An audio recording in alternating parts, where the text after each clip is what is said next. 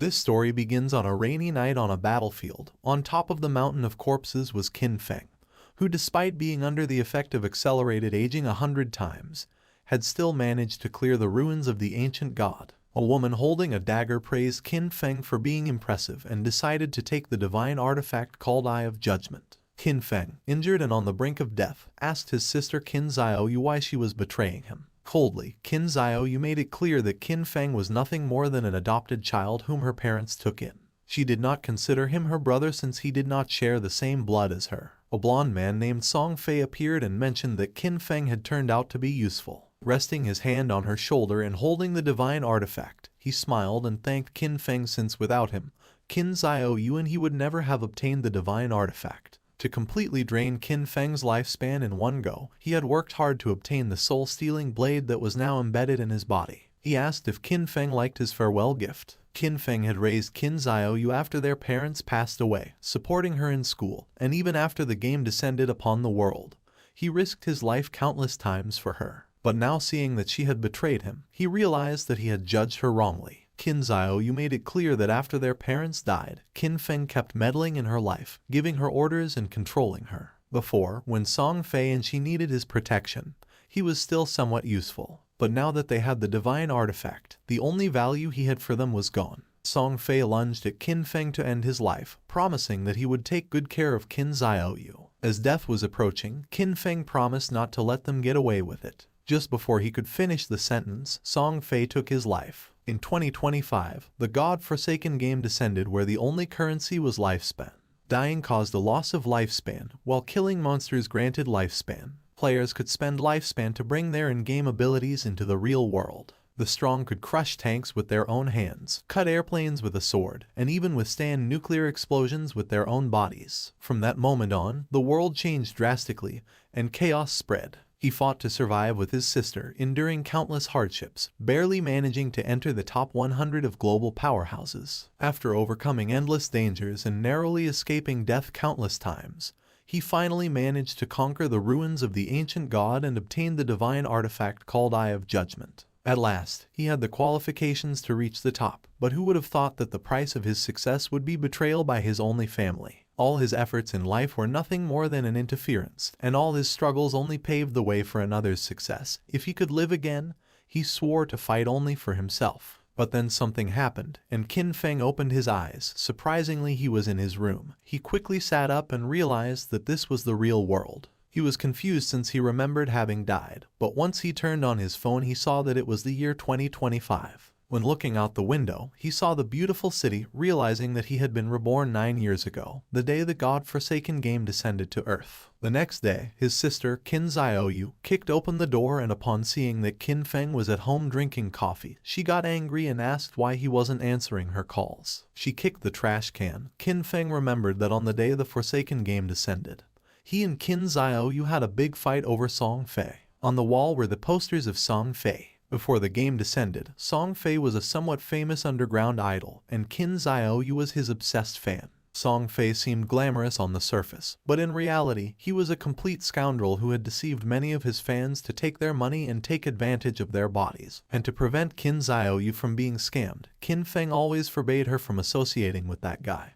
But in the end, our boy was accused of controlling her life. Pointing at Qin Feng with her finger, Xiaoyu asked if he was deaf, saying that it was his fault that Song Fei had lost first place this month, threatening him that if Qin Feng did not give her money to help Song Fei rise in rank, she would get angry. Just then, with a cold expression, Qin Feng gave her a strong slap on the face, making her fall to the ground. Her cheeks swelled, and blood began to flow from her nose, and her eyes filled with tears. She could not believe that Qin Feng had hit her. With a piercing gaze, Qin Feng made it clear that he neither had the desire nor the time to argue with her, warning that if she kept barking, he was going to break her mouth. He threw the credit card over her head and said that this was the money their parents had left behind, and no matter how difficult the situation had been all these years, he had never touched a single cent. For the sake of their parents, he decided not to lower himself to her level, but he made one thing clear: from today on, he did not have a sister like her. Xiaoyu began to cry and could not help but get angry. In his past life, to protect Xiaoyu, Qin Feng lost too many opportunities, too many secret treasures and dungeons that required risky exploration, which he gave up. He took out some sleeping pills and using water swallowed them. He was curious, and without this burden, he was going to go far. This time he decided to use his understanding of the game from his past life to get ahead of everyone. And from now on Qin Xiaoyu was on her own. And as for Song Fei, our boy decided to take his head personally. Qin Feng fell asleep and appeared in the choice hall. He had missed this place since the first time he came here. He was so nervous that it took him several hours to complete his career choice and leave. But this time, he had to be faster. In his past life, he chose the warrior to protect Qin Xiaoyu. The warrior class was not weak, but it was no longer the right choice. Now, without the burden of Qin Xiaoyu, he was going to be able to clear solo much faster. Mobility and reaction were the most important things, so without hesitating for a second, Qin Feng chose the assassin class. But then something unexpected happened, and the system reported that the divine artifact Eye of Judgment had been successfully bound. The Eye of Judgment was activated. It had a passive authority. Upon entering the Forsaken game, Qin Feng was going to automatically obtain the highest ranking profession and talent. Our boy was in shock upon seeing that the Eye of Judgment had linked to him after his rebirth, realizing how it worked. As long as the artifact recognized its owner, and even if it was stolen, it would be useless, believing that perhaps this was the reason why he had been reborn. Just then, shadow began to enter his body, then his body started to change and his hair turned white, becoming a shadow. Qin Feng's appearance had changed. Shadow was the highest level hidden profession for assassins. It was completely different from the warrior profession he chose in his past life. Just obtaining this profession had already given him enormous power. Qin Feng's eyes widened in surprise when he remembered that each profession had a very small chance of unlocking its hidden higher tier profession,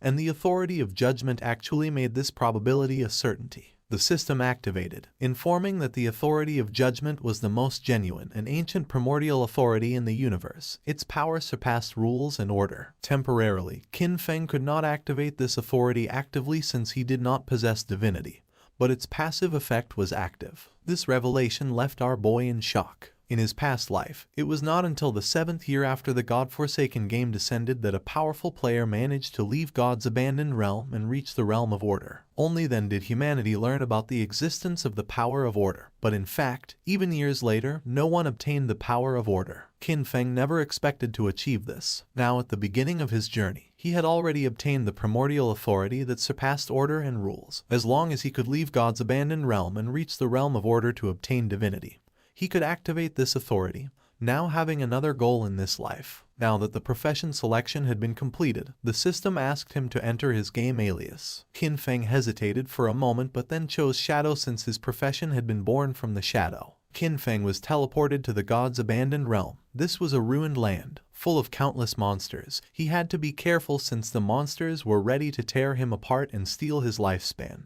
One could leave the town, kill monsters and earn tradable lifespan. But if they died in the game, they would lose half of their lifespan, both tradable and non-tradable. Qin Feng was in Shell Town, a safe zone. Here there were no monsters and players could not attack each other, and the lifespan loss speed was multiplied by 1. Many people were dragged into the game. Some had taken a nap after eating and some others had fallen asleep after a long workday, only to end up in this place. Everyone's attention was fixed on Qin Feng. No one knew what profession he had, nor why it looked so different from theirs. Seeing the dagger, some realized that he was an assassin. Soon, powerful figures from various countries were going to appear one after another, reconfiguring the order of this world. If Qin Feng wanted to get ahead of them, then he couldn't wait since practice waits for no one. Just then, 3 men and an archer were teleported back to the town. You see, if during the monster hunt players died, they would return to the town. The players were furious and panicked since the wild monsters were too strong. With one bite the monster had taken all their life. They had been fighting against a weak level 1 crawler. But even so, they had only managed to take away a third of its health together, and now that they had died, their lifespan had dropped to half. They asked the archer Lizzie what to do now. Qin Feng started observing her and remembered that archers started with short bows, realizing that she was also a hidden class. Lizzie noticed that Qin Feng was also a hidden class. With a kind smile, she asked if he wanted to team up with them. The monsters outside were really strong, and they couldn't handle them alone. Her team had already been annihilated once, so they had experience. Qin Feng refused and continued on his way. Lizzie's companions mocked him when they saw that he was pretending to be a pro. The 5 of them together had not been able to defeat the monster, so there was no way he could do it alone. According to them, Qin Feng was looking for death. Using the system, Lizzie saw that King Feng's alias was Shadow. While our boy was walking towards the exit of the town, Lizzie decided to follow him to see if they could find out what skills he had. She couldn't help but smile since maybe they could get new information about monsters and see how Qin Feng died. The land abandoned by the gods was a too unsettling and dangerous place. Lizzie and the others began to secretly follow Qin Feng. She did not know why she had ended up here, but with years of experience in online games, she quickly formed a group. However, the first monster they encountered outside of the town annihilated them. She knew that this monster was not an enemy that a level 1 player could defeat. Lizzie's friends were furious since Qin Feng's initial weapon was different from the group's assassin.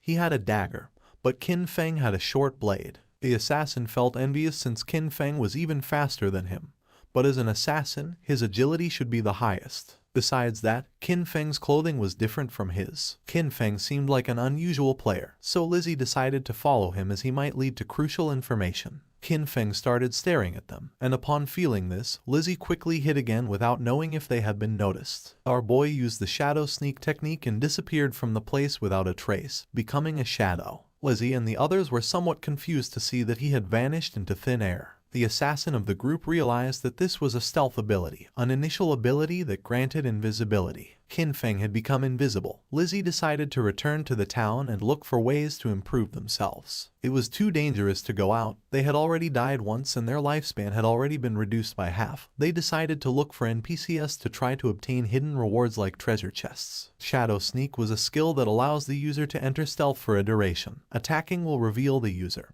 and the first hit after breaking stealth deals increased damage. Stealth Mastery doubles the duration of stealth and increases the level of stealth by 1. As expected, the Shadow class was extraordinary. The stealth of a normal assassin at this level would be easy to detect, but the Shadow class had its own stealth mastery, which made it impossible for anyone, even monsters, to notice Qin Feng in the early stages of the game. Our boy couldn't help but think that Lizzie and her friends were naive since the beginner town had nothing that could really improve your strength. It was just a refuge for players. In this forsaken game, weak players were nothing more than prey for monsters. A few seconds later, Qin Feng's stealth came to an end. For now, the duration wasn't very long. Luckily, the cooldown started as soon as he activated stealth. In just a few more seconds, he would be able to disappear again. The status window of Qin Feng appeared. His codename was Shadow, and his class was also Shadow. He had a non-tradable lifespan of 75 years and 0 tradable lifespan, strength of 13 points, constitution of 13 points, agility of 18 points,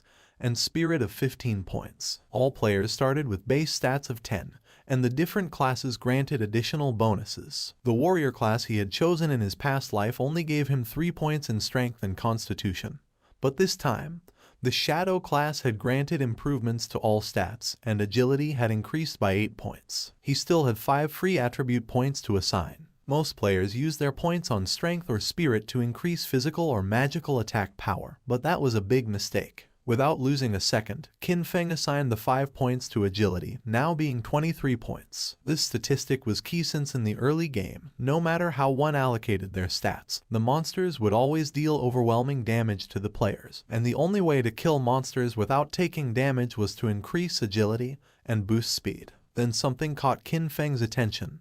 There was a monster behind a tree. It was a level 1 crawler with a normal grade, but it was evolving. Qin Feng became alert upon noticing that it continued absorbing lifespan. He quickly realized that this monster had been the one who had annihilated that group of 4 players. The crawler felt the presence of Qin Feng. It was somewhat injured because it had lost part of its HP. The monster attacked, but Qin Feng dodged it with a jump. When monsters killed players, they could obtain their lifespan, and if they absorbed enough, they could evolve. Qin Feng activated Shadow Sneak and unsheathed his short blade, and just before the crawler could get close, he disappeared into the air. While the crawler was trying to see where he had gone, Qin Feng appeared above and using Stealth Break Strike, landed on top of the monster and forcefully stabbed his short blade into its head, causing 174 damage, killing the monster and gaining 10 experience points. He did not expect to be able to kill the crawler in a single blow, but then he remembered that attacking the nape of a crawler triggered a critical hit. Just then, a system window appeared informing that the skill Backstab allowed doubling the damage if the attack came from outside the enemy's vision. This explained why the crawler had died in one hit. The skill Backstab had stacked with multiple abilities, creating a terrible damage multiplier. Qin Feng stared at the corpse in silence. He remembered when he played as a warrior. Even a critical hit barely did 40 damage, and he had to fight for centuries just to kill a crawler, almost dying in the process. Once the monster died, it dropped a shining orb that was the lifespan. Qin Feng clenched his fist and absorbed the lifespan, gaining 3 days of tradable lifespan, and 54 years and 155 days of non-tradable lifespan. 5 people had died, each losing at least between 20 to 30 years of lifespan, adding up to a total of more than 100 years. But since the crawler had absorbed it first, Qin Feng only obtained 54 years. For now, the non-tradable lifespan was not useful. But at that moment, the authority of the Eye of Judgment was activated, granting Qin Feng the talent called Infinite Evolution. By killing monsters solo, he had the chance to earn evolution points to upgrade skills. Every 24 hours, he would gain 5 evolution points, and defeating a boss-class monster alone guaranteed evolution points. Currently, he had 5 points. He had infinite evolution and could improve his skills. In his past life, he had never heard of anything like this. No matter what equipment or skill book monsters dropped, its grade was fixed and there was no way to improve it. This was a power beyond rules and order. Our boy decided to try it out and upgrade Shadow Sneak and Backstab. He spent 4 evolution points and the skills were successfully improved. The starting skill Shadow Sneak went from normal to bronze, and the duration increased from 12 seconds to 16 seconds. The breaking stealth attack bonus increased from 60 to 90, and the cooldown time was reduced by 2 seconds. Backstab went from inferior to normal and the damage increased by 5%. The Shadow Sneak now lasted 16 seconds, and with Stealth Mastery it doubled to 32 seconds. With such an extended stealth duration, he could now remain invisible permanently, and if his abilities had been improved earlier, he would have been able to eliminate even a full HP crawler in a single strike. Just then, a boy who was accompanied by a woman mentioned that this game was easy since even a scrawny guy like Qin Feng had taken down a monster alone. The woman praised him, thinking that with his physique he would be able to face 10 people. The boy began to smile and promised to protect her. Qin Feng noticed that there was a monster hidden in the tree. With a confident smile, the boy asked if he wanted to team up with them. Qin Feng sensed danger and disappeared using the Shadow Sneak. Seeing this, the boy thought that his muscles had intimidated him. A spider descended to the ground, making them panic. This was the level 1 and bronze grade monster nurturer. It attacked, ending their lives. Qin Feng remembered that the nurturer was a beginner boss with 16 OHP points. It was not something that a normal rookie could handle, and besides, it had many small spiders under its command. The nurturer began to feed and Qin Feng took advantage of this moment to check how strong his upgraded abilities were. Using the stealth break strike, Qin Feng stabbed his short blade into the spider's eye. It counterattacked, but Qin Feng reacted in time and after dodging the attack, he moved away and became invisible using Shadow Sneak. Our boy's attack caused 338 damage, and in the process, he received 9 damage. He had barely escaped thanks to his agility. Qin Feng had 130 HP points, and if the spider's attack had connected, he would have died instantly. He was impressed to see that his attack had dealt more than 300 damage to the boss. The nurturer enraged and in the process split the trees in the area in half. Qin Feng was aware that these monsters were intelligent, and that the spider would not just stand still taking hits. The spider was attacking indiscriminately to identify Qin Feng's location. Now even the small spiders were on alert, so he could not rush in recklessly. While the spider was distracted, Qin Feng took the opportunity to throw a rock, which hit its abdomen directly, causing 299 points of damage. Qin Feng grabbed another rock and his assumption was correct, realizing that his main source of damage came from the bonus of the skill Stealth Ambush Strike and the class skill Enhancement, so even by throwing rocks he could still deal solid damage. All he had to do now was wait for Shadow Sneak to come off cooldown, and then throw a rock. This way, the rock was going to activate the bonuses of Ambush Strike, Backstab, and Weak Point Attack. Once Shadow Sneak came off cooldown, Qin Feng threw another rock again, dealing 279 points of damage to the spider, and then activated Shadow Sneak again. His plan was simple: stay hidden until Shadow Sneak was off cooldown, and then attack again. At the same time in the town, the leaderboard was updated revealing that the player Shadow had killed the boss nurturer of bronze grade, being the first to reach level 2, rising to the list as number 1. The other players were in shock since most had died to mobs and could not understand how someone had already defeated a boss. Lizzie and the others were speechless upon seeing that Qin Feng had defeated a boss and ascended to level 2, while they could not even handle normal mobs together, believing it must be a system error. The woman and the man who were attacked by the giant spider spawned in the town and were in shock upon seeing that someone had killed that big spider, realizing that Shadow was the boy they had seen earlier in the forest. Back in the forest, the system announced that Qin Feng had killed the boss nurturer, obtaining 300 experience points and 2 evolution points. Additionally, Shell Town's level leaderboard was unlocked,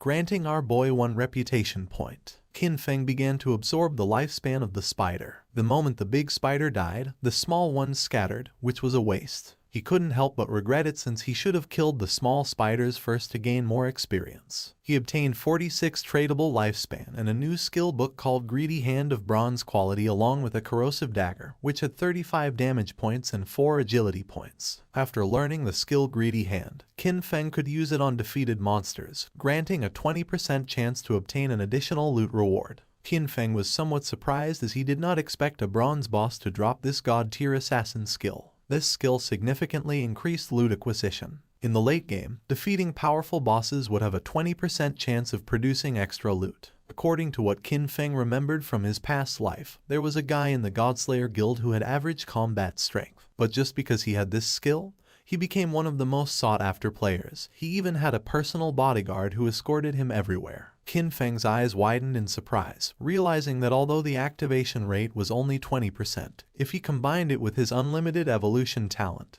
he would be able to infinitely increase both the drop rate and the amount of loot. The next day, the students were on their way to school. Xiao Yu's friend asked if she was not going to call Qin Feng and apologize, reminding her that yesterday they had skipped the exam to secretly go and support Song Ye. She was sure that Qin Feng must be angry with her. Xiao Yu refused since she had done nothing wrong, and because of him, they had almost missed the entrance time. According to her, Qin Feng was the one who should apologize. Her friend tried to convince her since Qin Feng treated her very well and also asked what had happened to her face. Xiao Yu stood firm in her decision since all Qin Feng did was meddle in her affairs, and she made up an excuse, saying that she had tripped and hurt her face. Upon entering the school, they saw many students gathered in front of a classroom. The friend became curious and, making her way through the crowd, entered the classroom where she saw that Zhang Wei's body was becoming semi-transparent. One of Zhang Wei's friends explained that he wasn't very sure, but just now, Wei had said he was going to take a nap, and when they turned around, he was already like this. This was not an isolated case, it was all over the internet. People from all over the world were experiencing the same phenomenon, and some experts said that if one fell asleep,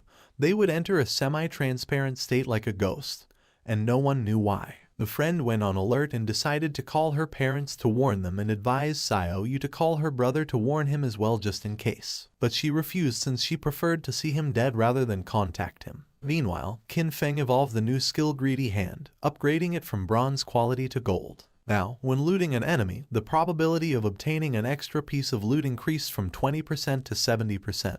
And thanks to this, our boy learned Greedy Hand and obtained 2 points. Qin Feng clenched his fist and activated the skill, obtaining 2 evolution points and 46 days of tradable lifespan. He was more than satisfied to have obtained 2 evolution points and knew that to upgrade Greedy Hand to level 3 he needed 3 points, and that soon he would have a 100% chance of obtaining extra loot. He knew that the governments of the world must have realized the situation by now, and more people were going to flood into the game, so he had to accelerate his progress and equip what he could use. Qin Feng equipped the corrosive dagger of bronze quality, gaining 35 attack points and 4 agility points. He activated the shadow stealth to avoid drawing attention from the monsters, knowing that it wouldn't be long before people realized that the skills and equipment from this game could be extracted into the real world.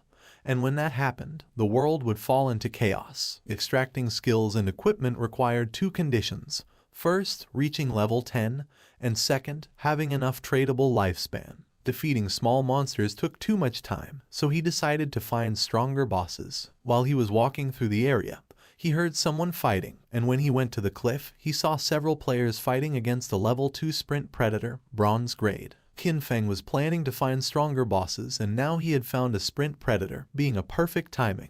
The monster attacked, but the player carrying a shield and mace blocked the attack without much effort. It was Wang Meng. Qin Feng did not expect to meet him here, realizing that the rumors were true. It was said that when Wang Meng first entered Forsaken Game, he had gathered an entire team of hidden class players. The 6 members of his team were hidden class users. Wang Meng summoned the Holy Barrier, creating a golden barrier to repel the monster. He had the hidden class of Holy Shield Warrior, having twice the basic stats of a normal warrior, and, as if that were not enough, he also had an innate invincibility skill. While the monster was distracted, the mage of the team summoned a fireball which hit directly against the creature's arm. She had the mage class hidden profession called Prophet, which allowed her to inflict double the magical damage of a normal mage and came with an incorporated prophetic fireball. The archer of the team had the hidden profession of the archer class called Sharp-Eyed Shotter, granting the user double the stats of a normal archer, and came with an incorporated rapid shot skill. The priest had the Oracle Priest class,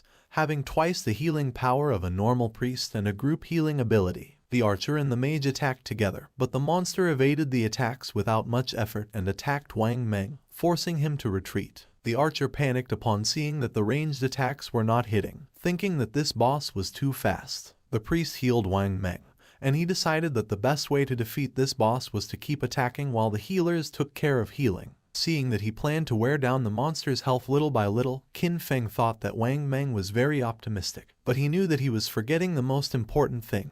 This was the wild nature, and if a battle dragged on, other monsters would be attracted. Just then, 2 monsters appeared behind Wang Meng. Qin Feng recognized them as corruptors, regular level 2 monsters covered in dark brown mud, specialized in using ranged attacks. The swordsman of the team rushed towards the monsters and attacked one of them. He had a hidden class that our boy had not seen before. The attack caused 33 points of damage, and the swordsman did not take long to realize that the defense of these monsters was very high. The corruptor vomited mud on the swordsman.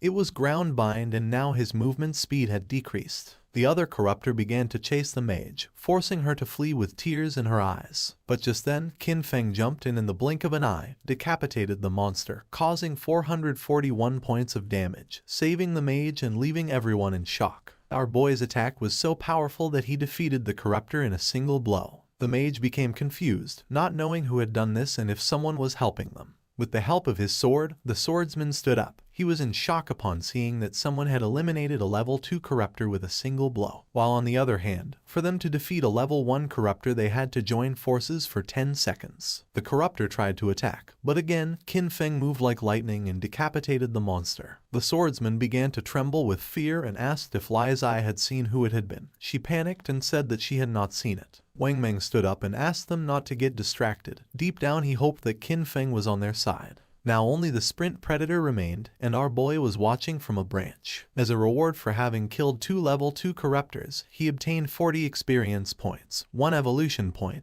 the skill book called Venom Dart of common quality, and 8 days of tradable lifespan. Qin Feng did not waste a second and evolved Venom Dart as it was a perfect mid-range poison damage skill. Upon evolving it, the skill rose to level 2 and went from common quality to silver. It allowed the user to throw a deadly poison dart with a maximum range of 14 meters, inflicting 120 attack damage points upon impact and applying the status Venom, with a cooldown of 5 seconds. The status Venom inflicted 50% continuous damage per second, lasting for 5 seconds and could not be stacked. The monster attacked again. Wang Meng managed to block the attack with his shield, but in the process, the creature stabbed its sharp limb into his stomach. Wang Meng dropped his shield and mace to the ground, and the monster took advantage to stab him with its other limb, causing him terrible pain. The archer began to tremble with fear. The priest panicked knowing that this was not good since he could not heal fast enough. In a desperate attempt, Wang Meng asked them to flee. Qin Feng shot a dart, which lodged in the head of the sprint predator, causing 845 points of damage. The mage and the archer were in shock upon seeing that the attack had taken half of the boss's HP. Both the monster and Wang Meng began to writhe in pain,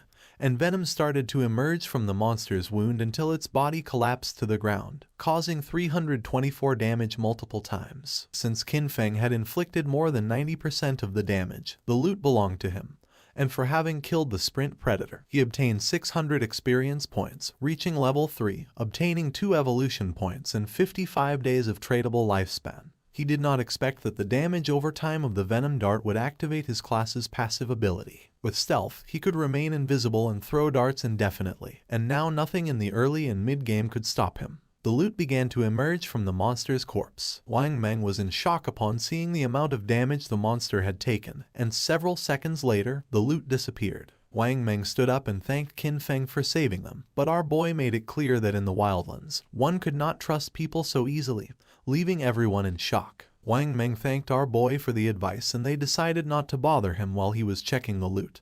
He also added that if he ever needed anything, he could come to find him. Qin Feng picked up the loot, realizing that Wang Meng seemed trustworthy. Plus, he had the backing of Daxia's government, which had many resources. Our boy decided to look for a stable sales channel to sell the unused loot. He used Greedy Hand, gaining 3 evolution points and 55 days of tradable lifespan, acquiring Sprint Predator's bronze quality leather greaves. Our boy equipped the leather greaves, obtaining 9 points in physical defense, 5 points in all elemental resistances, along with a 15% cooldown speed. This had been a great loot, since he still had many other class gears and skill books, and once his bag was full, he decided to return to the town and exchange everything for lifespan. His eyes began to shine with confidence since this time his growth was 100 times faster than in his last life. Not far from the area, another team of players was being attacked by more monsters, and seeing that the number of monsters was increasing, they decided it was better to flee. But before they could do so, another much larger monster appeared, and just before the players could escape, the monster attacked with sharp vines,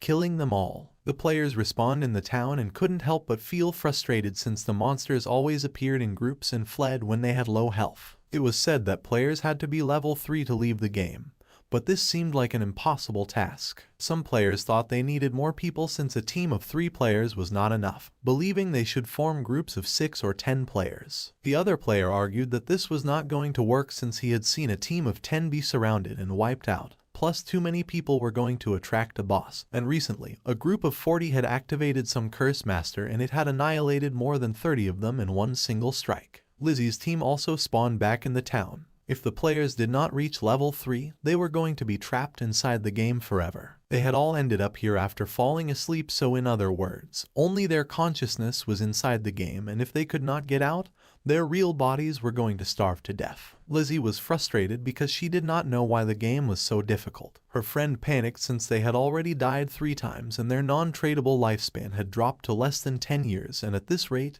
they were going to end up dying in real life. Despite not knowing if it was real or not, Lizzie knew that they could not afford to die again. Upon seeing that Shadow was level 3, she was somewhat confused, realizing that he must have discovered some trick. She knew they needed him to carry them to level 3 in order to escape this game. Clenching her fist, she gave the order to her team to spread the word. They had to get Shadow to help them reach level 3. She was determined to give him 10 million in cash once they returned to reality. The others were in shock, but she knew there was no way Shadow could ignore the 10 million. Back in the forest, our boy took down a level 2 polluter, earning 20 experience points and 1 evolution point. After absorbing the lifespan of the monster, Qin Feng decided that he already had enough evolution points and decided to spend the 5 points he had to evolve Greedy Hand. It improved in quality, going from platinum to emerald, increasing the probability of obtaining extra loot to 160%, and now the extra loot had a 20% probability of being 1 tier higher. Qin Feng was amazed knowing that the effect was insane, realizing that if he kept evolving it, it would reach 100% or even 200%.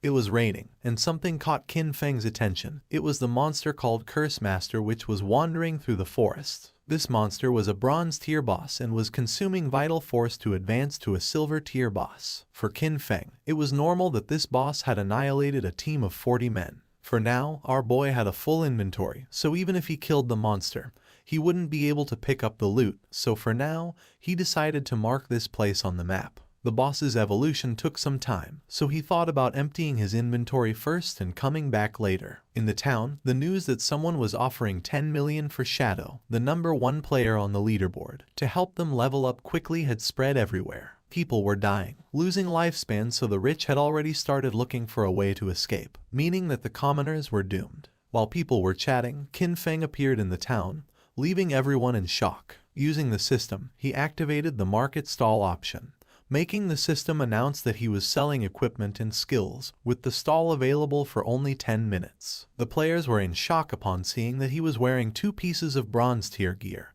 and furthermore was selling 2 more. They still couldn't believe that he had killed a bronze tier boss. One of the players asked why they couldn't see Qin Feng's face. Another player explained that he had enabled the face concealment function, making the in-game appearance match the real one, so for this reason he wanted to remain mysterious. A mage approached our boy's stall and with a curious gaze asked how much for the icicle spell, to which Qin Feng replied that it was 100 days of tradable lifespan. She was Grey Rose, currently ranked 11 in Shell Town, who also had face concealment activated. For Rose, 100 days of lifespan was a lot, so she asked if he could lower the price, to which Qin Feng explained that the common tier skill icicle spell increased a mage's early farming speed, and 100 days was already a bargain. Rose asked if she could use real-world money, but Qin Feng refused to accept it, advising her that if she had cash, she could first buy tradable lifespan and then exchange it with him, and if no one offered more, he was determined not to sell the skill until she had the lifespan.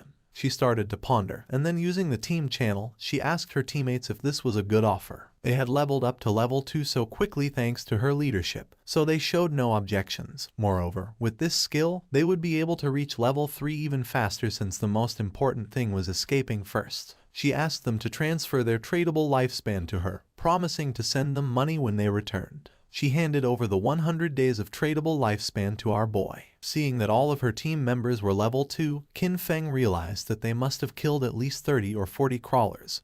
Therefore, their tradable lifespan should be much greater than 100 days. Qin Feng sold the spell, obtaining 100 days of tradable lifespan. Now his tradable lifespan went from 268 days to 368 days. Just then Lizzie appeared and was happy to have found Shadow. With a smile, she gave him an opportunity. In exchange for helping her ascend to level 3, she promised to give him 10 million in money when they returned to the real world. The other players were in shock. She was Jiang Lizzie, and in our boy's past life, she was the leader of a criminal syndicate. Later her syndicate was annihilated by the country. With a confident smile, she said that her father was the president of Dajiang Industries, and seeing that our boy didn't believe her, she asked him to look her up. According to reports, it was said that she used cash to lure people into selling their lifespan, then kidnapped them for forced labor, and those who had resisted had been murdered in reality. Qin Feng coldly rejected the offer knowing that she was scum. Lizzie admitted that Shadow was strong in this game but revealed that no one knew how the game worked yet, so she advised him to team up with her, and in return, she would make sure he lived in luxury, cars, houses, women, and everything he wanted. Qin Feng did not change his mind and asked her to stop blocking his business. He better than anyone knew that cash was worth nothing. And soon, the only universal currency was going to be the tradable lifespan. Lizzie became arrogant and made it clear that if this were the real world, she would have given him a good lesson. With a murderous look, Qin Feng made it clear that if she said another word, he was going to kill her until her lifespan reached 0. Lizzie and her friends felt the pressure and without losing a second, they ran away from the place. A few minutes later, our boy sold the last item from his stall, the Gleam Robe of Tier Bronze. Now he had a total of 546 days of tradable lifespan, now that he had sold everything. He decided it was time to go deal with the Curse Master. He became invisible. No one knew it yet, but the tradable lifespan could extract skills into reality, and soon this forsaken game was going to plunge the real world into chaos. Along with the real world backgrounds that people once took pride in, soon only personal strength would matter. Lizzie and her team moved away from the area. They're out of breath from running, and Lizzie shares that Shadow not only turned her down but also threatened her. She vows to find and kill him once she's in the real world. While she's thinking this, a man named Mao Li Jun, also known as Lao Mao, approaches her. Lao Mao says he's at level 2 and claims he knows some tricks to level up in the game. He asks if he can take the 10 million offer that Shadow turned down to help Lizzie and her team reach level 3. Lizzie, feeling cautious, asks what Lao Mao means by tricks. Lao Mao tells Lizzie that he normally keeps his tricks a secret, but he'll make an exception for her. He explains that to level up in this situation, you should quickly allocate all your attribute points to agility. Doing this will make your running speed faster than the monsters, helping you win without getting hurt. Lizzie is shocked because she had put all her points into strength. She agrees to Lao Mao's offer but says she'll only pay him 5 million since he's not as strong as Shadow. Lao Mao accepts, mentioning that while Shadow is strong, it was odd for him to turn down such a big amount of money. Meanwhile, Qin Feng arrived at the place he had marked earlier on the map. Still in stealth mode, he notes that the monster has advanced to the silver rank, and the gray fog around it shows it's still evolving. he activates his Venom Dart ability, knowing that the monster's evolution to gold rank will take 7 or 8 hours. Not wanting to wait, he launches the Poison Dart, which hits the monster for 659 damage due to his stealth strike. The poison then continues to harm the monster at 219 points per second. He quickly jumps at the monster, using his Shadow Sneak skill, understanding that the silver boss monster's health is 2 or 3 times that of a bronze level 1. Suddenly, the monster starts gathering a massive amount of magical energy in its hands, making it grow larger. Qin Feng figured he just needed to hit the monster with his Venom Dart skill 2 or 3 times. But suddenly, the monster unleashed a powerful attack, destroying the surrounding area. He explains that this monster is a magic-type boss, with skills that deal a lot of area damage at once. After launching the Venom Dart, he quickly retreated and barely escaped the attack's range. Still invisible, he realized that with his current health and defense, he wouldn't survive if he took the monster's attack directly. As the battle continued, the monster started charging another big attack. Its massive form turned toward him, but he stayed calm, moving carefully across the battlefield while watching his cooldown timer. His hidden shadow ability wasn't ready yet, so he needed to wait for the boss to show a moment of weakness. The plan was simple: wait for the right moment, strike precisely, and disappear before the monster could hit back. Moments later, the creature stumbled, briefly distracted. This was the chance. Without waiting, he moved forward, using his Venom Dart skill. The attack hit perfectly, dealing 659 damage. Almost right away, the venom started working, draining the monster's health by 219 damage per second.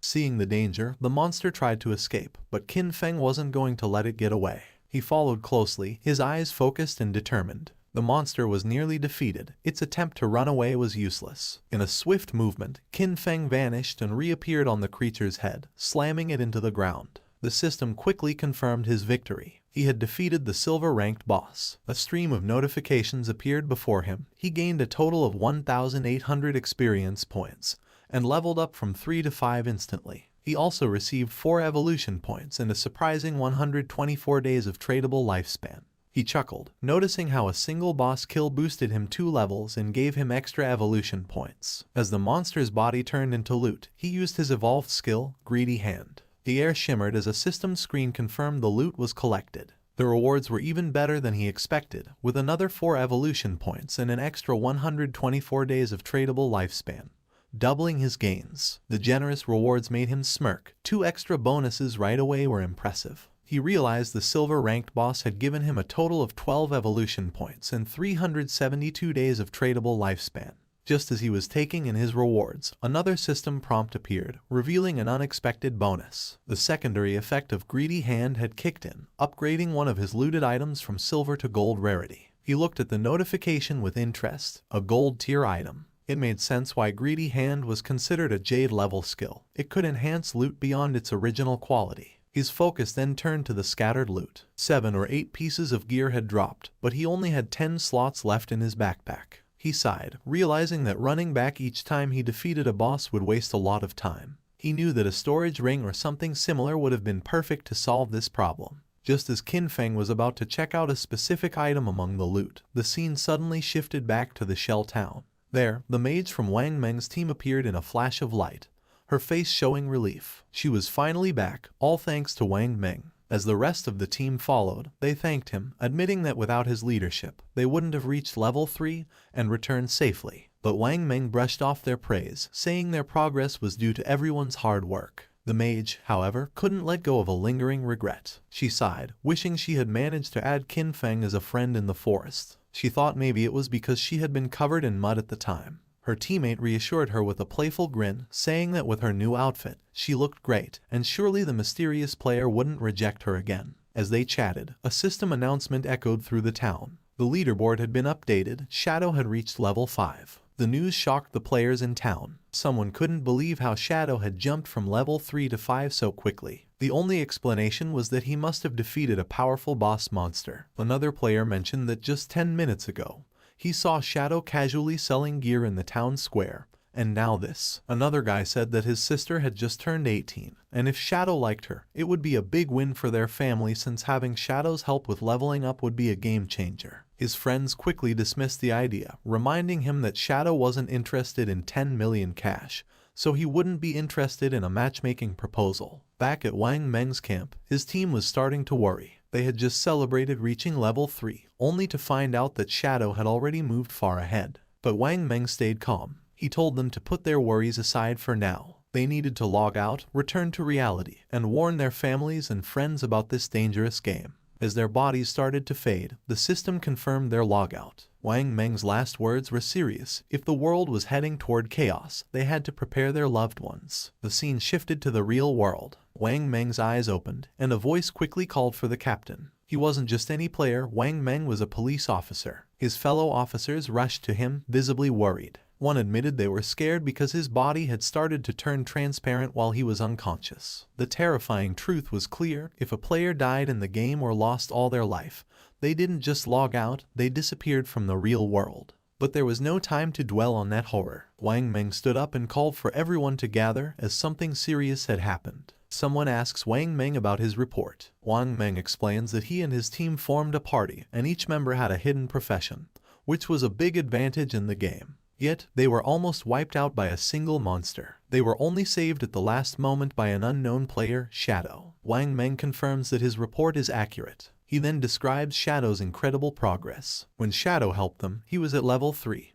But by the time Wang Meng and his team reached that level, Shadow had already moved up to level 5, a huge jump of 2 levels. This news worries the higher-ranking officers. One of them asks the obvious question: does this mean Shadow is now the strongest player in the world? How did he level up so quickly? The speculation starts, and Wang Meng suggests that maybe Shadow defeated a high-level boss monster or did something equally impressive. Another officer, curious about the details, notices an inconsistency. According to Wang Meng, Shadow was already at level 3 when he saved them. If that was true, why didn't he log out like the rest of them? Could it be that Shadow had no close family or friends waiting for him in the real world? A female officer comes up with a daring idea. She thinks Shadow might be a transmigrator, someone who shows up suddenly and gets stronger fast, as if destined for power. She says that transmigrators are often orphans, which might explain why Shadow hasn't come back to reality. Her words make the room go silent, and realizing the weight of what she said, she blushes with embarrassment. A senior officer, not impressed, calls her NEU and tells her to stop making jokes during a serious talk. He dismisses her idea, saying she's been reading too many novels. Then, shifting back to the main subject, the officer shares some crucial information. Secret reports from the higher-ups reveal that researchers are studying a worrying pattern.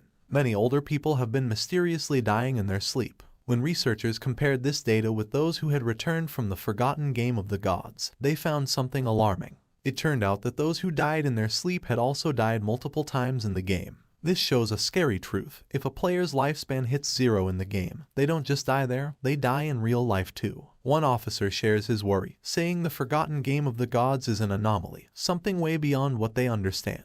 The head officer agrees, suggesting that they might be facing an invasion by unknown beings from higher dimensions. The room goes quiet as everyone takes in this heavy thought. Without delay, the head officer moves on to urgent matters. He tells everyone that the higher-ups, probably the government, have given an emergency order. All officers must form vanguard teams based on their locations, enter the forgotten game of the gods, and gather as much information as they can. This is no longer just a police issue. The government is setting up a special force to handle this unique crisis. He highlights the global scale of the problem. Every nation is rushing to explore and understand this new reality, and falling behind would mean losing international standing. For national security, they must gather information at all costs. The head officer then announces his decision. NEU will be the captain of Team 1. She accepts the role without hesitation. Wang Meng is appointed as her vice captain, and they are given the power to pick their team members. Wang Meng nods, understanding how important their mission is. The head officer then turns his attention to Shadow, the mysterious player Wang Meng met. Based on Wang Meng's story, Shadow doesn't seem to have bad intentions. Because of this, the head officer orders NEU and Wang Meng to try and befriend him. Their goal is to find out who Shadow really is and work with him. He explains why NEU is in charge. Her deep knowledge of games and stories makes her the best choice to investigate someone like Shadow,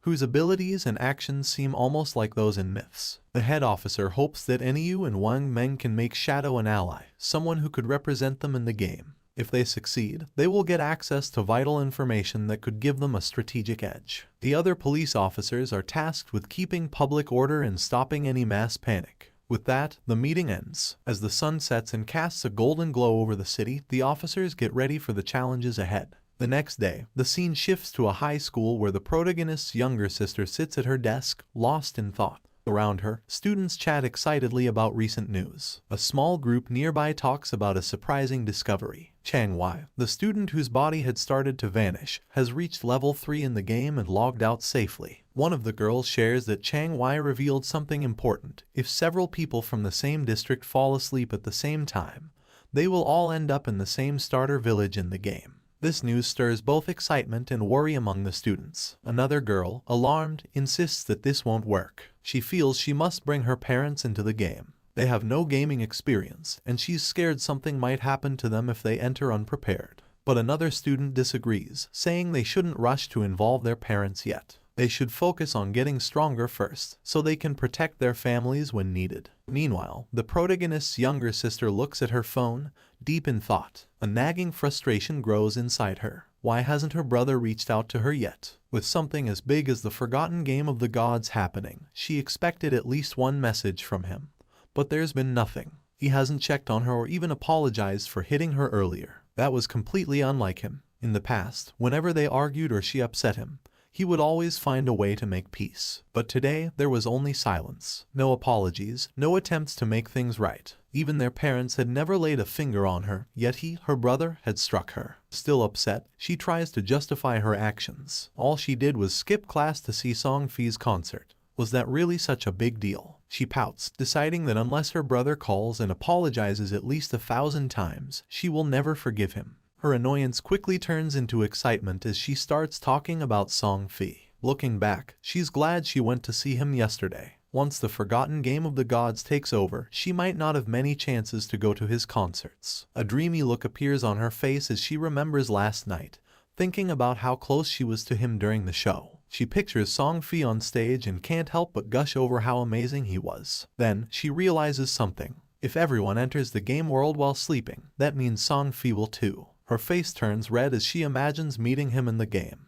Could this be her chance? Is fate finally bringing them together? Her heart beats faster at the thought. As she gets ready to sleep, she suddenly remembers something. Chang-wai had reached level 3 really fast. That meant he was probably already an expert. If she wanted to do well in the game, she needed some good advice. So, without hesitating, she sends Chang-wai a message, asking if he has any helpful tips before she enters the game world. Meanwhile, Chang-wai is with his classmates when he gets her message. He looks at his phone and smiles. He's amazed by the situation. Who would have thought that someone like the protagonist's younger sister would ask him for advice? He sees this as a great opportunity. This was his chance, whatever that meant. Chang-wai quickly replies, saying she's asked the right person. He shares an important game secret. At the start, she should put all her attribute points into agility. If she doesn't, she won't be fast enough to escape monsters and will keep dying. She asks if this is true even if she chooses a mage class. Chang-wai assures her it is. Agility is useful for mages too,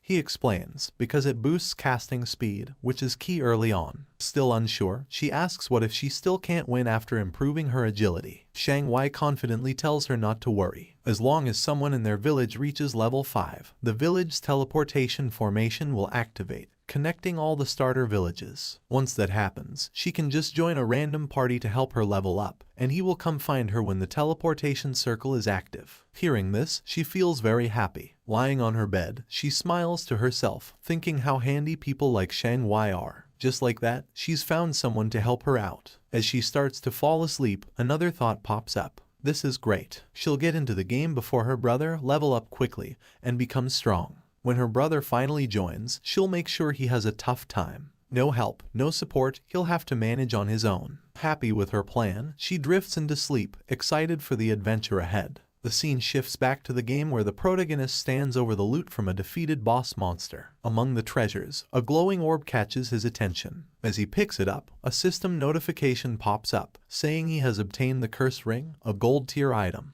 The system then details its attributes. The ring can be used by anyone and gives a boost of 8 points to all attributes. It also increases dark elemental resistance by 26 points and makes weak point attacks 1.5 times stronger. But you need to be at least level 4 to wear it. Looking at the benefits, the protagonist sees that the total boost is 32 points. similar to leveling up 3 times. Plus, the ring's dark resistance will be helpful against many enemies, and the weak point attack boost is a nice bonus. Knowing this, he sees the cursed ring as a valuable item for his journey. Before he can think more about his new item, another system notification shows up, saying he's learned a new skill called Instant Shadow Slash, a silver tier assassin type ability. The system explains how it works. When used, the skill sends out multiple slashes in one direction, reaching up to 15 meters. It also gives temporary invincibility for 5 seconds, hitting all enemies in a 2.1 meter wide path 3 times. Each hit deals 100 damage and counts as a backstab, but it doesn't hit weak points. The skill has a 12-second cooldown. Seeing how useful this ability is, the protagonist knows it's a strong area attack with the bonus of temporary invisibility. He quickly learns the skill. With some evolution points left, he decides to improve one of his key skills, Greedy Hand. The system takes 8 evolution points and upgrades the skill from Jade rank to Diamond rank. The effects of Greedy Hand get a big boost. The chance of getting extra loot from defeated monsters goes up from 160% to 220%, and the chance of that loot being upgraded by 1 level increases from 20% to 40%.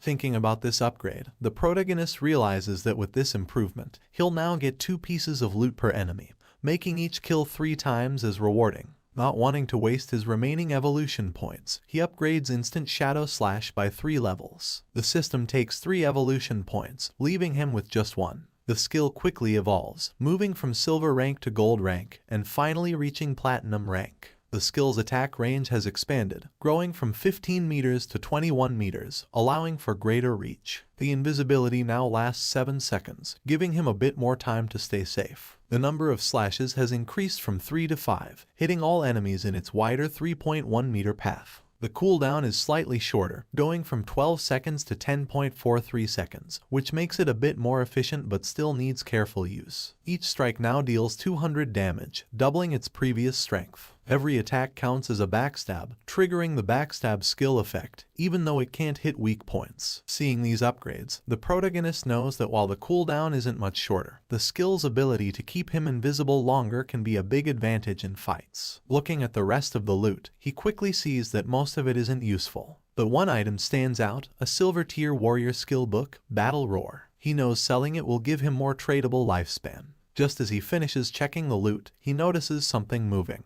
Turning around, he sees 3 huge creatures coming toward him. Without delay, he recognizes them as level 4 limb crawlers, ugly and dangerous monsters. Instead of being scared, he sees this as a great chance to try out his improved skill. He quickly activates Instant Shadow Slash. In a flash, he becomes a blur, launching a series of fast slashes that cut through the creatures with ease. The limb crawlers are torn apart before they can even react. As the dust settles, a system notification pops up, confirming their defeat. The system records his win, giving him 80 experience points and an extra 5 days of tradable lifespan as a reward. Standing in the aftermath, a dark, intimidating aura surrounds the protagonist. He calmly thinks about his new power, realizing that his ability to defeat enemies has greatly improved. He thinks about a strategy, figuring that if he uses his Poison Dart skill with Instant Shadow Slash, he could win battles before they even start. Checking his tradable lifespan, he sees he has 618 days, but to bring his game skills and gear into the real world, he needs at least 900 days, or about 2.5 years. With that goal in mind, he plans his next steps. First, sell all the valuable items in his inventory. If things go well, he might reach the required lifespan sooner. Once he hits level 10, he can finally connect the virtual and real worlds. The scene shifts to the protagonist heading back to the starter town,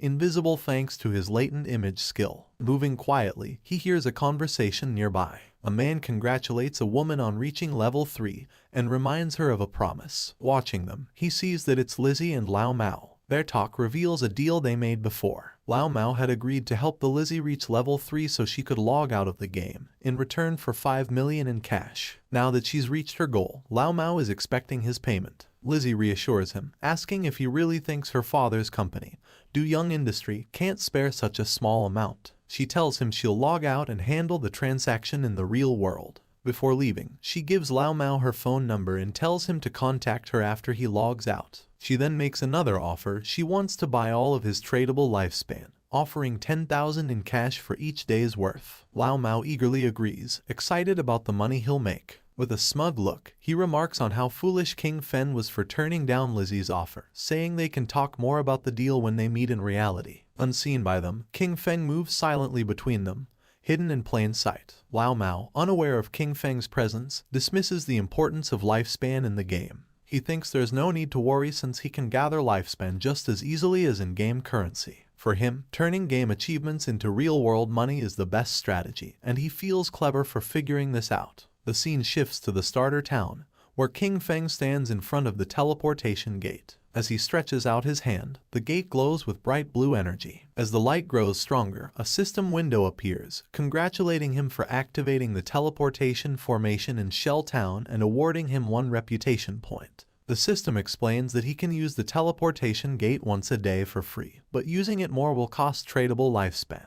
However, since no other teleportation gates in the game are active yet, it's not useful right now. King Feng thinks about the teleportation system, knowing it's a two-way setup. Just activating one side doesn't help. Another player in a different starter town needs to reach level 5 and activate their gate for it to work. He remembers that in his past life, Song Fi was in Firefly Town. To stay ahead, he sets up an altar that will alert him as soon as someone activates the Firefly Town gate. He's not just waiting, he's getting ready. The moment that gate is active, he'll be prepared to face Song Fi. As he moves deeper into the city, his thoughts are on his main goal. While teleporting between towns is important to most players, he knows the real challenge is still ahead. His true aim is to reach level 10 and enter the God's Abandoned Realm, where he can finally activate his authority. Only then will the real challenge of the God-forsaken game begin. A bit later, he sets up his shop, and a system notification appears, letting all nearby players know that he's selling equipment and skills, but only for 10 seconds. It's a first-come, first-served chance. The reaction is immediate. Players get excited, rushing toward him and calling him an expert. Some say they've been waiting for this moment, saving up tradable lifespan just for this. One player proudly mentions he has saved up 150 days worth, while another remembers that the last time King Feng set up shop,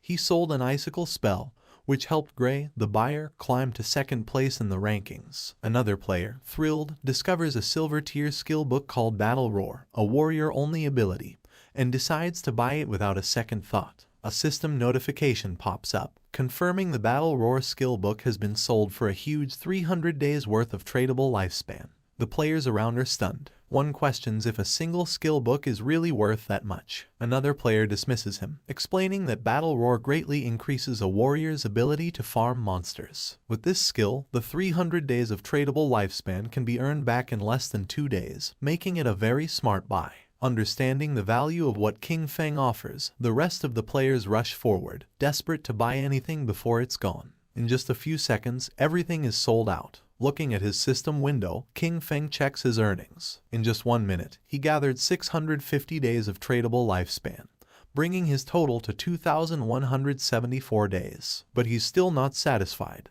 To bring his attributes, skills, and equipment into the real world, he needs much more lifespan. Meanwhile, some players complain about not getting a chance to buy anything. They ask if he'll set up shop here again, and he confirms he will. Suddenly, a female player calls out to him, saying she has a treasure and asks if he's interested in making a deal. As he turns to look, he recognizes her. She's one of Wang Meng's teammates. The system quickly identifies the treasure as a space ring with 12 inventory slots. It adds that the ring doesn't take up King Feng's backpack or equipment slot. King Feng is momentarily taken aback. He knows the true value of the space ring. It's a rare storage item that doesn't use up a ring or backpack slot. Since players can only carry up to 3 storage backpacks, an item like this is invaluable. He understands that while space rings can technically drop from any monster, the chance is incredibly low. The fact that this girl, with her prophet profession, got one so early in the game is amazing. Her luck is incredible. Without delay, he asks for the price of the ring, already figuring out its true worth. In his past life, a 12-slot space ring like this sold for an astounding 3,600 days worth of tradable lifespan.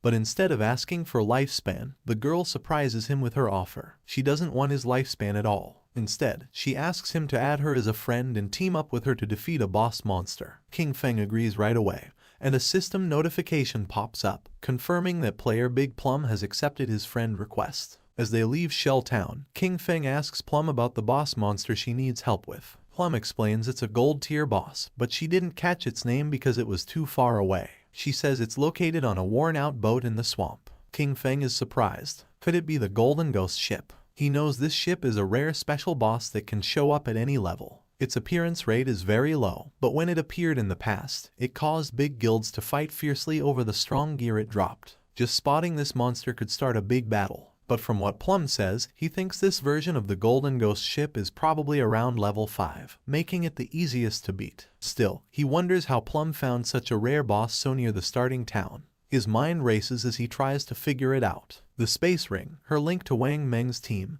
a gold tier boss showing up as if by luck. A thought hits him. Could she be the rumored koi fish from his past life? He recalls whispers from before. People said someone in Wang Meng's team had crazy luck, finding rare bosses, treasure chests, hidden palaces, and ancient temples just by wandering. He used to think it was just a cover-up to hide their real info. But now, looking at Plum, he realizes the rumors were true, and she's right in front of him. Deep in thought, he stares at her, trying to understand what it all means. Plum notices his gaze, blushes, and asks why he's looking at her like that. Snapping back, King Feng tells her it's nothing and focuses back on their journey. As they step past the main gate of the starting town, they don't notice a figure lurking nearby. A bald player hides behind a tree, watching their every move. The scene shifts to a group of tough-looking players, where a long-haired man stands in front of a bunch of bald players, speaking with authority. He talks about his past victories, like leading his team to conquer the overlord of Sand City. With confidence, he tells the bald players that if they follow him, he will make sure they succeed in the game.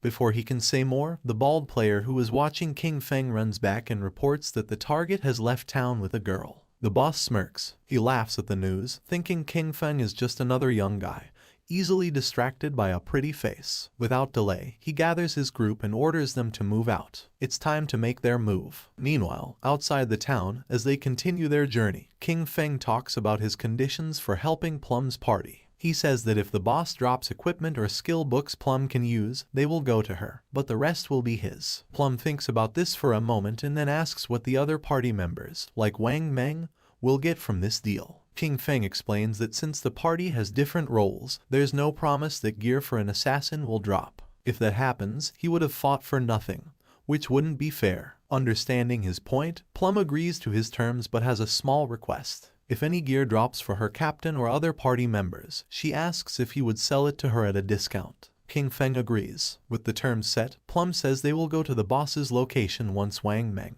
and the rest of her party log back into the game. But after walking for a while, she realizes she doesn't know where they're going. It's only when King Feng finally tells her their destination that she understands. They are going to fight the gold tier boss monster now. Plum is shocked. The idea seems crazy. King Feng is an assassin, and she is a mage. He might turn invisible, but she can't take a hit from such a strong enemy. Facing a gold tier boss this early with just the two of them sounds like a death wish. But King Feng stays calm and confident. He doesn't plan for her to fight at all. His plan is to tackle the boss alone while she watches from a safe distance. Even with his confidence, Plum finds it hard to believe. She knows he's strong, but beating a gold tier boss solo is unheard of. Just as she gets ready to question him more, King Feng suddenly stops, sensing something. Without a word, he uses his latent image skill, and he disappears into thin air. Plum is left there, stunned. She looks around, trying to understand what just happened. Moments ago, he was next to her, and now there's only empty space. Confused, she calls out for him, but there's no answer, just silence. Meanwhile, hidden behind a tree, the group of bald-headed players keeps watching King Feng and Plum from afar. Their leader smirks, sure they have the upper hand. But then one of the players notices something odd. King Feng has vanished. Confused, they look to their boss for what to do. Without a second thought, he dismisses it, thinking King Feng must have tricked Plum and left her alone. Grinning wickedly, he orders his men to move in, planning to capture Plum first and have some fun before anything else. As they rush forward, their boss reminds them of his promise that sticking with him means a good life. Now, he claims, even women are falling into their laps. But just as they get close, a shadowy figure appears right in front of them. The leader stops, his grin fading as he looks into the swirling dark aura before him. Confusion flashes in his eyes. What is this? Before he can react, King Feng uses his instant shadow slash skill, and in a blink, it's over. A cold gleam slices through the air, and the group falls, lifeless. Their bodies drop, torn apart before they even know what's happening. King Feng, as if stepping back into the shadows, disappears without a trace. A system notification pops up, confirming his kills. 5 players down, earning him 12 days of tradable lifespan. He glances at the bodies but doesn't give them much thought. Their loot is worthless, barely worth noting. To him, killing them was like taking down 2 low-level monsters. Without a trace of what just happened, King Feng reappears next to Plum, looking indifferent. Plum, still in the dark about what occurred, immediately asks about his sudden disappearance. King Feng shrugs, saying a few people were following them, so he sent them back to town. Plum seems satisfied at first, but her curiosity kicks in and she starts asking questions. She jokes that she thought he left to relieve himself and muses about how handy his invisibility must be. With it, she jokes he could do his business without being seen. King Feng cuts her off, clearly not amused by the odd turn in the conversation. He tells her to focus and hurry up. They need to get to the gold-tier boss monster. At the same time in Shell Town, the ground began to shine. And just then, King Feng's sister spawned as a healer. Her eyes widened in surprise upon seeing a magic staff. She picked up the staff realizing that everything was real, so much so that she could even feel things. The player's attention was fixed on her, realizing that she was another newcomer. She was happy since she had obtained the hidden class sacrifice. Thinking that it must be very powerful, she firmly believed that with this class she was going to capture Song Fei's attention. She was worried about knowing where Song Fei was right now and if he knew the secret about the starting points. Her eyes began to shine with rage at the thought of where King Feng might have gone. He was always looking after her all day, but when the critical moment arrived, he couldn't be trusted at all. She decided to stop thinking about it since she now had a hidden class and Jiang Wei had promised to help her level up. From now on, King Feng would have to manage on his own because she was not going to worry about him. Her attention fixed on the leaderboard, leaving her in shock upon seeing that rank 1, Shadow, was level 6. She was furious because Jiang Wei was only level 3, and yet dared to boast about how powerful he was. Realizing that Shadow was the true expert, she thought that if she could stick close to Shadow, she would be able to level up faster than with Jiang Wei. But a question came to her mind: where should she go to find that expert? Not far away, there was a group of players talking. They were worried because they couldn't contact Swaying, the healer of the party. It was Wang Men's team. He knew they didn't have time to wait for him, so he asked if anyone had any ideas. One of them, somewhat concerned, explained that they couldn't kill mobs without a healer. The other player argued that they weren't experts like Shadow, who could farm alone, suggesting finding another healer to party up. While they were trying to find a solution, someone greeted them, and when they turned around, they saw King Feng's sister. For her, this opportunity was perfect. With a smile, she asked if they needed a healer, revealing that she had the hidden class life sacrifice. Meanwhile, in the forest, King Feng and Plum were on top of a cliff with a swamp at the bottom, where they saw the Golden Ghost ship lurking. Using Shadow Sneak, King Feng disappeared into the air, asking Plum to hide and be careful of ambushes while he went to take care of the boss. Plum, somewhat confused, nodded but asked him to be careful. Our boy descended onto the swamp, and a system window appeared informing that due to the influence of Ghost Ship, this area had become a violent domain, with a rate loss of lifespan of 100 times. Doing quick calculation, King Feng realized that at a speed 100 times greater than time, staying here for 15 minutes was equivalent to consuming 1 day of lifespan.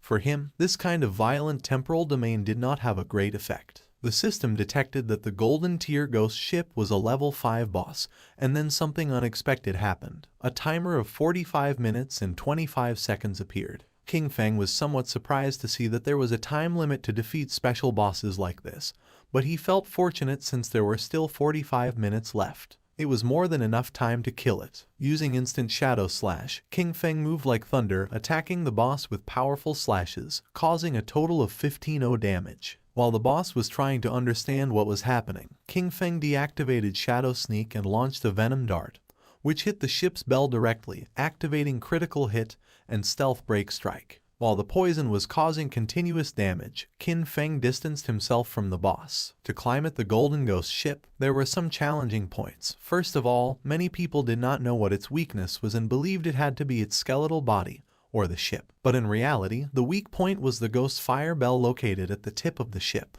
The boss enraged because when its weakness was attacked, it controlled the surrounding water. The boss prepared a massive AI attack, making pillars made of water emerge. Evading the attacks, King Feng began to approach the boss. The water pillars had abnormally high damage, and early-stage warriors wearing silver armor sets could barely take a hit. He was happy since his shadow class had high agility. Otherwise, he wouldn't have been able to dodge. At that moment, hands emerged from the swamp. Decaying zombies known as ghosts began to surface. King Feng remembered that once the AoE attack ended, the boss would summon 12 decaying water ghosts, each with a silver tier capability. Thanks to Shadow Sneak, the ghosts couldn't sense King Feng's presence as he stood right in their midst. The 12 decaying water ghosts were about to attack savagely, and most parties would be in a frenzy by then.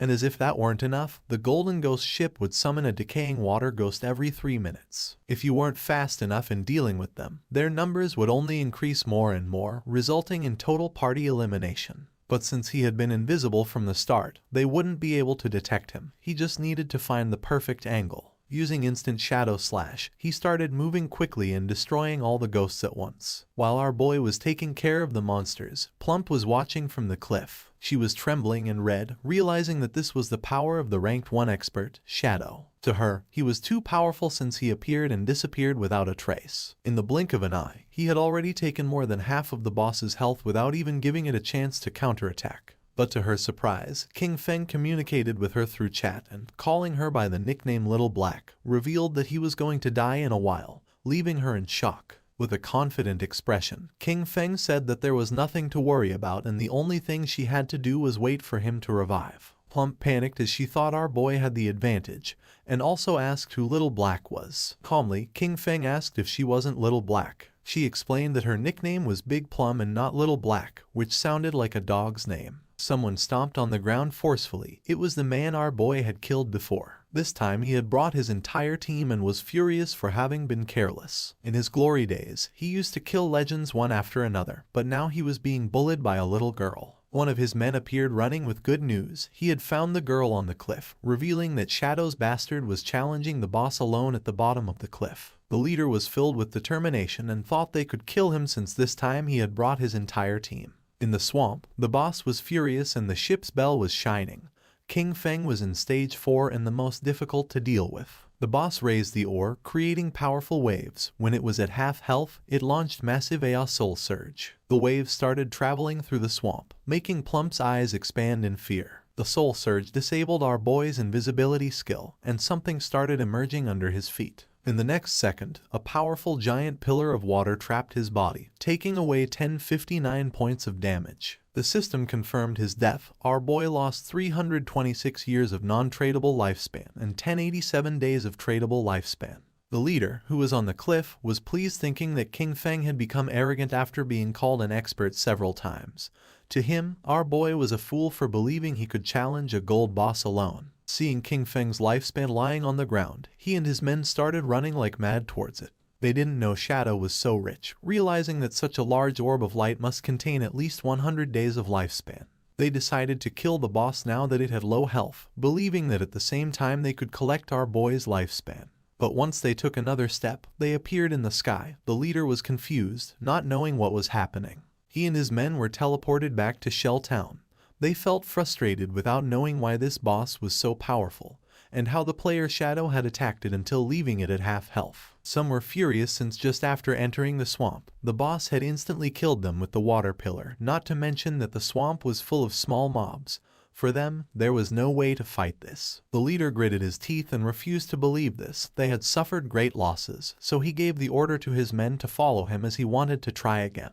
At the same time, someone jumped. It was Kin Feng who had already returned to the swamp. He felt somewhat confused upon seeing so much lifespan dropped on the ground. Using the chat, he informed Little Black that he was already back and also asked why there were so many lifespan light orbs. Little Black was somewhat surprised to see how quickly he had returned, explaining that the lifespan belonged to a group of people who had charged noisily against the boss, only to be wiped out by the water pillar. Kin Feng couldn't help but smile upon seeing that they had overestimated their own strength, but then he remembered that in his past life, he had also suffered a lot because of Ghost Ship. The boss was still roaming around the area. King Feng began to observe it, knowing that the Golden Ghost ship was only going to use the immobilization skill once, so the rest of its health was very easy to handle. When it received damage while below half health, there was a fixed probability that it would disappear and reappear far away, making it very difficult for normal players to kill it. Without wasting another second, King Feng launched a poison dart, which hit the ship's bell directly. The boss became enraged and began to summon another attack. Seeing this, King Feng used Shadow Sneak and became invisible. After carefully observing the boss's movements, King Feng used instant shadow slash and attacked quickly since he had long seen through its movement patterns. The leader and his men arrived at the cliff again. One of them informed his boss that King Feng was fighting against the boss again. Upon hearing this, he decided to find an opportunity to take down both. Seeing that the group of idiots had returned to cause trouble again, Little Black got angry. Shadow was about to kill the boss,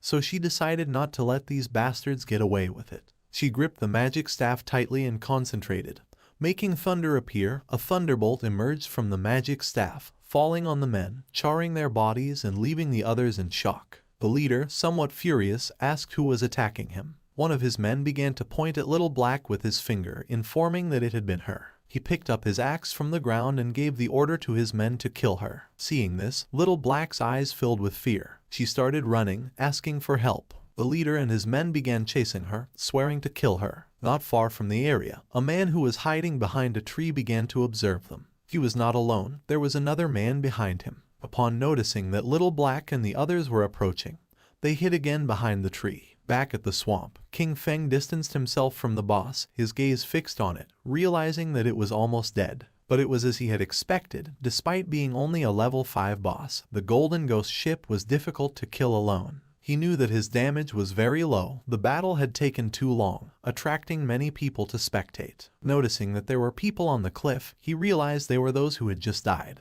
Additionally, he noticed that there was also a group beside the swamp waiting for him to kill the boss before killing him and seizing his loot. The poison started to take effect on the boss, making its eyes start to shine, and not many after, its body started to disappear. The system announced the death of the Golden Ghost ship of gold grade, granting King Feng as a reward 48 experience points.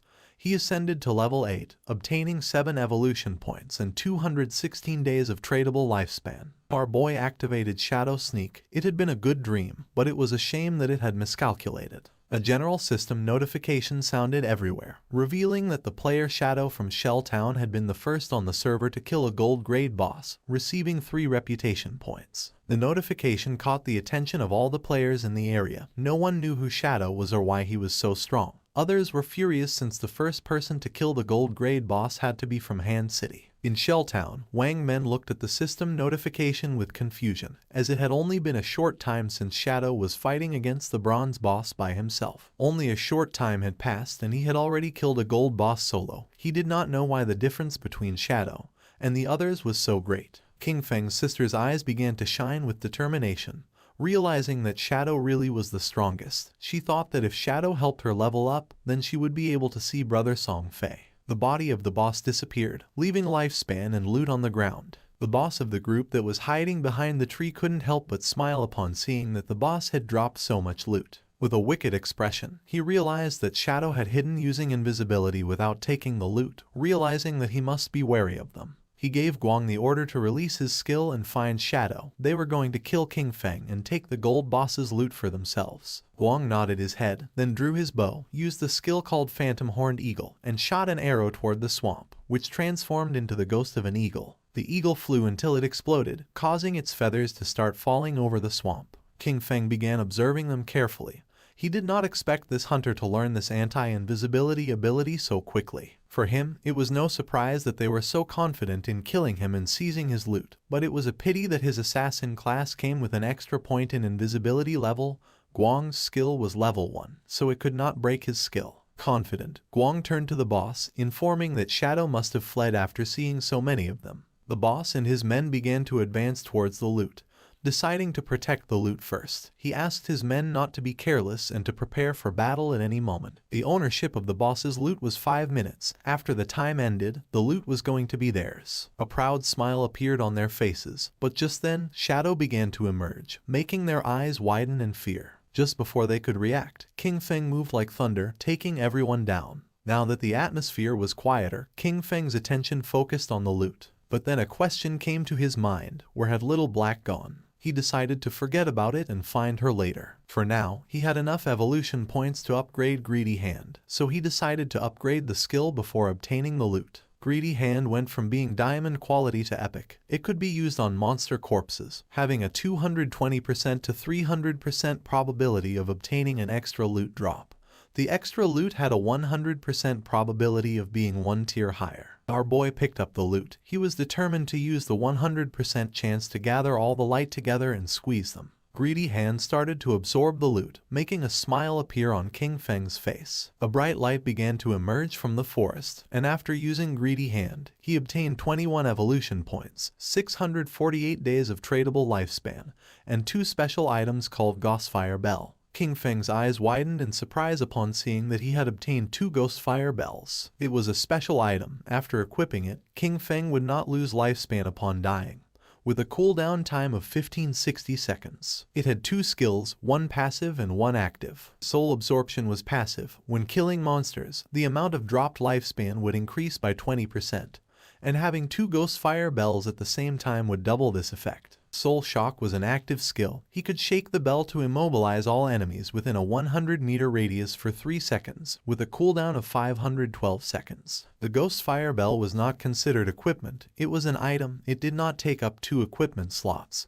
and 2 Ghostfire Bells only occupied 1 inventory slot, making it very convenient. While he was distracted, Little Black contacted him through chat asking him to come save her. Shadow became alert and asked with a worried expression where she was. King Feng, somewhat worried about knowing where Little Black was, the only thing he heard through the voice chat were her screams asking them not to come near her. Little Black was very scared since the leader and his men had already cornered her. They praised her for having strong resistance, but revealed that there was nowhere to escape, advising her to come over calmly, promising that they were going to make her feel so good that she would ascend to heaven. She clenched her fist, and when she looked back she saw that she was at the edge of the cliff, determined not to give these bastards the kill. Without thinking too much about it, she threw herself backward off the cliff, leaving the leader and the others in shock. Her body began to descend rapidly until it forcefully hit the ground, causing her terrible pain and making a pool of blood appear. Her body began to disappear and turn into lifespan. The leader peeked over the cliff and felt somewhat confused upon seeing that she had really jumped, thinking that she was quite resolute. Little Black informed our boy that he no longer needed to save her, since she had died and returned to the town. She felt relieved, as it was good that the tradable lifespans of their party were all on Captain Wang Meng. King Feng felt relieved and asked Little Black to wait for him there, as he was going to pass the stuff to her. She felt happy and praised our boy for having worked hard. He collected all the lifespan that was in the area. This time he had 1 big. His tradable lifespan had reached 3115 days, and he even had 21 evolution points. He decided to use the points and evolve Greedy Hand. A system window appeared, informing that the skill Greedy Hand had already reached epic. It required 10 times the evolution points to keep evolving.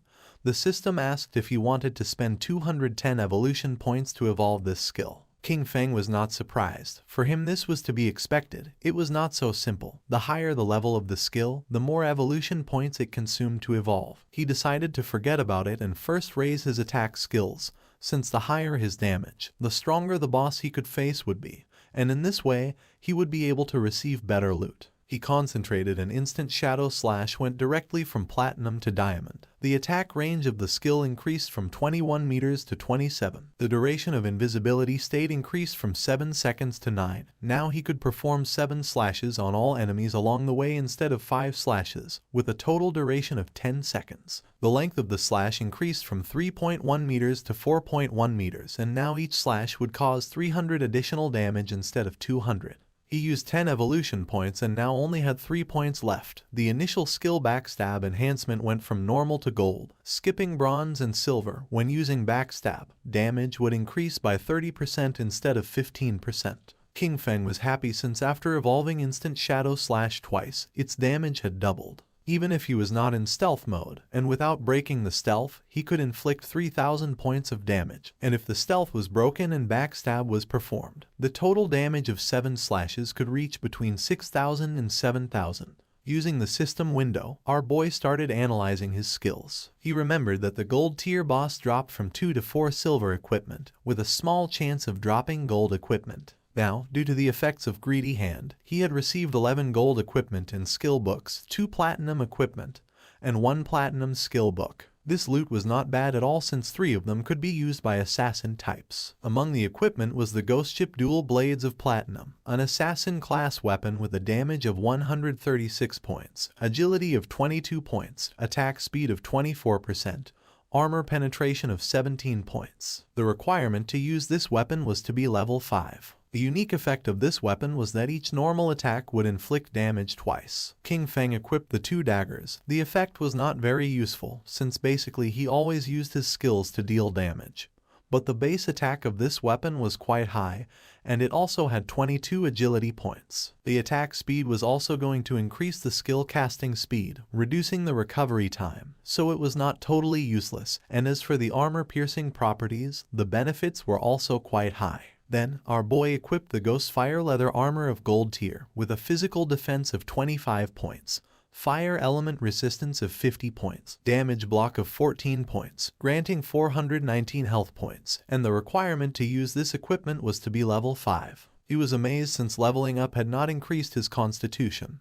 His current health was 350 points, and this equipment had actually added 419 health points directly. When he put this on, most players now wouldn't even be able to break his defense. Using the system, he decided to make his defensive equipment invisible, and use the starting appearance of the assassin class. This way, others wouldn't be able to see his equipment with their eyes and would have to enter the game interface to check. This wasn't over yet since there was still one last piece left. Upon checking the inventory, he saw that it was a skill book. It was called Ghost Shadow Blur of Gold tier, an assassin class skill. It had a passive, it granted 15% dodge rate, and dodge activation granted immunity to all damage. King Feng was happy to have finally obtained an assassin survival skill, but then he remembered that this skill was very weak because it was very difficult to increase the dodge rate in this game. And if one spent effort to raise the dodge rate, the other attributes would be low. And if the dodge was not activated, it would be very dangerous. Our boy's body began to shine since he was different from the rest. He could evolve skills infinitely. While increasing the dodge rate, he would not sacrifice other attributes, so there were only benefits for him. King Feng started to move away from the area and decided it was time to return. The remaining loot consisted of warrior, priest, and archer items. He could sell them to Wang Meng with a 10% discount, and although they couldn't afford them now, he was sure that with Wang Meng's personality, he would sell them on credit. This great upgrade was all thanks to Little Black. Without this koi, he wouldn't have been able to find a level 5 ghost ship to attack, so he decided to thank her. King Feng passed by a tree and just at that moment, the leader, who was furious, and his men appeared. King Feng noticed them, and they did too, and their faces turned pale. With eyes full of fear, they started running upon seeing Shadow. As expected, King Feng was not going to let them escape, so he used Shadow Stealth, and while the skill was activating, he let out a sigh. Just before they could take another step, King Feng moved like thunder and finished off all the subordinates. Upon seeing this, the leader panicked and ran with all his strength, but King Feng was not going to allow this. Our boy appeared in front of him and deactivated the invisibility skill. The leader's face touched King Feng's,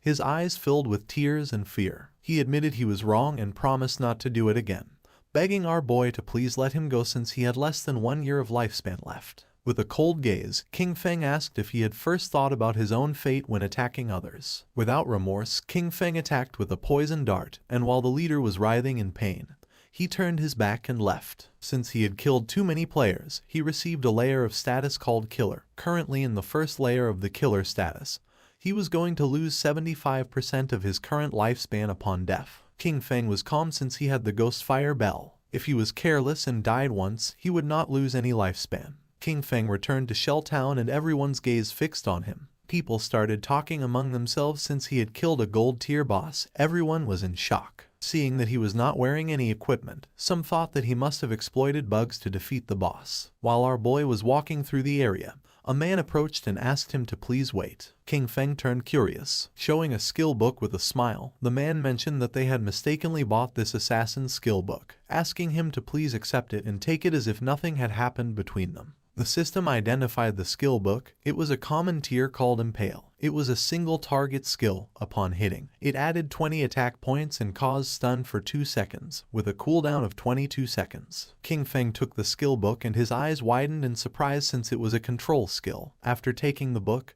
he went on his way, and the man and the others on theirs. One of the men, furious, told Zion Shao that they had been killed by King Feng. For him, it was too cowardly to have to give a skill book to him. The other man nodded since no one treated them like that. The other man decided to use each of their connections to gather people, with everyone contributing. Even a single spit from each of them could drown King Feng, so there was no reason to fear him. With a serious gaze, Zion Shao made it clear that Shadow was growing so fast and leveling up by himself, so he must have a great secret. He wanted to find him in real life and kidnap him, since not only would they learn his secret, but they could even make him their slave to collect lifespan for them. The man praised Zion Shao for this great plan.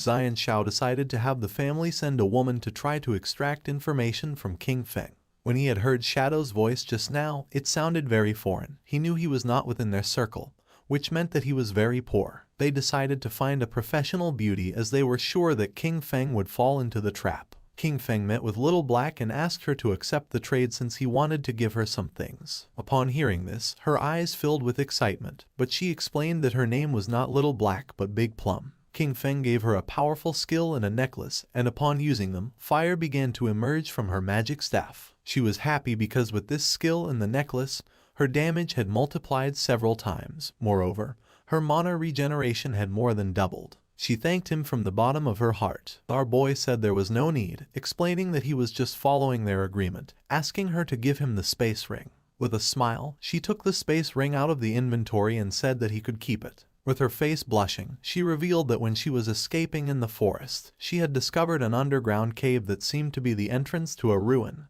asking if he was interested. King Feng was somewhat surprised, since first it had been the Golden Ghost ship and now it was a ruin entrance, realizing that it was really beneficial to be friends with this girl. The sincerity was mutual. If he had not given her 2 equipment of gold, maybe she would not have told him this information. With this space ring, his inventory had finally reached 27 slots. King Feng asked where Wang Meng was, promising that once he sold them the things, he would go to the ruins she had mentioned to take a look. She extended her hand, revealing that the captain and the others had gone to train the new priest, so they were not going to return soon. Using the map, she marked the entrance of the ruins, explaining that there was a stone slab on the ground behind the bushes. She moved the slab aside and hid inside while fleeing, but she had only walked a few steps in when she heard screams from within. She was so terrified that she ran out, otherwise, those guys would not have caught her. King Feng disappeared and decided to head to the ruins right now and trade with Wang Meng when he returned. Little Black was somewhat confused. Our boy left Shell Town and entered the forest. Originally he wanted to find some place to grind to level 10. But since there was a ruin, there was no need to grind. Mainly there were 3 types of ruins that appeared in a beginner's town. They were tombs, cursed ruins, and temples of faith. No matter what type of ruin it was, the small mobs were all bronze tier. There might even be some silver tier monsters. For him they were a sea of lifespan and evolution points. Following the location that Little Black had marked on the map, King Feng arrived at the entrance of the ruin. Without wasting time, our boy entered, remembering that there were mainly 3 types of ruins that appeared in a beginner's town: tombs, cursed ruins, and temples of faith. There was not much to say about the tombs.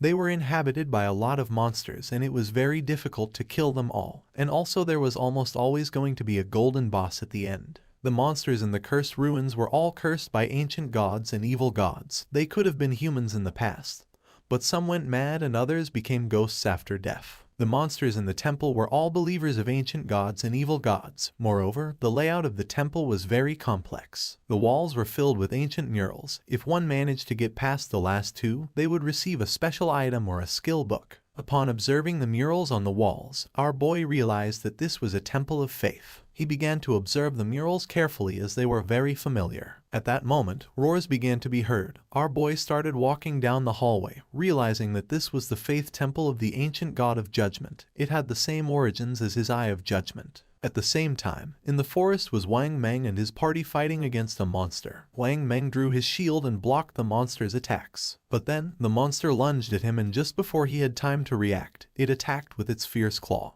causing Wang Meng's body to fly through the air, inflicting terrible damage on him. Seeing that the captain was injured, the party's archer panicked and gave the order to the healer to heal. King Feng's sister was paralyzed with fear, not knowing what to do. With tears in her eyes, she tightly grabbed the magic staff and asked how to do that. While they were distracted, the monster jumped and prepared to attack. Seeing this, the party's swordsman drew his sword and gave King Feng's sister the order to use her skill. But instead of obeying, she fell to her knees on the ground, dropped her magic staff, and began crying in fear. The monster attacked again and Wang Meng's party was eliminated and they were teleported to Shell Town. Wang Meng and his men were furious. Little Black, who was in the area, greeted them and with a smile asked why they were back so soon, explaining that the expert Shadow was still not back so they couldn't buy equipment now. The archer, who was furious, started pointing at King Feng's sister and said he had never seen someone as stupid as her. She didn't know how to dodge monster attacks, nor how to use her skills. Xiao Yu started to cry, not knowing what to do. Little Black stood in front of her and with a confused expression asked the archer why he was so fierce, explaining that she was a beginner, and it was her first time playing the game, so it was normal to die once. With eyes full of rage, the archer asked Little Black to move away since he was going to scold her to death. The swordsman explained to Little Black that they had not died once, they had died 3 times in less than an hour. Upon hearing this, Little Black's eyes widened in surprise. With a smile, she began to show the necklace that King Feng had given her. She decided to go with them, revealing that she had just received 2 good things from the expert. She was very powerful now, and believed they were not going to die once she was there. Wang Meng stepped forward and gave the order to everyone to stop arguing. For him, Little Black's suggestion was not bad since with her joining them this time, things should go well and maybe when they were back they would be able to meet Shadow. Although deep down Xiao Yu was furious, she pretended to be grateful, apologized and promised to work hard. She could not believe that they themselves could not do the job and still dared to blame her. If it weren't for the connections they had with Shadow, she wouldn't bother with all of them. She was very angry. At the same time, our boy entered a room and something caught his attention. 2 monsters knelt before him, and the system identified them as devout followers of the ancient god. Called the Judged, they were level 10 monsters and silver tier. King Feng's eyes began to shine with suspicion.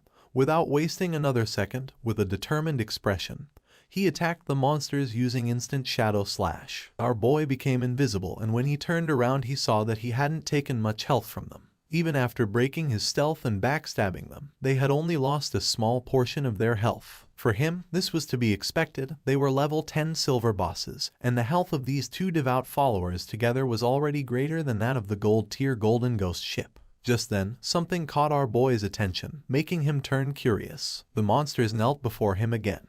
He was somewhat confused since the monsters were kneeling once more in his direction. It was strange since he was still in stealth. He didn't know if they had sensed the eye of judgment on him, nor if this was the reason why they weren't attacking him. King Feng questioned whether they knew the way and asked them to guide him. The monsters raised their heads and began to roar. King Feng realized that they had been corrupted, decomposed, and had gone completely mad. They had turned into wild beasts that only knew how to steal lifespan from humans. At that moment, the eyes of the monsters began to shine, and not long after, they turned their backs on our boy and ran off. Right at the door of the room there was a group of players. The monsters felt their presence and began to charge at them. The players realized that these bosses were silver tier. They could not face one, so they decided to flee from this place. Just before they could do it, the monsters attacked and toxic mist began to melt their bodies. Their bodies disappeared, dropping lifespan orbs. They were the team of the girl who had bought Ice Spike from our boy, called Grey Rose. He never thought that they would also find this ruin. Judging by the current players' equipment levels, King Feng came to the conclusion that no one was equipped to go deep yet. Our boy deactivated stealth and decided to pick up the lifespan. The monsters knelt before him again.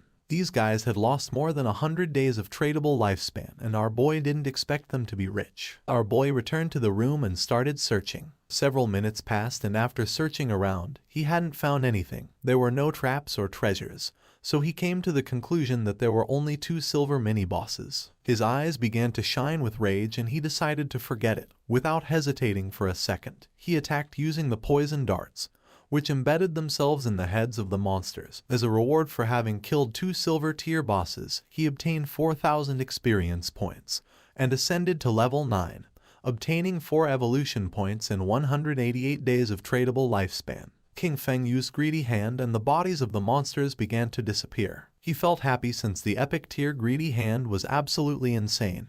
He got 32 evolution points, 1504 days of tradable lifespan, 4 gold tier items and 10 silver tier items. He extended his hand, making a pendant appear. He was happy since he had obtained a gold tier item for assassins. It was the Pendant of the Faithful, an assassin class accessory. It was going to grant 15 agility points and 20% cooldown reduction, with the unique effect of summoning a silver tier devout follower to fight for you with a cooldown of 6,000 seconds. King Feng clenched his fist. This necklace had good stats. The 20% cooldown reduction was going to lower the cooldown of his stealth skill from 22 seconds to 19. The cooldown of poison darts dropped from 4.35 seconds to 3.75 seconds. That of instant shadow slash went from 10 seconds to 8. Grinding had become much more efficient, since all his other gear required being above level 8. No one else could use this yet, so he decided to keep it for now and sell it later. Just when King Feng was about to leave, the ground started moving. Our boy became somewhat curious, and when he turned around, a small pillar emerged. His eyes began to shine with joy, since after eliminating all the monsters, the mechanism had been activated. King Feng examined the pillar carefully, realizing that it was a hidden mechanism. Not long after, the mechanism of the pillar was activated, and a platform appeared under our boy's feet. A door that was on the ground opened, and little by little the platform began to descend. It was a lift. Once the platform descended several meters, the door began to close. Several minutes later, it stopped. King Feng felt as if he had descended 300 or 400 meters. This place was dark and seemed gloomy. King Feng's attention was fixed on it. Thanks to his knowledge, he realized that this was the maze hidden beneath the temple. He knew there was a certain chance that a hidden maze would appear in the ruins. He had explored many of them in his previous life, so he knew there were countless traps in the maze. But as long as there were people acting as cannon fodder, there was no danger in exploring them, only that it would take a lot of time. With a confident gaze, he took out the pendant. With his current attributes, if he activated any trap, he would die. But luckily he had this thing, which allowed him to summon a silver-tier devout follower to fight for him. He extended his hand and used the power of the pendant to summon a devout follower, making a zombie appear on the ground. Pointing toward the hallway of the maze, our boy gave it the order to go scout. The devout follower stood up and began walking toward the hallway. King Feng crossed his arms and couldn't help but feel happy, since it was easy to explore with a lackey scouting ahead. But there was still a chance of danger, so he decided to evolve his dodge passive first just in case. He used 11 evolution points, and his ghost shadow blur went from gold tier to epic tier, increasing passive dodge rate from 15% to 75%. Now dodge activation was going to grant immunity to all damage. 75% dodge rate was already very high. He had just enough remaining points to evolve instant shadow slash to epic tier. Using 13 evolution points, King Feng evolved his instant shadow slash from diamond tier to epic. The range increased up to 30 meters and the duration up to 12 seconds. Now he could perform 9 slashes instead of 7 with a cooldown time of 8.8 seconds. The width of the slashes increased up to 5 meters and the damage increased from 300 points to 400. King Feng's eyes began to shine, since to evolve from epic to legendary it required 10 times the evolution points. The higher the starting tier of an item, the more profitable it was to evolve it. For example, if a skill was of epic tier at the beginning, evolution to legendary tier was the first evolution, so it only required the base evolution point of 1. Since the target for evolution was legendary tier, it required 10 times the points, and 1 times 10 were 10 points. This also meant that if he only obtained an epic skill, he could quickly evolve it to legendary tier, then mythical tier, ancient tier, and immortal tier. But if a skill was normal tier at the beginning, then to evolve it to epic tier, it would need to be evolved 7 times. And by the time it reached the 10 times point, it would need hundreds of points. But the good thing was that, no matter in which tier the skill started, he could spend very few points to evolve it to epic tier. In other words, from now on, all his skills were going to be at least epic tier. He had 11 evolution points remaining, and he could only evolve the starter skill, Shadow Sneak. He used 8 points and the skill went from silver tier to platinum. The duration of the skill increased from 16 seconds to 24, and the attack that broke stealth increased by 90, going from 120 to 50. Cooldown went from 26 to 22 seconds. He had the attribute that reduced the cooldown speed by 35%, and for this reason, the final cooldown for Shadow Sneak was 16.3 seconds. The cooldown was still too long, and the stealth breaking attack was a bit low. He knew he needed to swap this skill in the future. While walking through the hallway, the devout follower stepped on a slab, activating a trap, and then a giant rock fell on top of it, crushing its body. Its body transformed into light. Now that the summon had died, he decided to wait for the cooldown before resummoning. This maze was complex and dangerous. He could only do this to explore slowly, and hope to find good things when the time came. In the upper layer of the temple, a man carrying a shield and a hooded woman peeked their heads through the door. The man informed his captain, Grey Rose, that the monsters had disappeared. Upon hearing this, Grey Rose couldn't help but feel somewhat surprised. They entered the room, and Grey Rose noticed that their lifespan had also disappeared, knowing that someone must have killed those monsters and taken their lifespan.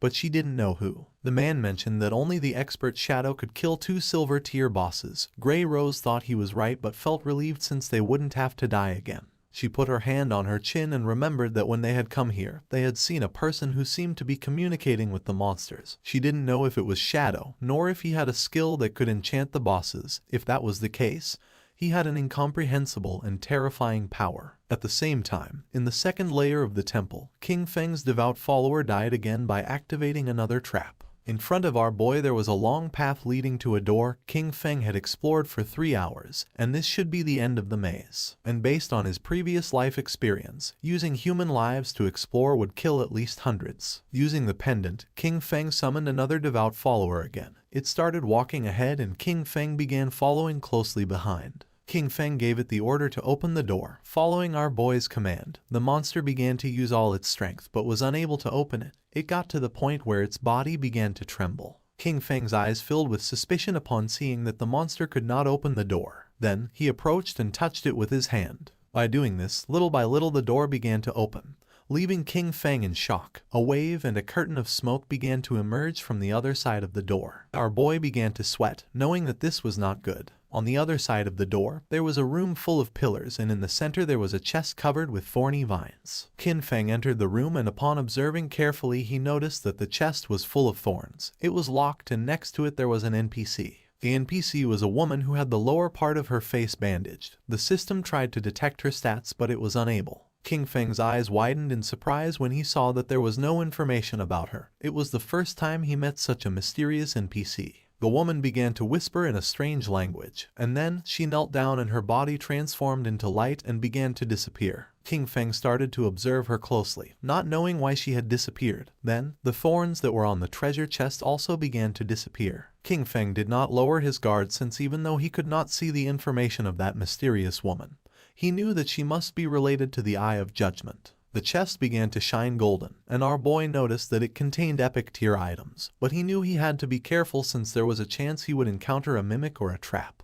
Pointing at the chest, King Feng gave the order to his summon to go open it. Following the order, the monster opened the chest and a bright light began to emerge from it. King Feng's eyes widened in surprise as he realized it was a skill book, a godly skill for assassins containing passive and active effects. The chest contained an assassin-type skill book of epic tier called the Stole of Mercy. It had the passive effect of 100% weak point hit correction, and weak point damage multiplier doubled. The chest also contained an active skill called Slit Throat. Shadow's next attack was going to inflict Slit Throat, causing 100% of that attack's damage per second for 3 seconds, with a cooldown time of 60 seconds, but thanks to his skill the cooldown dropped to 44.4 seconds. Kin Feng noticed that the passive ability doubled the hitbox for the enemy's weak spots, but the most ridiculous part was the active skill, Slit Throat. If his next attack dealt 300 damage, the debuff would cause 300 damage per second for 35 seconds. The total damage would be 12 points, which is 3 times the original damage. Kin Feng began to read carefully. Skills like Instant Shadow Slash landed multiple hits, but Slit Throat only counted the first strike.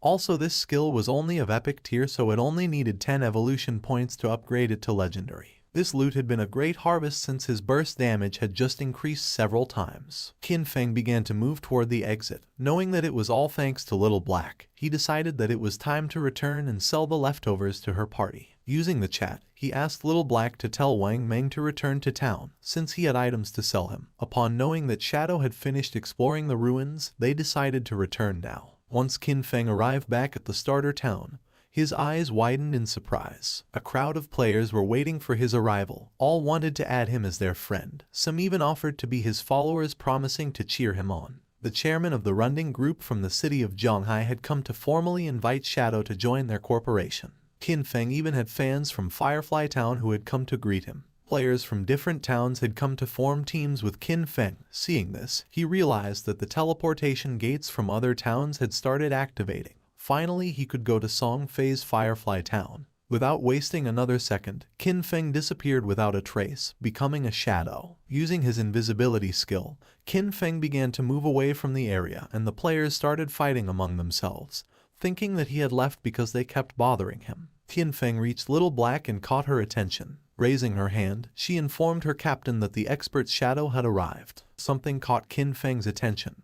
It was none other than his sister, Qin Xiaoyu. She began to show a kind smile. Many questions came to Qin Feng's mind. He didn't know how she had managed to get into Wang Meng's team, knowing that Wang Meng's crew could be destroyed because of her. He knew he had to be careful, since everyone knew that Shadow existed now.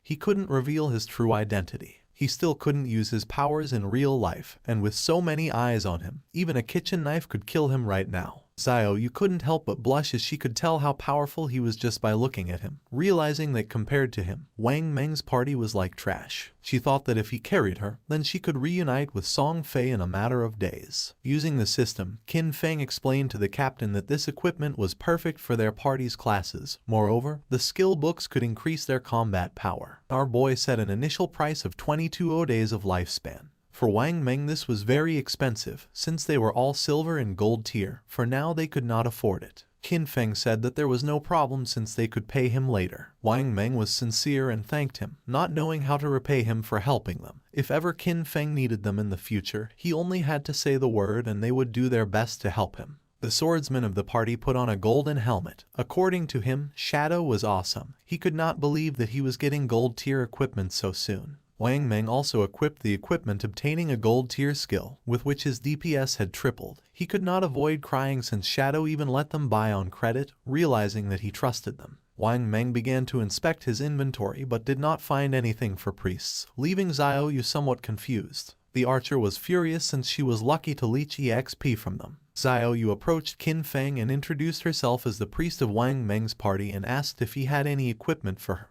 The system informed our boy that the player, Little Graceful, wanted to add him as a friend. Xiaoyu's eyes widened in surprise. Qin Feng began to stare at her with a cold gaze and disappeared without a trace, leaving poor Xiaoyu in shock. With a confused expression, she asked where Shadow had gone. Wang Meng explained to her that he probably just hadn't gotten any priest drops this time, and that maybe next time he would bring items for her. The archer revealed the harsh truth. Qin Feng had intentionally ignored her. For Little Black, Shadow was very cool as he appeared and disappeared like a dragon. Qin Feng walked away from them, knowing that he currently had a gold tier priest staff in his bag, and also a gold tier priest skill book. But there was no reason why he would give such precious things to Qin Xiaoyu. As he progressed, he would have tons of unused equipment and skill books. Selling them individually wasted too much time.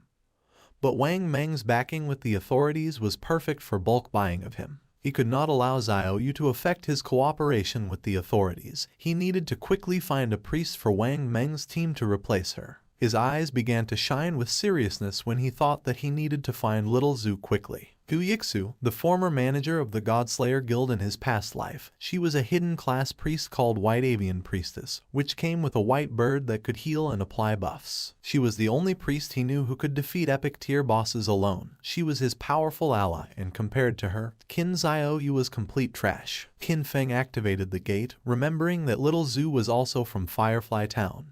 Just like Song Fei, being perfect. If Qin Feng could find Little Zhu, he was going to put her on Wang Meng's team. Using the gate, he traveled to Firefly Town. Qin Feng arrived at Firefly Town, a place very different from Starter Town. While he was walking through the area, he heard two players who wanted to hurry back. Since the silver boss was below half health, they couldn't let someone steal it, as they would have died in vain. One of them cursed Song Fei since that bastard brought many fangirls with him, knowing there was no way to compete with him. Nor did he know how some minor celebrity had so many brainless fans. Qin Feng had just arrived and had already found clues about Song Fei. Following the players, he reached a valley.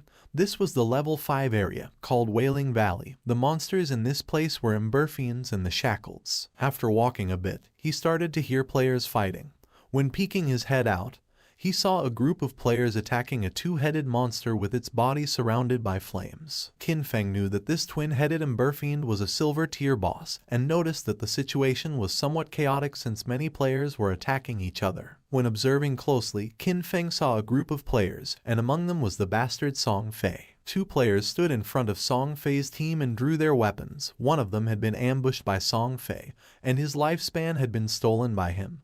He swore to kill him. With a smile, the player carrying a shield asked if Song Fei thought that hiding behind his mage girls made him safe, revealing that he had the godly anti-mage skill. Just before he could take a step, one of Song Fei's mages crushed his head using the magic staff. Qin Feng remembered that Song Fei, with the title Heaven-Defying Mage God, had the mage class. In his past life, this bastard tricked a bunch of fans into choosing the mage class, only to take all their equipment and skills to strengthen himself quickly. But a team couldn't be made up of only mages, so his fangirls came up with a solution. Some put their attribute points into intelligence to become glass cannon mages. Some put their points into agility to become disruption mages. Others used their points on health to become meat shields, and some chose strength to become battle mages who attacked using their staff. In the early stages, Song Fei's team was extremely dominant, stealing lifespan from players everywhere without anyone being able to stop them. And as expected, as the game went on, most of his fangirls died pretty quickly. Pointing at the boss with his finger, Song Fei made up a lie saying that his fans were working so hard that now his heart hurt. He hoped the boss would die soon so everyone could rest, and also that the world would be full of love and free of violence. The twin-headed Emberfiend began to advance towards Song Fei's group.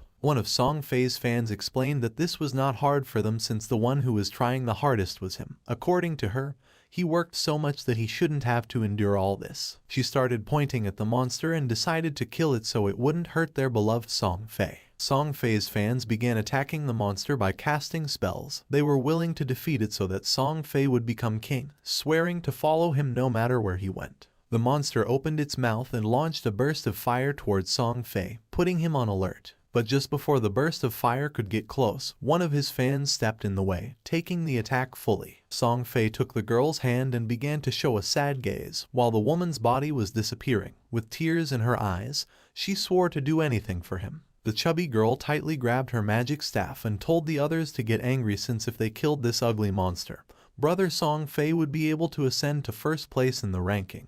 He had to surpass Shadow. This made the others excited. Raising their weapons, they swore to conquer the world, dominate the heavens, and fight alongside Song Fei.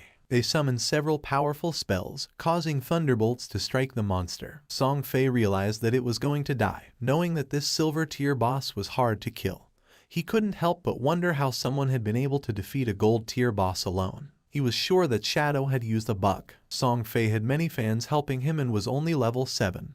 He didn't know how Shadow leveled up so fast. A smile spread across his face since once he defeated this silver tier boss, he was going to level up to 8. He knew that Shadow had been stuck at level 9 for a long time, so he decided to take the opportunity to surpass him and become the #1 player of the God-forsaken game. Just then, a hand surrounded by Shadow grabbed Song Fei by the mouth. In the blink of an eye, Qin Feng decapitated Song Fei, and using instant Shadow Slash, cut his body into pieces. Blood began to emerge from the mouth of the bastard Song Fei.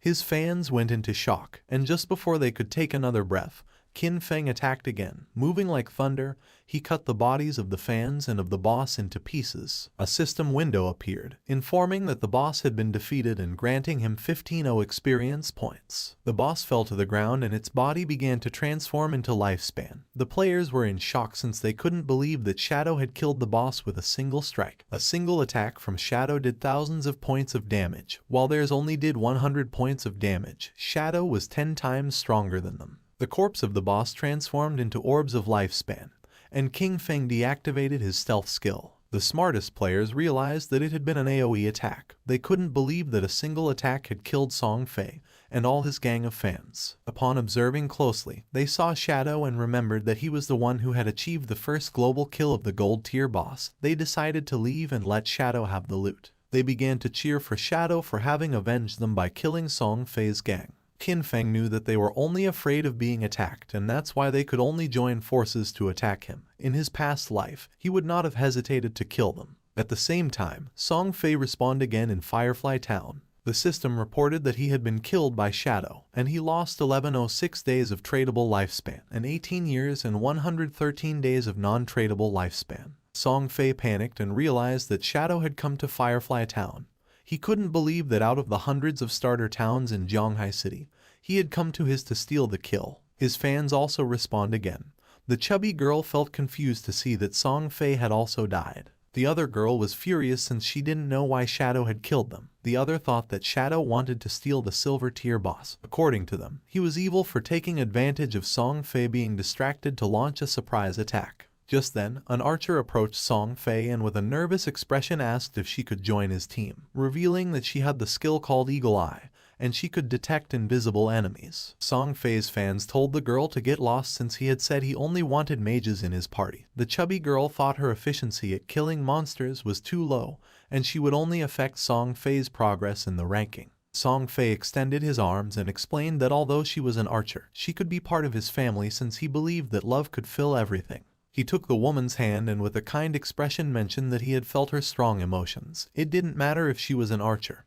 He decided to let her join his team, swearing they would strive together to level up. Having Song Fei so close made her blush and tears of joy began to flow from her eyes. An assassin appeared and mentioned that she could also become invisible, swearing that she was going to make Shadow pay for having killed him. The mage revealed that she had learned a new AoE skill and could freeze Shadow. Song Fei extended his arms, making it clear that his family was full of love. Any girl who wanted to join his team was welcome. The girls began to cry with joy and swore to stand by Song Fei forever. According to them, Shadow had no honor for having attacked their beloved Song Fei by surprise.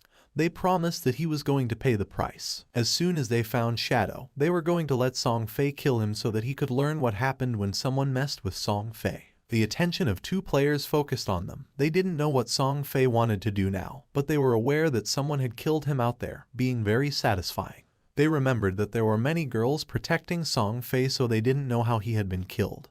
But then they realized it must have been Shadow. According to them, Shadow was incredible. And seeing the girls crying for Song Fei, they thought these girls were not right in the head. A smile spread across Song Fei's face as he was confident that with so many people as witnesses, when he defeated Shadow, everyone would know that it was useless to be strong if one fought alone, especially being an assassin. According to him, Shadow was a soft assassin who had dared to challenge a great and noble mage like him. At the same time, Qin Feng picked up the loot using Greedy Hand, obtaining 16 evolution points, 217 days of tradable lifespan, 6 pieces of silver tier loot, and 1 piece of golden tier loot. Qin Feng decided to evolve the skill Graceful Liberation, consuming 10 out of 19 points. The skill went from epic to legendary. The passive effect Weak Point Attack Correction went from 100% to 200%, and the weak point attack multiplier was doubled. The active effect also improved. The next attack was going to trigger Throat Slit effect, causing 150% attack damage per second instead of 100%.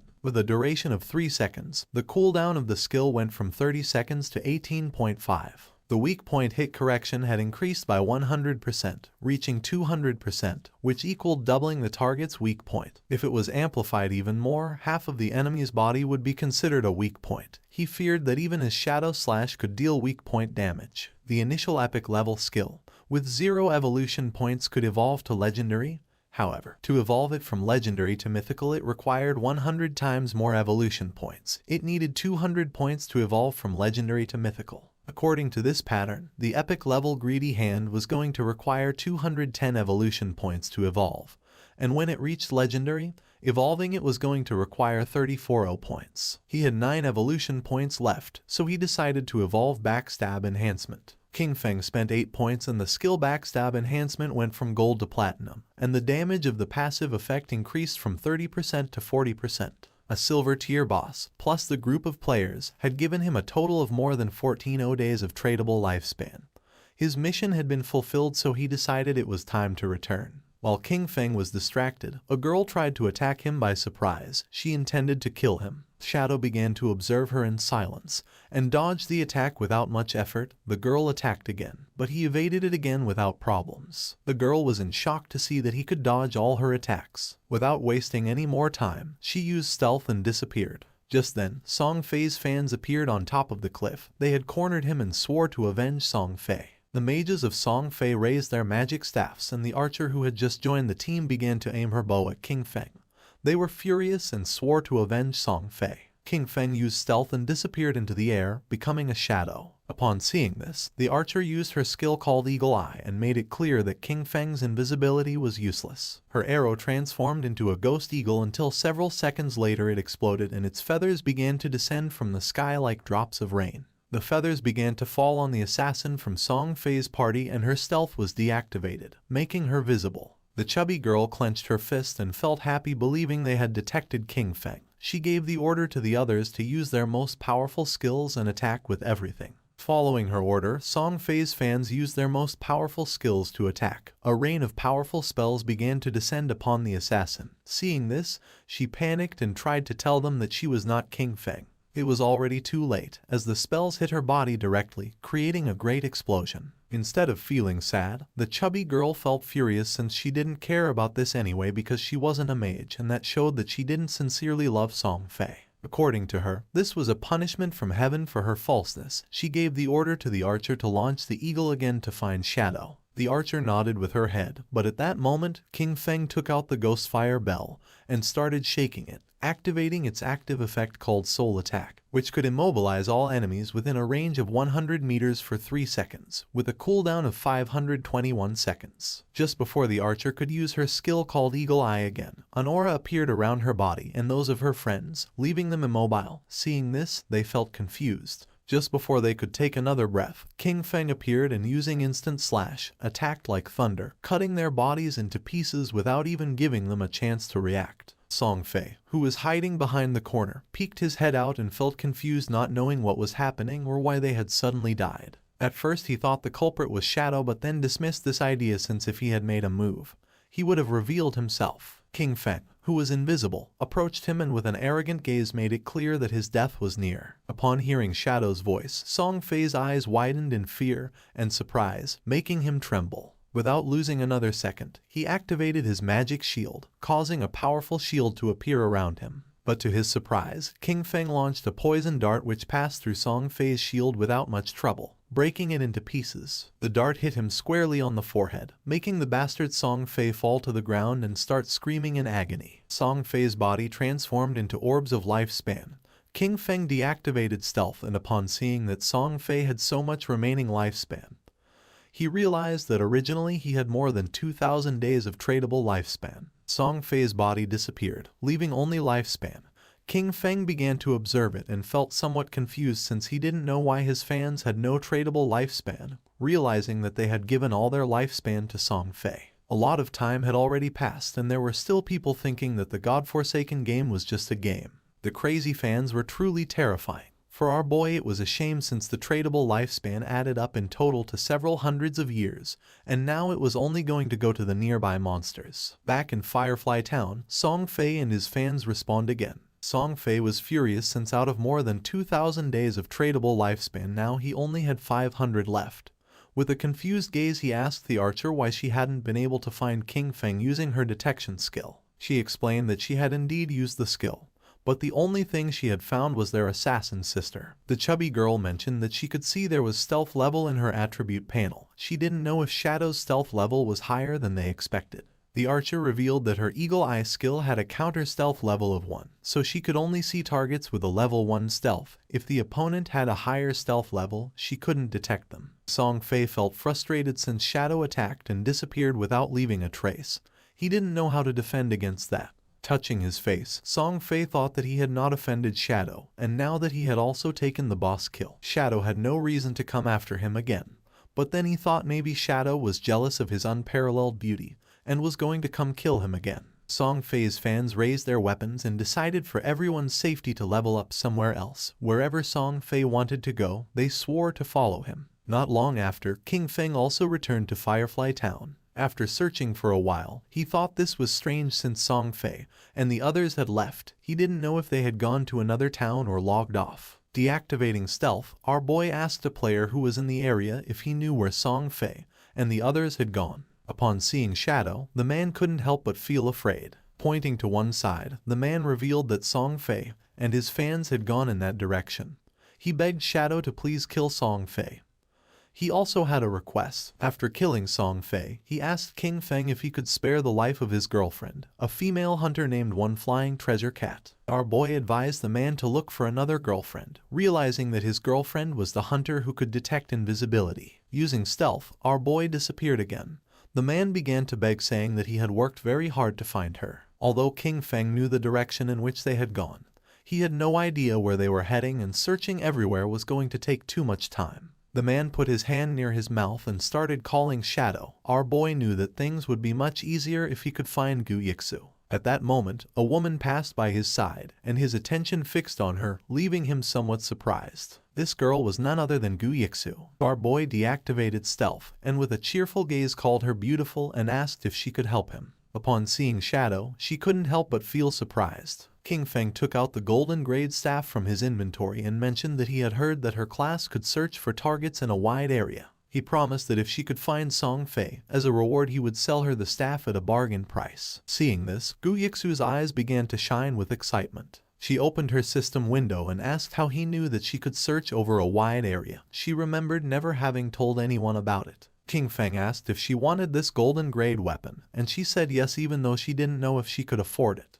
With a confused expression, King Feng asked if she didn't even have 500 days of tradable lifespan, revealing that the original price was at least 700 or 800 days. Upon checking her system window, she realized that she did have 700 days to buy the staff. Hearing this, our boy made a deal with her and handed over the staff. A system window appeared to confirm that the transaction had been successful. She took the staff and started drooling. Our boy gave her a gentle tap on the cheek so she'd stop drooling, asking her to hurry up. Upon hearing this, she blushed and nodded with a smile. Using the new staff, she began to use her powers and concentrated. Even though it was the first time she met Shadow, he gave her a strangely familiar feeling. Her owl began to fly around her, and she asked if Shadow wasn't afraid that she would take things and leave without helping him. With a serene expression, our boy asked if she didn't hate Song Fei. Seeing that he knew that she hated Song Fei, Gu Yixu's eyes widened in surprise. She didn't know if Shadow could be a friend of hers in real life, but his voice didn't seem like it. King Feng started to smile and decided that she should guess. She raised her hand and the owl began to fly. She was too lazy to guess. Just then, her eyes widened in surprise. The owl began to fly over the town,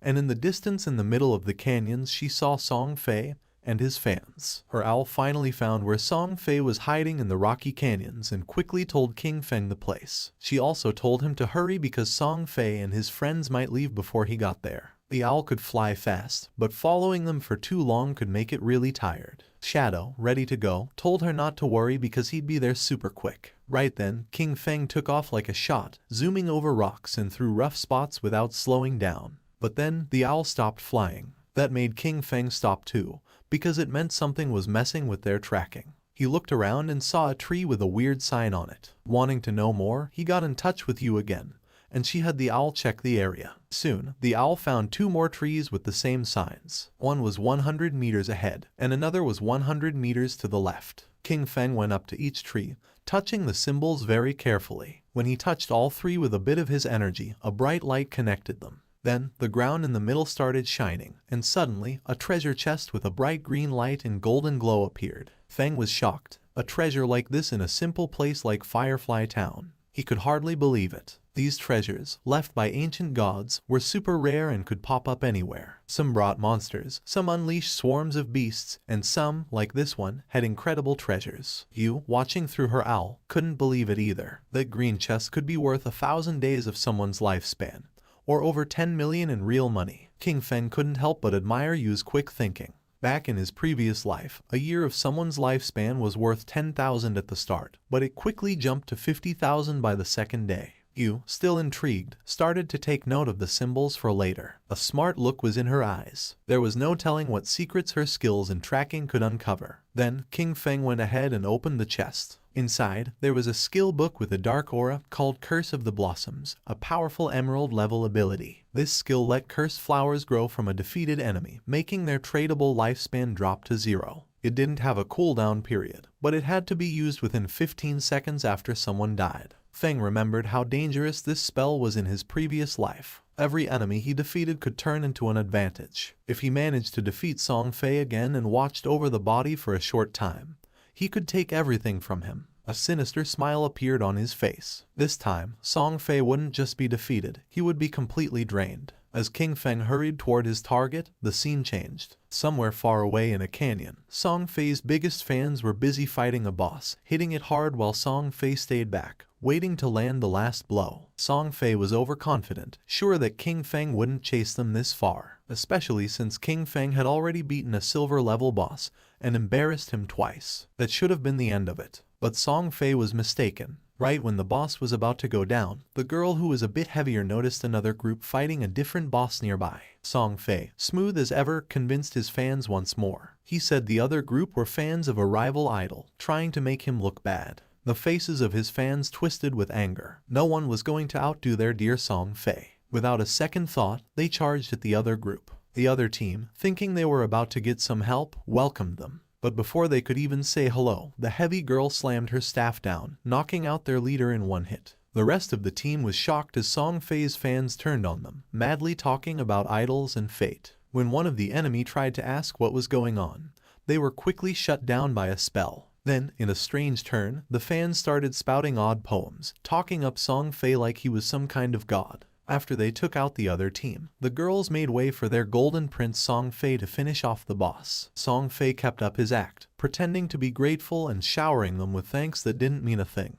He made up stories about almost getting caught in an ambush and called them heroes. His words made them all blush and giggle. They were totally caught up in his make-believe world. But that was the end of it. At the same time, Shadow appeared at the edge of the canyon. Song Fei felt something wasn't right and got a cold feeling down his back. But by the time he turned around, it was too late. Feng's sword moved through the air like it was meant to punish, striking in an instant. Song Fei's head was cut off in one smooth motion, and his body fell to the ground. This time, Shadow didn't just leave after the deed was done. He knelt down next to Song Fei's body and used the Curse of the Blossoms. A big red flower grew right out of Song Fei's chest, its petals moving like they were alive, sucking away the tradable lifespan from the young troublemaker. The fangirls watched in shock, not able to make sense of what was happening right in front of them. Then, the scene changed, and Song Fei was back at Firefly Town's portal, feeling confused and annoyed, still not getting why Shadow was always after him. In his confused way of thinking, he decided it must be jealousy. Maybe Shadow was upset about all the attention from the fangirls, or perhaps one of those girls was someone Shadow had feelings for. Song Fei convinced himself that Shadow's constant showing up in Firefly Town was part of some complex revenge scheme. While he was lost in his wild guesses, a system alert popped up, scaring him with the news that his tradable lifespan was going down fast, much more quickly than just from dying. At first, he thought it was some kind of penalty for dying too much, but before he could really figure it out, his fan club started showing up at the portal as well. The heavier mage girl was among them, out of breath, telling Song Fei about the creepy red flower that grew from his body, clearly taking away something important. Song Fei quickly figured it out. The cursed flower and his disappearing lifespan were Shadow's doing, thanks to a scary new ability. The realization hit him hard, and he suddenly ordered his fans to log off. He knew if they kept losing to Shadow, their tradable lifespan could drop to 0, which meant actual death. Still acting the leader, he called them his family, promising to step into the real world to extend their lifespan, and come back with new gear bought with the lifespan they had saved up. The girls, still totally under Song Fei's spell, were all in, imagining their big return to beat Shadow with new power. Even as Song Fei disappeared from the game, anger and frustration warped his face. He wasn't ready to see this as a loss. After working for 2.5 years to get to where he was, he couldn't stand the thought of being taken down by some unknown player. In his mind, with enough money, he could crush any obstacle. He just needed some time. Back where the fight had happened, red flowers were everywhere, each one growing from a fallen player, quietly taking away the tradable lifespan from Song Fei's fans. With Shadow's relentless attacks, his rank as a killer had jumped to level 4, making the loss of tradable lifespan upon death a staggering 96.8%. But Shadow wasn't bothered by this at all. Shadow figured out that this surprise attack had just added about 1,000 days to his lifespan, all thanks to Song Fei and his misguided followers. They had done the hard work of defeating monsters only to end up giving their gains to him. But the bounty didn't last forever. The flowers started to fade, and the energy stopped flowing. Shadow realized that the players had logged off to avoid losing more of their lifespan. Above, the white owl kept flying in silence. Yui had watched the whole thing, and even she was taken aback by such a show of strength. Seeing what the top player could really do was something else. When Shadow asked Yui if Song Fei had really logged off, she nodded, saying the whole group had disappeared to save themselves some time. Shadow told her calmly to keep an eye out and to let him know if Song Fei ever came back. When she wondered if her job was over, Shadow said to stay on it a bit longer. He had just gotten a golden tier priest skill called Sword of Divine Judgment, and her interest was immediately piqued. She really wanted that skill. Seeing her interest, Shadow made her an offer. He'd trade the skill for 500 days of her lifespan, but he'd cut the price in half if she agreed to one thing. Yui's eyes narrowed, and she quickly said she wasn't going to trade her dignity, which caught Shadow off guard. He hurried to explain she had the wrong idea. He just wanted her to join his team as their main healer. She relaxed and laughed, agreeing right away, but warned him she'd hold him responsible if the team was a disaster. Shadow reassured her they were a solid group and decided to get in touch with them immediately. Then the story moves to a different part of the game world, where Wang Mang was feeling proud after defeating a poisonous monster, happy about the experience points. He called over to Ju for a heal and something to counter the poison, but Ju was stuck, not knowing what to do. Wang tried to remind her again about her priest class's ability to remove toxins. But before she really got what he was saying, she accidentally used the skill on a tree instead of helping Wang, who needed it. As time ran out, Wang fell to the ground, succumbing to the poison, his victory over the monster wasted. The team was left in shock, frustration simmering as they looked at Feng's sister, unable to believe how useless she had been. Standing near the teleportation stone later, the team leader faced a tough decision. He knew they needed a new healer since every skilled hidden class priest was already taken. But they couldn't continue like this. Zhao, on the other hand, was blissfully ignorant of her failure, lost in fantasies of being the chosen one, a goddess in this new realm. She believed her quick leveling was a sign of her destined greatness and anticipated joining her brother, Song Fei, in glory. But at that moment, news from Shadow reached Wang Mang, bringing a surge of excitement. A hidden class healer, a white bird priest, had agreed to join their team. She was also strong in other roles. This was the chance they were waiting for, and the leader immediately asked Shadow for her location. Shadow told them the new healer was in Firefly Town. It wasn't the best place for leveling up, but it was important to get together and start moving as a team. Wang agreed and got ready to head there, but he knew he had to address the issue with Zhao first. He carefully told her they were moving to a zone with higher levels because Shell Town was too crowded. He said it in a way that made it seem like her low level was the only issue, to avoid hurting her feelings. But before she could respond, the whole team took off, clearly happy to leave behind a healer who couldn't actually heal. Zhao didn't seem bothered, though. She saw their leaving as a good thing, thinking they weren't strong enough for her anyway. She decided she'd find Shadow and make him help her level up. Meanwhile, Wang Mang made it to Firefly Town and found Shadow and Yu. Right away, he gave them the lifespan he'd gotten from their last fight, ready to settle up and get going with the new team setup. As they moved forward, Wang realized just how challenging it was to keep up in this game. While making plans, he brought up a new ally, a captain named Yu. Hearing that name made Shadow stop dead in his tracks, his thoughts racing. That name wasn't just random. Then, suddenly, she showed up. Greeting them with a cheerful wave, Yu caught the attention of both men right away. Shadow was in disbelief. The woman standing before them was the Yu, also known as Justice Execution, the only one in the game with the Dragon Swordsman hidden class. In Shadow's previous life, she was in the top 20 players worldwide and played a crucial role for the country's official forces. She was a national hero, respected and feared. And there she was, showing up early, glowing, and looking at Shadow with clear admiration. Yu introduced herself with a warm smile, admitting her admiration for Shadow. She even half-joked about him being a time traveler or a reincarnated hero because of how quickly he was advancing. Shadow stayed quiet, his mind wandering back pre-his past there where their paths had crossed later, and under much grimmer conditions. She hadn't been part of Wang's team back then, which made this early encounter quite the surprise. She likely had a good amount of tradable lifespan already, probably gathered for government groups. As a dragon swordsman, known for their toughness, she was an ideal candidate to hold such power. Shadow saw the wisdom in the government's choice and respected it. Yu was straightforward, too. She told him if he had any gear to sell, she and her group were interested in buying. She sweetly but firmly reminded him of the responsibility she carried for her city. Shadow saw no benefit in opposing her, and they both understood that. He agreed, mentioning it would be short-sighted to pass up a chance for such a beneficial deal. Though Yu appeared cheerful and unthreatening, King Feng knew well there was much more beneath the surface. The fans of Song Fei logged out of the game. They had seen the official announcement that left them in shock. Lifespan in God-forsaken game was real, and if it reached 0, one would die in the real world.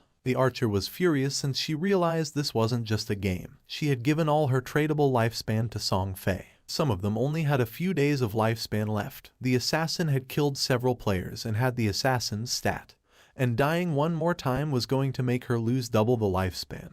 They were in shock. They couldn't believe how it was possible that dying 3 times cost so much lifespan. The chubby girl began to read the messages and her face filled with sweat. She realized, cursing to herself, that in the game, as a tank mage, she had always charged at the front. She had killed many people and died many times, so now she only had 1 day of lifespan left. If it reached 0, she was going to die. Just then, something caught her attention. Brother Song Fei was buying lifespan. That was great. She decided to go find Brother Song Fei, thinking that he would definitely help her. Quickly, she changed clothes and thought about putting on Brother Song Fei's support outfit from head to toe, thinking that it was great, and that she was going to find Brother Song Fei, who would definitely help her. She even mentioned Brother Song Fei's latest release, the Song Fei Ultra Thin Anti-Side Leak. She dressed in Song Fei's merchandise, and without wasting a second, she left her house and started heading to the concert. Not far away, there were some apartments. Qin Feng's sister also logged out of the game. She didn't know if she was in the real world since now it was hard for her to tell the difference. She turned on her phone and couldn't help but smile when seeing that. At that rate, 1 day of lifespan could be sold for 15,000. With the 200 days she had left, she could become a millionaire. But then, she went into shock when she saw that Shadow had killed Song Fei 3 times. She couldn't help but cry from sadness and fury, since she remembered that they had told her that if her lifespan reached 0 in the game, she would truly die in real life. Even having 100 years of non-tradable lifespan, dying 3 times had left her with barely 12 years remaining. Then she remembered Brother Song Fei and wondered why Shadow had killed him. According to the group chats, Shadow, despite being surrounded by dozens of people, had managed to kill Song Fei 3 times. To her he was something so terrifying and incredibly strong. The chubby girl started sending messages through the chat, saying that Brother Song Fei needed help at this moment. She asked any sister in Zhanghai City to go find her to sell their tradable lifespan to her. She also revealed that Song Fei was at Dajiang Plaza at that moment and that the exchange rate for lifespan was 1 to 10,000. This was the perfect opportunity to get rich and help brother at the same time. Qin Feng's sister put on her clothes. She couldn't believe that Brother Song Fei was in Dajiang Plaza, not far from her. She thought she couldn't just stand by and watch his lifespan run out. She had to go help Brother Song Fei. Thanks to that Shadow and the others, she had managed to save more than 200 days of tradable lifespan.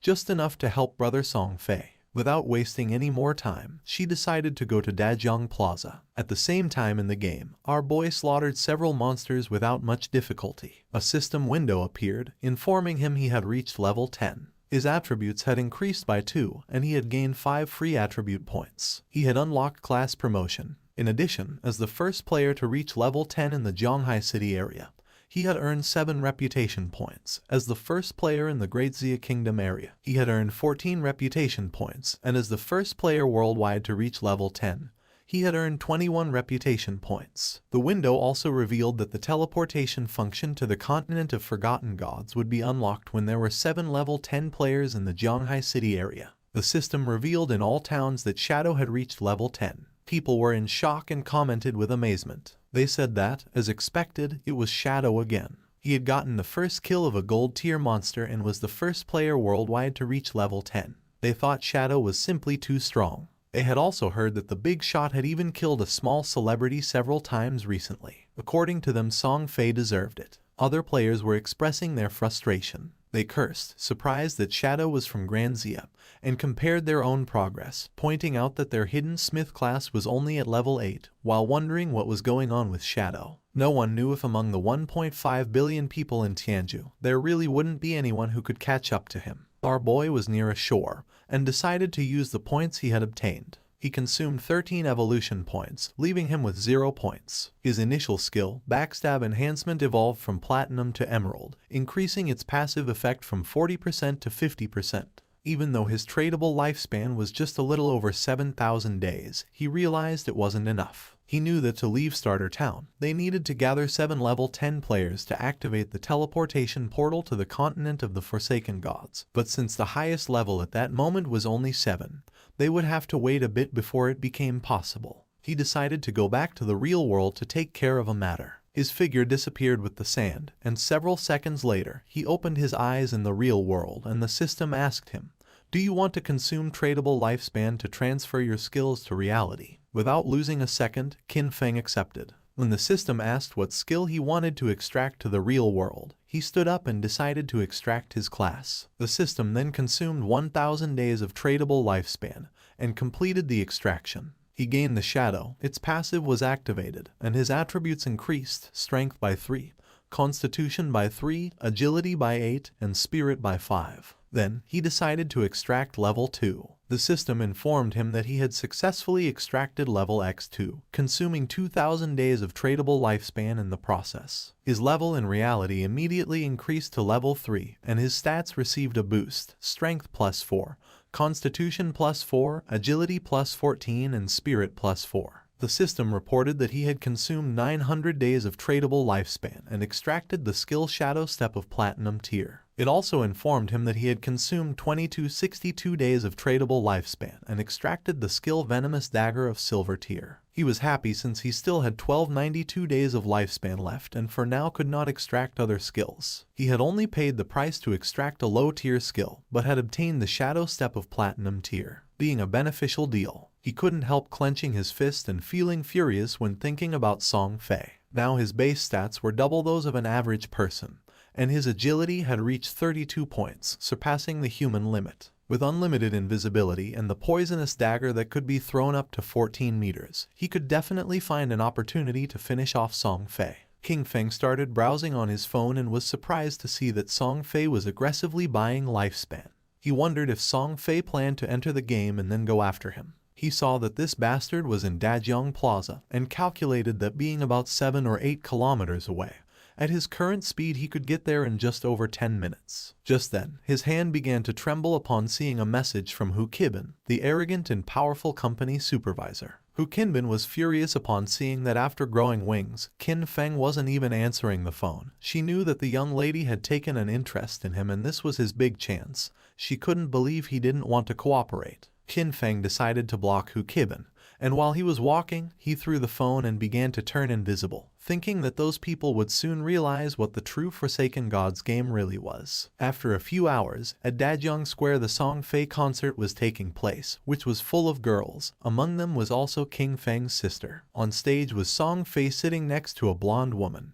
With a smile, she mentioned that she had heard he had been killed 3 times by Shadow in the game. She told him not to worry because she was already sending people to investigate Shadow's true identity. With a curious look, Song Fei asked how the investigation was going, and she revealed that she had already sent someone to Firefly Town to make contact with him. They would offer him an amount he couldn't refuse. When he came into the real world to collect the money, they would catch him, and when they did, they would make sure brother Song Fei could vent his anger properly. Upon hearing this, Song Fei couldn't help but smile and asked her to make sure to let him know when the time came. Then he asked if she had heard that her Dajiang Corporation had already used that method to control several players and make them work for free for her. Hu Qibin couldn't help but laugh, since according to her, they were all idiots, so weak that they couldn't accumulate much lifespan. For her it was much better to be on Song Fei's side, since so many women voluntarily gave him their lifespan, and were even willing to die for him. Song Fei started laughing maliciously. A man who was among the audience began shouting and demanded that they all stop recklessly selling their lifespan to others. Turning to Song Fei, he added that Song Fei knew full well that lifespan was tied to life and death, yet he was still brainwashing his fans and aggressively buying up their lifespan. He accused Song Fei of endangering lives and declared that they were going to report him. Song Fei couldn't help but smile, thinking that there was always a fool who showed up to cause trouble. He stood up and made a public statement, saying that he had noticed some of the recent debates. He stated that his actions in acquiring lifespan had occupied certain public resources and caused inconvenience to the public, and for that reason, he felt deeply regretful and offered his most sincere apologies. His fans said that he didn't have to apologize since he hadn't done anything wrong. With a sincere smile, Song Fei admitted that he was truly grateful for all the support and affection from his fans. At the same time, he sincerely urged everyone to remember that all love should be positive and uplifting. He hoped everyone could follow their idols with rationality. During that special moment in the game, while ensuring their personal safety, they also needed to work together in a more positive way to contribute to society and bring positive energy. With his face full of tears, he explained that while the entire nation was being affected by the game, he had been actively cooperating with the authorities and working hard within the game. That was the reason why he had used his personal wealth to acquire lifespan, hoping to become a quality idol in the game, someone worthy of liking. He had done this to give back to his fans, hoping that everyone could gain something outside of the game and live a happy, peaceful, and safe life and work together for a better tomorrow. But he never expected that it would cause so many problems for everyone. His words made all his fans unable to avoid crying. He apologized to everyone for having caused them trouble. This made everyone feel sad.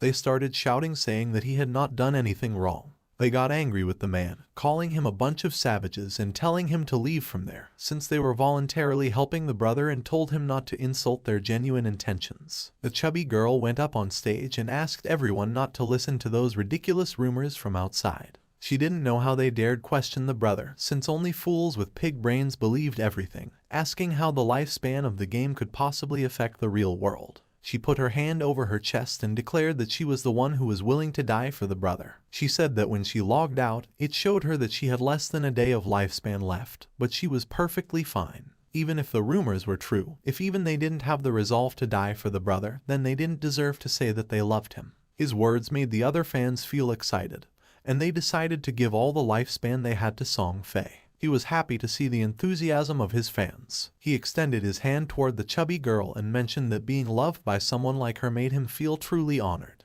The chubby girl, in turn, was crying and willing to die for him. Just then, something flew out and went through Song Fei's head, leaving everyone in shock. Song Fei began bleeding from the mouth and his hair started falling like leaves. Song Fei's body fell on the shoulder of the chubby girl, making her eyes fill with fear. She fell on her butt to the ground and started screaming. She didn't know what was happening. Once it was revealed that Song Fei was dead, all his fans panicked. The guards began to escort Hu Kibin, and she couldn't help but cry and scream. She said that she had seen it, that when Song Fei died in the game, his body was surrounded by an orb of lifespan, and that they should leave immediately. She knew that the person who killed Song Fei clearly did it using a skill from the game. She wondered, horrified, if the skills from that game could really be used in the real world, and how that was possible. She thought about the actions, killing Song Fei instantly, becoming invisible and collecting lifespan, and concluded that the only person who could do that was Shadow. Just then, a dart pierced her head as well,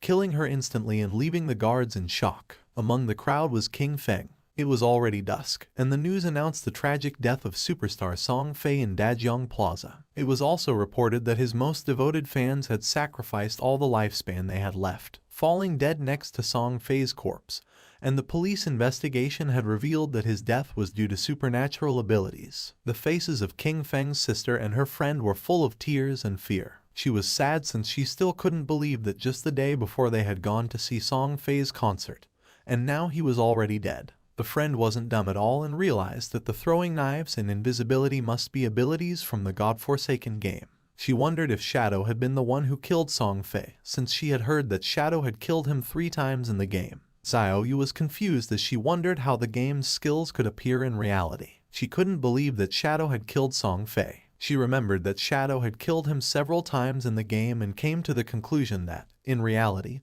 the only one who would kill Song Fei would be Shadow. The throwing knives and invisibility weren't those an assassin's skills. It had to be. The killer was Shadow. Her brother had been killed by Shadow and her world was already left without light. If Shadow could find a way to use the game's skills in reality, then she would get close to him, approach him. No matter what it cost, she would become stronger. From that day on, she would have only one goal. They stopped the taxi and got out. Her friend was somewhat confused and asked if she was okay. Xiaoyu's eyes were full of rage because all she wanted was to kill Shadow and avenge her brother Song Fei. At the same time, our boy was quietly eating noodles in a restaurant. In the godforsaken game, although players were invincible in reality, they still consumed energy and, if they got hungry, they still needed to eat. Just then, his phone started ringing, and when he unlocked it he saw that he had a message. Someone informed him that Fat Hu was furious. He had blocked his phone and WeChat, and if King Feng didn't go soon, he would be expelled and wouldn't receive his salary for that month.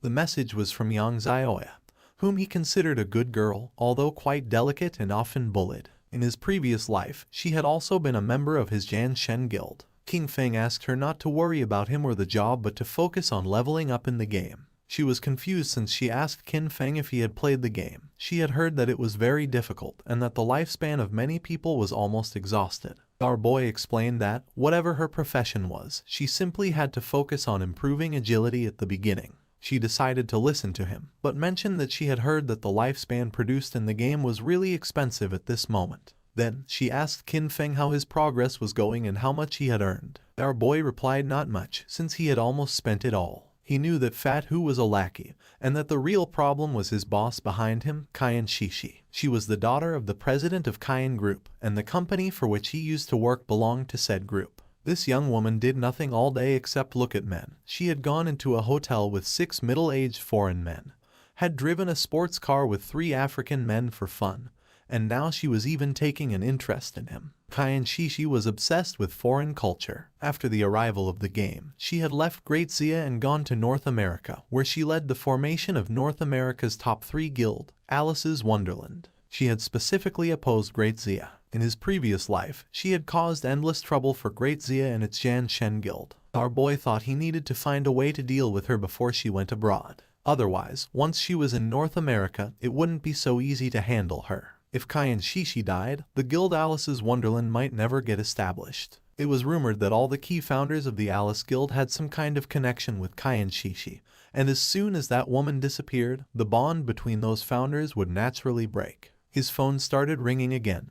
Now it was a call from Xiao Yu. She was somewhat confused to see that Qin Feng was still answering calls, as she thought he had died in the game. Now that he was still alive, she let him know that she had earned enough money to buy a house, so he no longer needed to worry about her. Our boy decided to play along and asked if she had anything else to say. She asked him not to bother her anymore and said that she would not look for him either. She also asked him not even to try finding out where she lived, since from now on, she had cut ties with him. Our boy hung up the call and couldn't help but feel happy. He decided it was time to return and continue leveling up, since it wouldn't be long before someone reached level 10 and learned that skills could be transferred into reality. By then, the world would no longer know peace. Not long after, Xiao Yu and her friend also logged back into the game. The friend was somewhat confused and asked if it wasn't too harsh to cut ties with her brother and advised her to make peace. Xiao Yu stood firm and refused, revealing that she had sold her lifespan to the Kyan Group, sold for a full value of 2 million. This left the friend in shock. Xiao Yu also mentioned that she had bought a house and that they would live together. She added that soon she would meet Shadow, and by then, King Feng would no longer matter. Just then, a player who was passing through the area caught her attention. With a smile, the man handed her a book and mentioned that this was the assassin skill book she wanted. He also reminded her not to forget what she had promised him. With a cheerful expression, she nodded and said that once everything was done, she would indulge his little wishes. Although inwardly she called him a flatterer and thought that once she met Shadow, no one would care about a worthless piece of trash like him. She informed Wang Meng that she had an assassin skill book, a control skill. She asked him to check with Shadow if he needed it, since she could give it to him. A smile spread across her face. According to her, Zhang Wei, that flatterer, was still somewhat useful since he actually had such a good skill book. This skill book would be the red thread between her and Shadow. She would approach Shadow soon, stay quietly by his side, heal him, help him kill enemies, and level up with him. She would make sure he felt every bit of her help so that he gradually trusted her, so that he saw her as his other half. But when she became strong enough and he no longer served any purpose, she would kill him with her own hands and rip out his eyes, all to avenge her brother Song Fei. But to her surprise, Wang Meng said that Shadow said this skill was trash. He didn't need it. She could keep it and sell it herself for money. A while later, Shadow also logged into the game, and just then, he heard someone fighting a boss that didn't seem ordinary. Following the sound of battle, King Feng saw a man carrying a shield fighting against a multi-armed boss. The man started running, but it was in vain since the monster cut him into pieces. Our boy realized that this boss was a golden arachnid, a level 8 gold tier boss. This boss possessed a level 2 anti-stealth ability. That meant that, in front of it, his invisibility would be completely ineffective. The monster began to roar. King Feng gathered momentum and came out of his hiding place, and attacked quickly using Shadow Slash, causing it several thousand points of damage. He had the buff damage doubles when attacking outside the target's sight. He knew this effect, in a situation where the enemy could see through invisibility, wouldn't activate, which significantly reduced his damage. However, the legendary effect of Graceful Liberation amplified the head and heart weak points of the golden arachnid by 200%. Out of the 9 strikes of Shadow Slash, 3 were judged to have hit the target's weak points, dealing 3 times the weak point damage, which directly made up for the lost damage. It was truly a legendary skill, and he had to thank Xiao Hai for that, as she had helped him find that Faith Temple. A mage was watching the battle. According to her, Shadow's damage was insane since a single skill had reduced Golden Arachnid's health bar by 1/6. King Feng attacked with a venomous throwing knife, which stuck into the monster's head, causing 1,783 points of damage. Venomous throwing knife was still only silver tier, and its damage was already falling behind. He still needed to advance his profession to gain a higher level of invisibility. To King Feng's surprise, the monster lunged at him and prepared to attack. Seeing this, the mage panicked, but King Feng's eyes began to shine with confidence. The monster attacked, but he dodged the attacks without much effort. The mage and her friend were in shock, wondering what kind of speed this was. They noticed it wasn't just the speed. His reaction was incredibly fast, and he seemed to know the boss's attack patterns too well. In terms of speed, he was almost on par with the boss. He dodged each one of its attacks as if he had fought against this boss countless times. In his previous life, he had been with Qin Xiaoyu, and she couldn't even protect herself, much less heal him. Over time, he had developed this skill, since a warrior not only needed to withstand blows, agile movement and evasion skills were also essential. His eyes began to shine with fury, as that was also the reason why he had been able to reach the world top 100 with just an ordinary warrior class. He attacked the boss with a series of slashes, and now its life had dropped to less than half. Our boy became invisible, and thought that compared to special bosses like the Golden Ghost ship, which had unavoidable attacks, dealing with the Golden Arachnid was much easier. The mage was in shock to see that the boss was fleeing. King Feng was not going to let this happen, so he drew his dagger and slit the monster's throat. A system window appeared informing that he had killed the level 8 gold tier boss and obtained 64 experience points, 7 evolution points and 497 days of tradable lifespan. King Feng used Greedy Hang and obtained 21 evolution points and 497 days of tradable lifespan. He was happy to see that a gold tier boss had given him 28 evolution points and almost 2,000 days of tradable lifespan.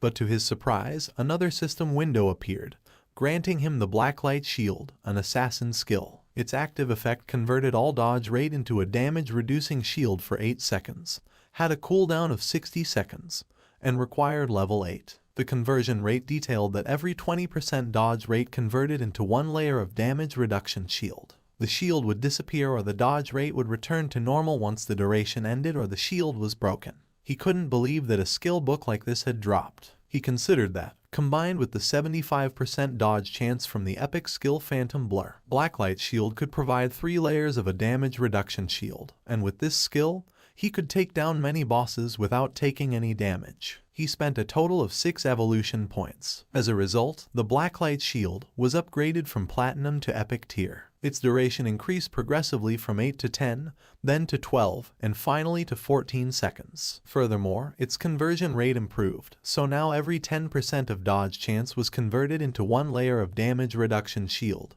an improvement from the initial 20%, then 15%, and then 12%.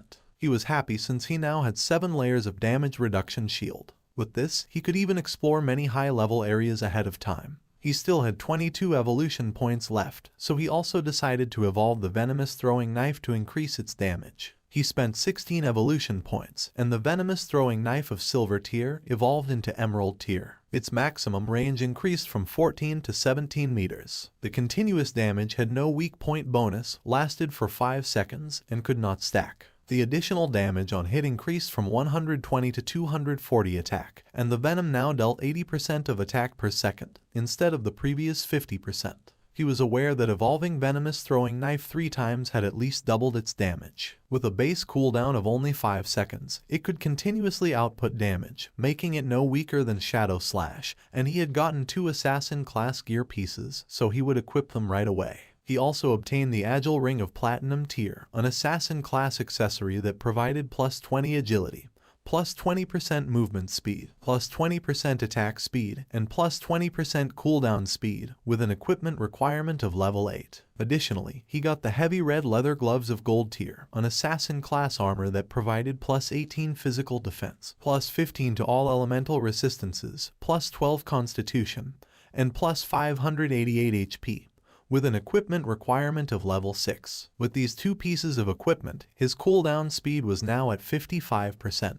What used to be a 12-second cooldown for Shadow Slash was now only 7.7 seconds. Plus, he had increased 51 points of constitution, 106 points of physical defense, and 17 points of HP. It was not bad at all. Now, his stats allowed him to tank 3 attacks from the golden arachnid without dying. Combined with Blacklight's shield, his survivability had greatly improved. The mage and the others went out and praised Shadow, saying that the boss had been nothing to him. They couldn't believe he had defeated it alone. Then, the mage asked him if he had any equipment or skill that she could use, adding that she would buy them. Our guy revealed that for a mage, he had a gold tier skill book, Frostball Bounce, a group skill that released ice balls, bouncing up to 10 times, priced at 800 days for a one-time purchase. The mage thought that 800 days was a bit expensive, as she had seen someone sell a level 5 gold tier skill book for just 400 days earlier. With a serious gaze, he made it clear that this Frostball Bounce was a level 7 skill book, which had over 40% higher damage than a level 5, so 800 days wasn't expensive at all. The mage did not hesitate and made a deal with King Feng and decided to buy it for 800 days. The system window confirmed that the transaction had been completed. Our boy started to become invisible. At this moment, there was no boss in the initial stages that could threaten him.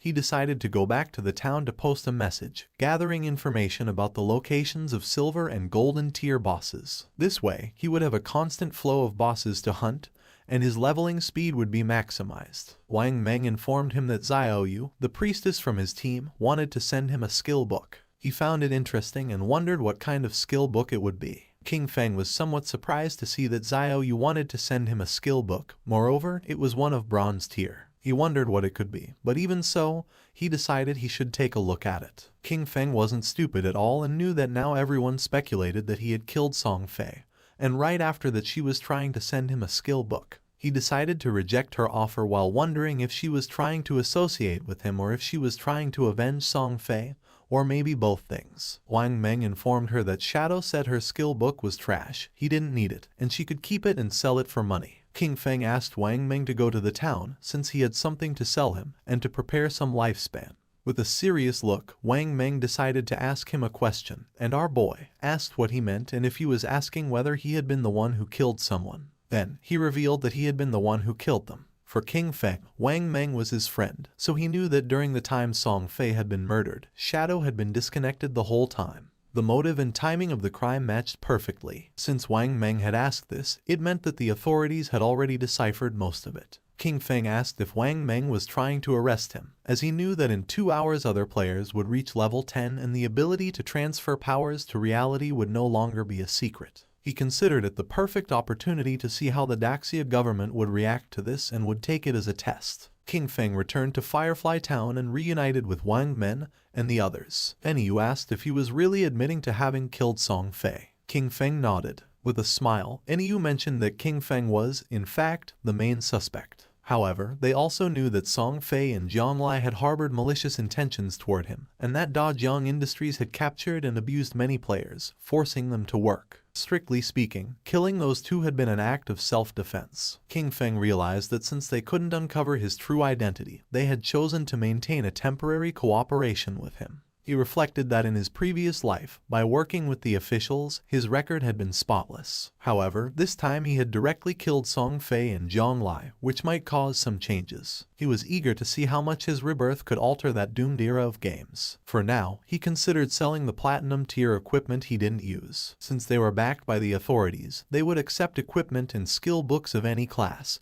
and most importantly, they possessed enough resources for the transaction to be worthwhile. Our boy opened the system window. Upon seeing what it contained, the others couldn't believe that he possessed platinum tier equipment and skill books. They exclaimed in astonishment, wondering if Shadow had just achieved the first kill of a platinum grade boss. However, they immediately dismissed that possibility, as there had been no global announcement about it. Our boy mentioned that his luck had been decent. He had found a few treasure chests, and Xiao Zhu could confirm it. Even he himself had obtained an emerald tier skill book. The mage confirmed that she herself had seen King Feng open that emerald chest. Little Black couldn't help but feel jealous upon noticing that King Feng called her Xiao Zhu, but when it came to her, he simply said you. Our boy decided to call her Little Blackie instead of Little Black, and this made her angry and she asked him to better call her Little Black. Wang Meng let out a sigh, since according to him, people really couldn't be compared with each other. And you felt jealous, since it was true that they had barely managed to defeat a silver grade boss, while Shadow casually opened platinum and emerald tier chests. King Feng revealed the prices of the items. The Platinum Grade Archer Skill Book at a fixed price of 2,500 days. The Platinum Grade Berserker Weapon at 1,500 days. The Platinum Grade Mage Skill Book at 3,000 days.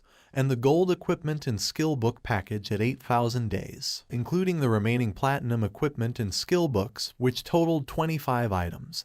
He offered a discount, setting the total price at 16,000 days. Wang Meng was in shock and asked Eniyu to pay whatever he said. Then he asked if she wasn't going to try bargaining. With a smile, she mentioned that she thought the price was quite fair. She would also include what Xiao Zhu and Wang Meng owed her from before in the deal. The transaction was completed and King Feng praised her, calling her a true heroine, direct and decisive. Deep down, King Feng knew that once the tradable lifespan exceeded 10,000 days, the unit would change to years. 60 years converted to days were approximately 22,000 days. At the current exchange rate, that equaled 400 million in cash. Even for the officials of Zhanghai City, it was a huge expense, but the benefits for them far outweighed the money. After all, with this batch of equipment and skill books, many teams under the tutelage of Zhanghai City officials could develop ahead of schedule. He was aware that the stronger the authorities became, the more unnecessary problems could be avoided in the future, and they could even gain an advantage in international confrontations. Eniyu informed King Feng that several players had been imprisoned at Dajiang Industries. They were planning a rescue mission and asked if he wanted to join them. King Feng felt somewhat confused since he didn't know whether the authorities were trying to recruit him or just trying to whitewash the fact that he had killed Song Fei. He said he wouldn't go but that he could tell them something in advance. Their suspicions were correct. He had indeed used game skills to kill those two, leaving everyone in shock. King Feng made it clear that, while in the game they reach level 10, they could consume lifespan to extract skills from the game into reality. Eniyu realized that for this reason, Dajiang Industries was also buying lifespan at that time. Once their people reached level 10 and extracted skills from the game, their rescue mission would face even greater resistance. King Feng was glad that she had understood and decided it was time to leave. Not long after, he transformed into Shadow and disappeared from the place. With a serious look, Eniyu gave Wang Meng the order. From that moment on, they should level up separately. She explained that their 6-person team already had high levels, and when they stayed together, they defeated small monsters with a single blow due to excessive damage. However, if they separated, each leading a team, they could greatly improve their overall leveling efficiency. Wang Meng nodded his head, and Eniyu mentioned that everyone should reach level 10 first. Then, she told him to log off for a moment to report that intel. 2 players who were in the town noticed that Shadow was setting up a stall again, but this time he wasn't selling, he was buying. A system window appeared and announced that Shadow was buying Silver Boss coordinates for 30 days.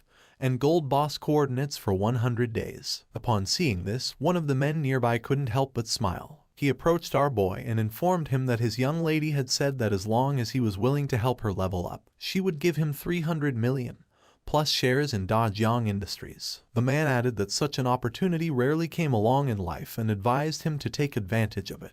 The other players noticed that the man still hadn't disconnected. He probably didn't know that Shadow had killed Song Fei and the young woman from Dajiang Industries in real life. Some couldn't believe that the girl from Dajiang Industries had also been eliminated. They had seen that girl and thought it was a waste. The man's face filled with rage as he remembered that the girl had brought it upon herself. She had initially planned to capture Shadow in real life to force him to do illegal work, but she was killed on the spot. With a shock, he realized that Zhonglai was dead. He recalled how, at first, Zhonglai had offered 10 million for Shadow to help her level up. Shadow refused, so he, seeing the money, rushed to help her. He thought he could get a huge payment of 5 million, but when it came time to collect the money in real life, they knocked him out. When he woke up, he found himself locked in an unknown basement. They whipped and abused him every day, forcing him to earn lifespan for them in the game and lure more people in. He never expected that Zhonglai had already been killed by Shadow. With a bitter laugh, he thought that hateful woman got what she deserved with a good death. He used to mock Shadow for being stupid, but it turned out the real fool was him. Upon seeing his expression, King Feng realized that he must have helped her tie up quite a few people. The man got nervous and refused, then mentioned that he had been forced to do it and decided to leave. King Feng knew this guy was trash and decided to let the officers take care of him.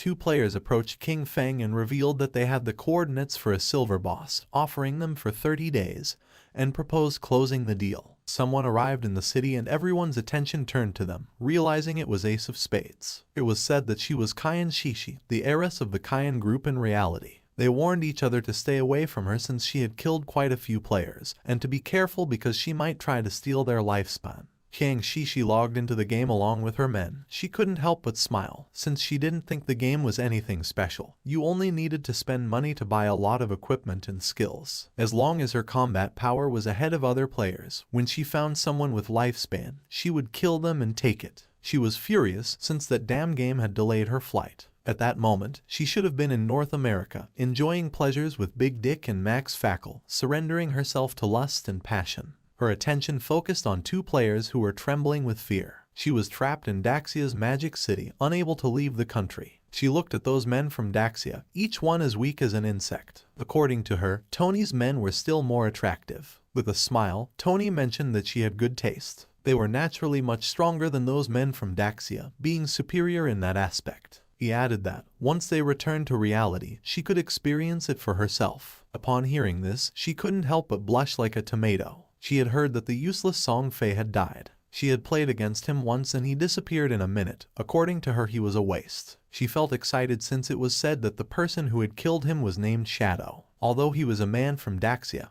he was still #1 in the world. Maybe she could get to know him. Upon learning that Shadow had been capable of killing Song Fei, she deduced that murdering an ordinary person would be even easier for him. She believed this was a good opportunity to get to know him. She informed her men that she would disconnect to make a call and send someone to contact Shadow. She claimed that although Shadow might not be interested in cash, he definitely wouldn't reject 3,000 days of lifespan. To obtain this, all she would need was to kill an ordinary person with a simple flick of the finger. Internally, she chuckled softly, promising never to forget the expression on Qin Feng's face when he rejected her, and stated that soon, Qin Feng would die. At the same time, in the forest, a player killed a monster and its body transformed into lifespan, while a healer was healing him from the monster's attacks. The man was exhausted and asked Xiaoyu that next time she healed him, not to be so extreme, since he was about to meet his great-grandmother. Xiaoyu turned her back on him and asked why he was being so fierce, adding that he wasn't dead. With a confused look, the man replied that he hadn't meant to be fierce.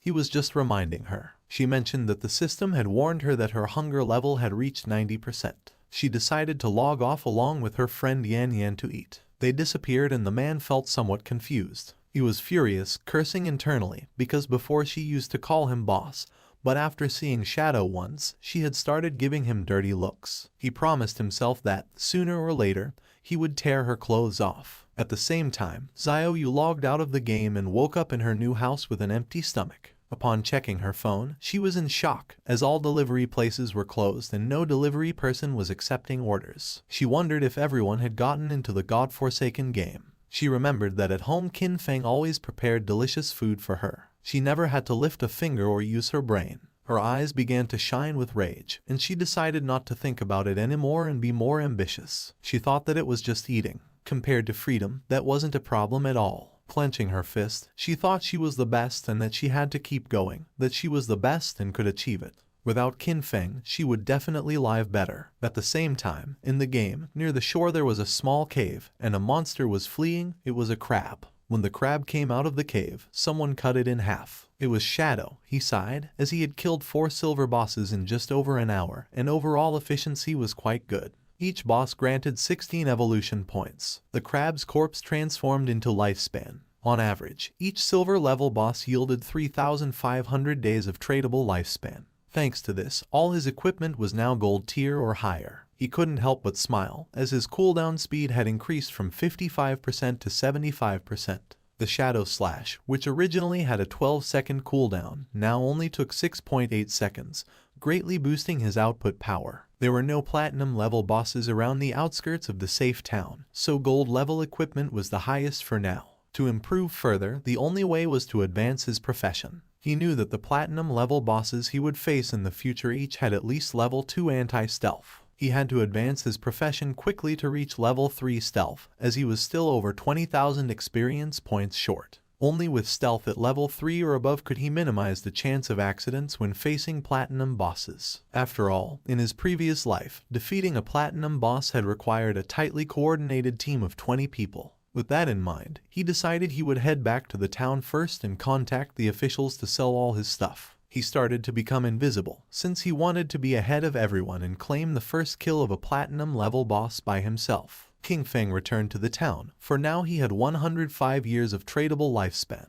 While he was walking through the area, a player asked him that next time he had more equipment, to sell it to them. King Feng had almost 40,000 days of tradable lifespan, and knew that it would allow him to extract quite a few skills. A man who was hiding behind a pillar peeked out and, with a smile, realized that he was Shadow. He approached and offered him an assassination contract, asking if he would take it. He asked him to kill someone in reality, assuring him that the payment would not be less than what he deserved. Our boy ignored the man and left. Seeing this, the man panicked and stood in front of King Feng, asking him to stop. He explained that it was just about killing an ordinary person named Kin Feng.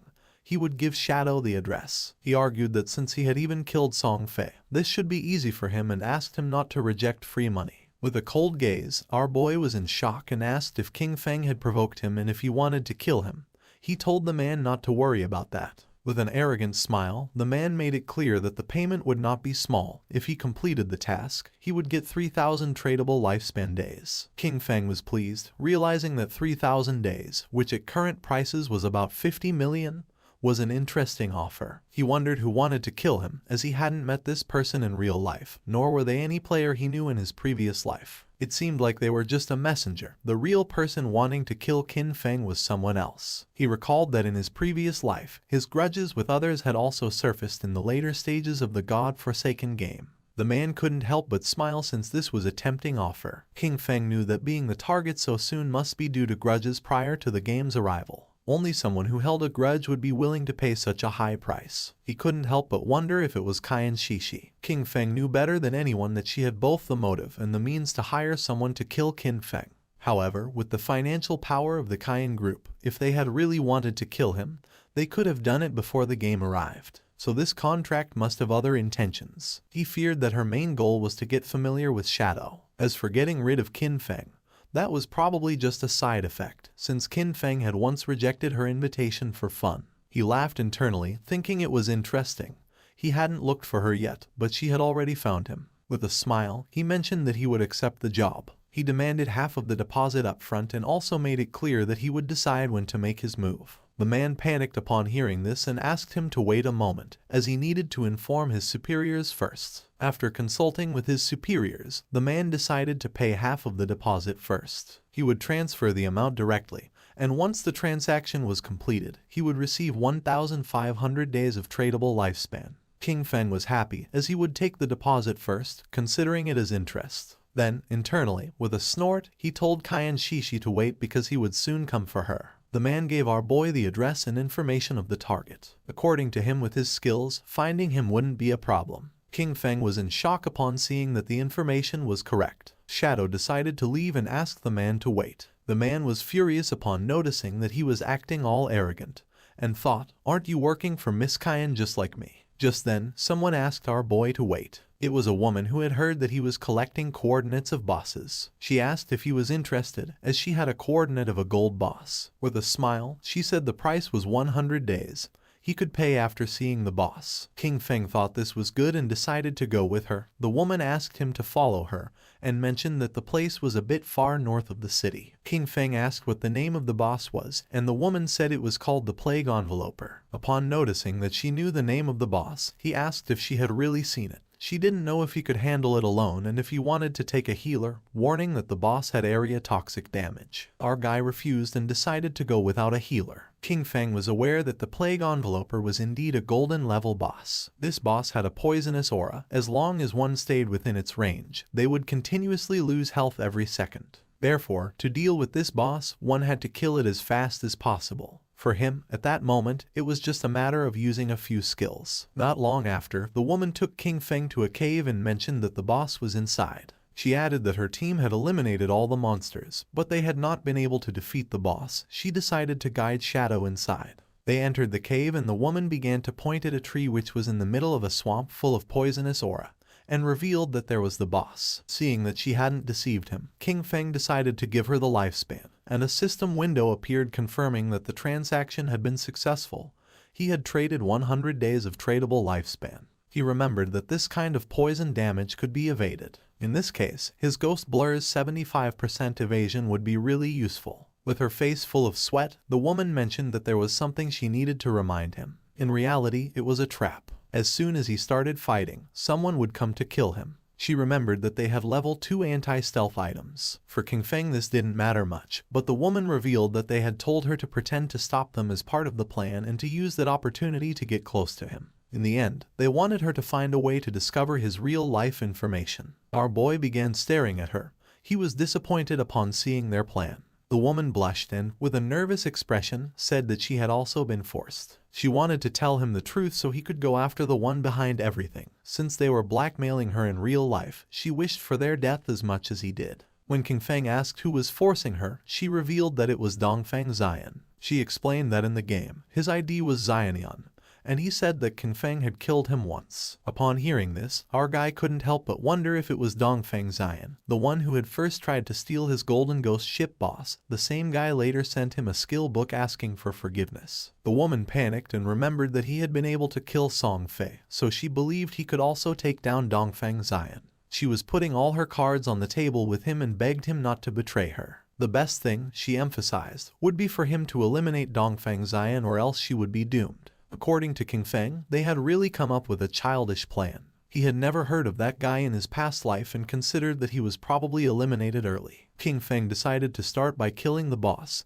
since he knew he could massacre a passing dog. King Feng became invisible and jumped off the cliff, asking her to go along with their plan. She should let her people get close, and he promised to take care of the rest. The woman panicked and thought everything was lost. They were doomed. According to her, Shadow was surely going to die. She remembered that previously Dongfeng Xian had led 3 teams, 18 people in total, to fight against that boss, but they had been annihilated in half a minute. While King Feng was descending upon the boss, she revealed that the continuous poison damage was too high. They hadn't even managed to reduce the boss's health by 5%. No matter how strong that Shadow was, when facing indiscriminate poison attacks, death would be the only outcome. Therefore, they had to find a way to escape. King Feng first used Blessed Release, and while the boss was preparing to attack, our boy activated the Weakness Amplification effect, and then the Throat Slash effect. His eyes began to shine with determination. King Feng attacked quickly, taking several thousand HP points from the boss. In an instant, its HP bar dropped to less than half. The woman was in shock, since she realized that a single skill had annihilated 2/3 of the HP of the gold tier boss, inflicting more than 80,000 points of damage. She wondered if King Feng was even human. Our boy disappeared and appeared behind her. Luckily for him, the active effect of Blessed Release had a 25-second cooldown. With a 75% cooldown speed boost, the final cooldown was 14.3 seconds. He decided he wouldn't kill the boss yet. He would wait for Dongfeng Xian's people to come and die, and meanwhile, wait for his skills to cool down. Not long after, Dongfeng Xian and his men entered the cave with the intention of killing Shadow. With an angry gaze, the leader made it clear that if anyone tried to stop them, they were going to kill them mercilessly. The woman drew her sword. King Feng was somewhat annoyed, since out of all the people, it was this guy again, and now he was also involved with Dongfeng Xian. He wondered if their plan, which consisted of Snowy pretending to block this group, would really work. He didn't know if Snowy's combat power was really that strong. More than 10 people were rushing in, and he wasn't very sure if she could really stop them. Snowy used her powers and summoned a golden shield. Seeing this, Shadow understood why they had chosen her to act. With this defense, there really weren't many who could break through it in the early stages of the game. The men began to attack the shield. King Feng knew that she had encountered an ancient god's blessing in the wild and had gotten a golden level treasure chest. His eyes began to shine with seriousness, and using instant shadow, King Feng attacked quickly, cutting their bodies into pieces. With eyes shining with rage, King Feng used the skill Blooming Curse, and the corpses of the men transformed into flowers. Snowy was in shock since, according to her, it was terrifying. A single skill had killed so many people, and she wondered what those crimson flowers were. Fortunately, she hadn't listened to Dongfeng Xian, or otherwise she would have died miserably like Song Fei and the others. She asked Shadow to add her as a friend, promising that if she had the chance, she would tell him Dongfeng Xian's location in real life. King Feng decided to listen to her. Snowy couldn't help but blush and asked him that if he ever needed any special service, he should come to her, assuring him that for him they would always be free. King Feng realized that was how it was, and it was no wonder it burned so much. Then he jumped and began descending the cliff. He attacked the boss quickly using powerful slashes. According to King Feng, the lifespan that had been absorbed from more than a dozen people did not even compare with what the boss had granted. He remembered that after all that, instead of dedicating themselves to farming safely, they went out to cause trouble, and therefore deserved to die. He turned around towards Snowy and asked if there was any problem. She said no and decided to leave. King Feng used Greedy Hand and felt happy, since it had been a long time since he had seen an assassin's skill book. Finally, another one had appeared. This skill book was called Darkest Hour of Platinum Level. It was an assassin-type skill that unleashed a burst of dark light from his blade, blinding all enemies within range. It had a cooldown of 60 seconds, required level 10, a range of 20 meters, and a base duration of 10 seconds. The higher the target's spirit stat, the shorter the duration. King Feng clenched his fist and decided to learn it. He unsheathed his dagger as he knew that as long as he blinded the enemy, he could still trigger double damage even if he wasn't in stealth. With this, no matter how high the boss's anti-stealth level was, it wouldn't affect his damage output. This dagger was the Plague Blade. It was an assassin-type weapon that granted 216 attack points and 42 agility points. Furthermore, it increased the weak point attack multiplier by 0.3. The equipment requirement was level 10, and all of its attacks inflicted a poison that detonated after 3 seconds, dealing 50% of the original attack's damage. King Feng decided to leave the cave, as he considered it had been another excellent and profitable day. He had already accumulated 98 evolution points and would soon be able to evolve his epic grade Greedy Hand to legendary. He left the cave and the small monsters were frightened. He realized that he only needed a little more than 10,000 EXP for his class advancement, so he decided to go farm monsters directly. King Feng began to massacre all the monsters he saw, causing the others to start fleeing in terror. But King Feng was not going to let this happen, so in the blink of an eye, he finished them all. He couldn't help but smile since he could finally advance his class. Golden energy appeared around his body, and a system notification informed him that his shadow class had advanced. His current tier changed from tier 0 to tier 1. The class attribute bonuses also increased. Strength went from 3 to 9. Constitution from 3 to 9, Agility from 8 to 24, and Spirit from 5 to 15. His class passive 1 now doubled stealth duration and, as a new feature, allowed him to use stealth skills while in stealth mode. Class passive 2 increased his stealth level from +1 to +2. Finally, class passive 3 improved his damage when attacking from outside the enemy's line of sight, increasing it from double to triple. Our boy started to look at his hand as he realized that with the class advancement to tier 1, the attribute bonuses had tripled. He understood that he could even activate stealth while already in stealth, which meant, as long as his cooldowns were short enough, he could stay permanently hidden. Not only that, the damage dealt from attacks launched outside the enemy's line of sight had increased from double to triple. He mused that this was just tier 1, no wonder it was the strongest stealth class. At that moment, the system announced that there were already 7 players who had reached level 10 in Zhonghai City. It also informed that the teleportation matrix to the abandoned Divine Continent would be activated in 10 minutes,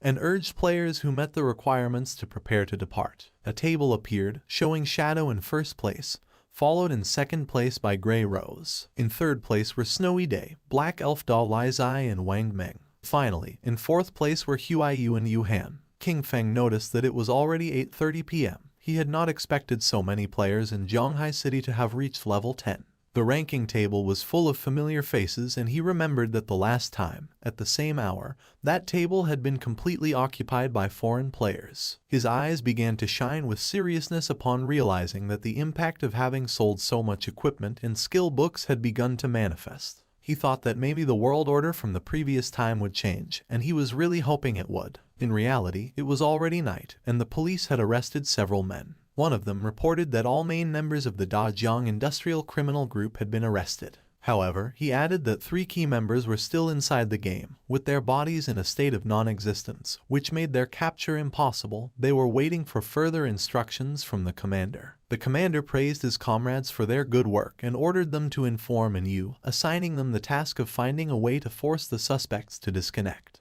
He told his companion that this method was effective, since even if the criminals hid in safe towns where they could not be attacked, their bodies would still feel hunger in reality. He nodded and mentioned that when they got hungry, they would have to disconnect to eat, and as soon as they disconnected, they could be captured. They were happy since this time everything had gone very well, and all thanks to Shadow. He had not only provided them with criminal intelligence about Dajong Industrial, but had also warned them in advance that the skills from the game could be extracted into reality. If he had been a little later, the leaders headed by Zhang Lai would have soon reached level 10. By then, they would have already extracted their skills, and any attempt to capture them would have resulted in numerous casualties. Several countries had already experienced small-scale uprisings, with thousands of deaths. The squads they had sent into the game had gradually reached level 10, largely thanks to the equipment and skills provided by Shadow. They knew that Shadow was an indispensable talent for Great Zia, and that they needed to find a way to fully bind him to their warship.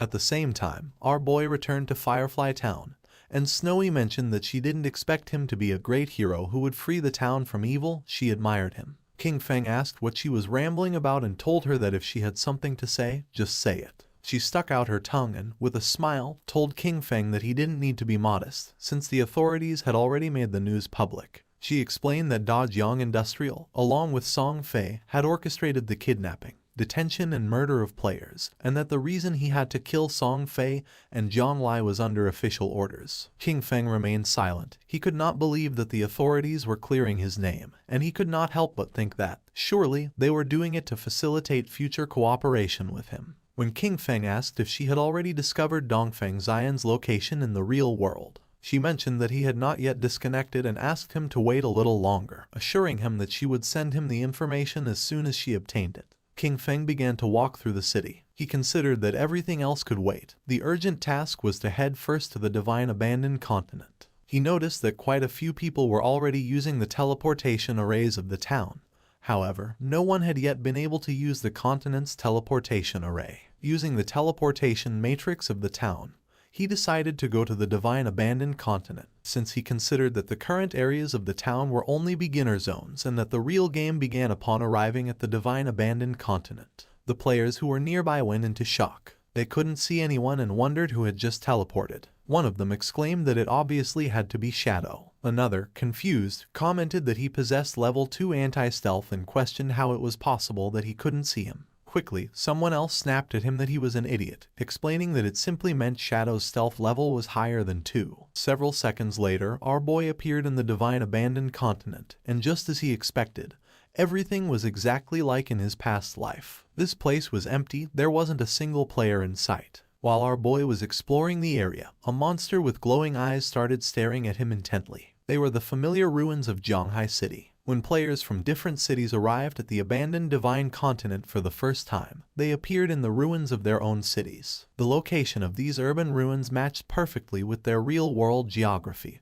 and the reason for this had always been a mystery. The monster emerged from its hiding place, and upon noticing this, King Feng turned around. A worm-shaped monster appeared and began to roar. The monster attacked fiercely, destroying the ground. Using Shadow Blur, our boy dodged the attack, and then using Instant Shadow Slash, he cut the monster in half. A system window appeared informing that he had killed a level 11 Earthshaker. Just then, more Earthshakers appeared and tried to attack King Feng, but he jumped and dodged the attacks. With his eyes shining, he used Blessed Release, and then activated Instant Shadow Slash and cut the monsters into pieces. The bodies transformed into Lifespan, and he knew that there were no longer safe zones like in the towns. The monsters lurked from all directions, ready to attack at any moment. But he was aware that, as long as one could find the refuge hidden in the ruins, a fortress could be established and dominate the area. He remembered that the best refuge in the ruins of Zhanghai City was located in the northwest. It was exactly the refuge of the Godslayer Guild from his previous life. At the same time, in the Divine Abandoned Continent, another group of players also arrived. It was Wang Meng's party. Little Black was somewhat surprised,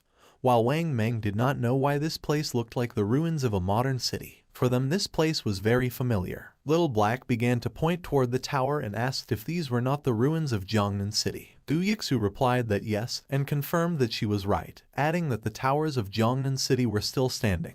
Little Black began to look around the area, since she had heard that someone had said they had seen Shadow teleport here, and she was insistently wondering where he was. Gu Yixu asked her to stop searching, adding that he could turn invisible. At that moment, 2 Earthshakers emerged from the ground. Seeing this, Wang Meng drew his shield and warned everyone that they were being attacked by monsters. Gu Yixu used her skill called Elven Blessing.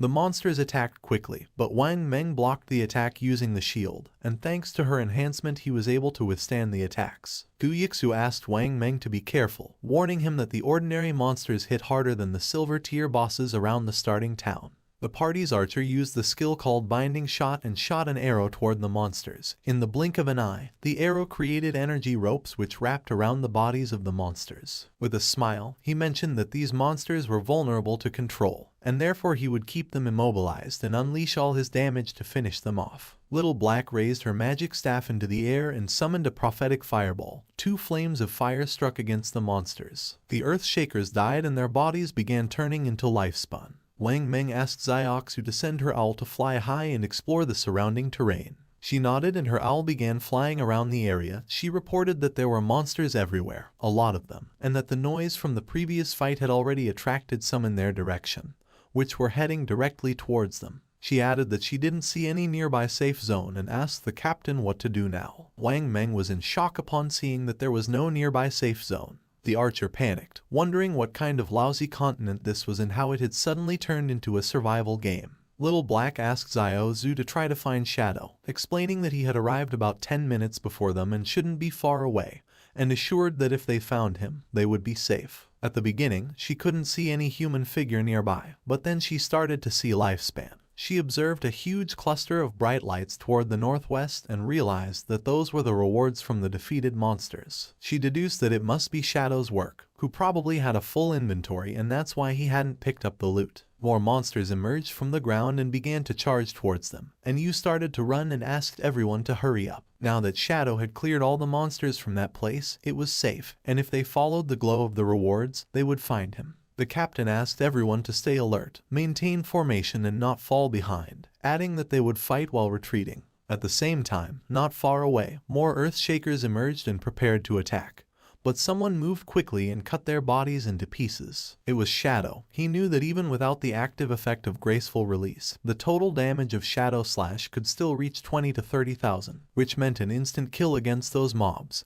That place was, for him, basically a farming paradise. A few minutes later, he arrived at the hideout. He began to observe the place, as he knew that beneath those ruins lay a massive underground palace, which had taken a long time to be discovered in his previous life. That subterranean palace alone had over 1,000 resting rooms and dozens of large halls. It was the largest hideout in Zhonghai City and the base of his guild, Godslayer. Before being taken over, the hideout had been like a dungeon filled with numerous traps and monsters, as well as a guardian boss. The larger the hideout, the stronger its guardian was. He entered the hideout and remembered that in his previous life, after founding the Godslayer Guild, he had gathered 3 squads, 18 elite members in total. All of them had reached level 15 and were fully equipped to the teeth. Even then, they barely managed to conquer this palace. He began to descend down the stairs toward the bottom of the ruins. A system window confirmed his arrival at the hideout.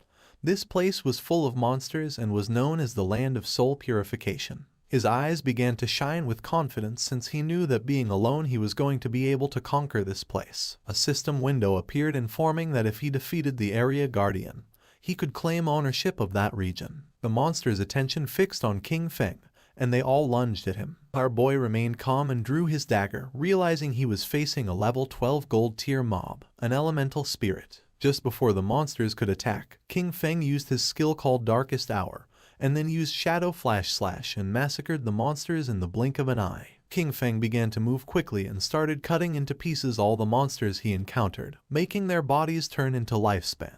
He could not help but feel joyful since, as long as the enemies were blinded, all his attacks would receive a damage increase. Even his basic attacks were enough to finish off those level 12 monsters in one hit. Despite the fact that the 15 monsters in the hall had been eliminated, the soul cleansing grounds, however, still contained dozens of halls and thousands of small rooms. A slight smile appeared on his face. It was, indeed, a massive task. He began to carefully observe the lifespan, and judging by the number of monsters in the hideout, He realized that after eliminating all the monsters, it would be enough to evolve Greedy Hand once more. King Feng began to look toward the ground and his eyes started to shine with seriousness. He knew that after clearing all the monsters from each area, the Guardian would appear. Not long after, two players who were in a bookstore teleported to the Divine Abandoned Continent. The man was somewhat confused since he didn't know if this place was real. He wondered if they were really on the Divine Abandoned Continent. For the girl this was strange, and she wondered why this place felt so familiar. Upon observing closely, they realized that these ruins were simply Chaoyu. When exploring the place they arrived at the ruins of Mountain City, and a few hours later they arrived at the ruins of London.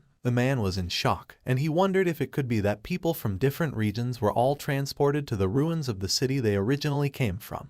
According to the girl, this was strange, and she wondered if it could be that the geographical locations of the cities corresponded exactly to the real world. While they were distracted, something began to approach them, making them go on alert, and when they turned around, they saw several Earth-Shakers staring at them with glowing eyes.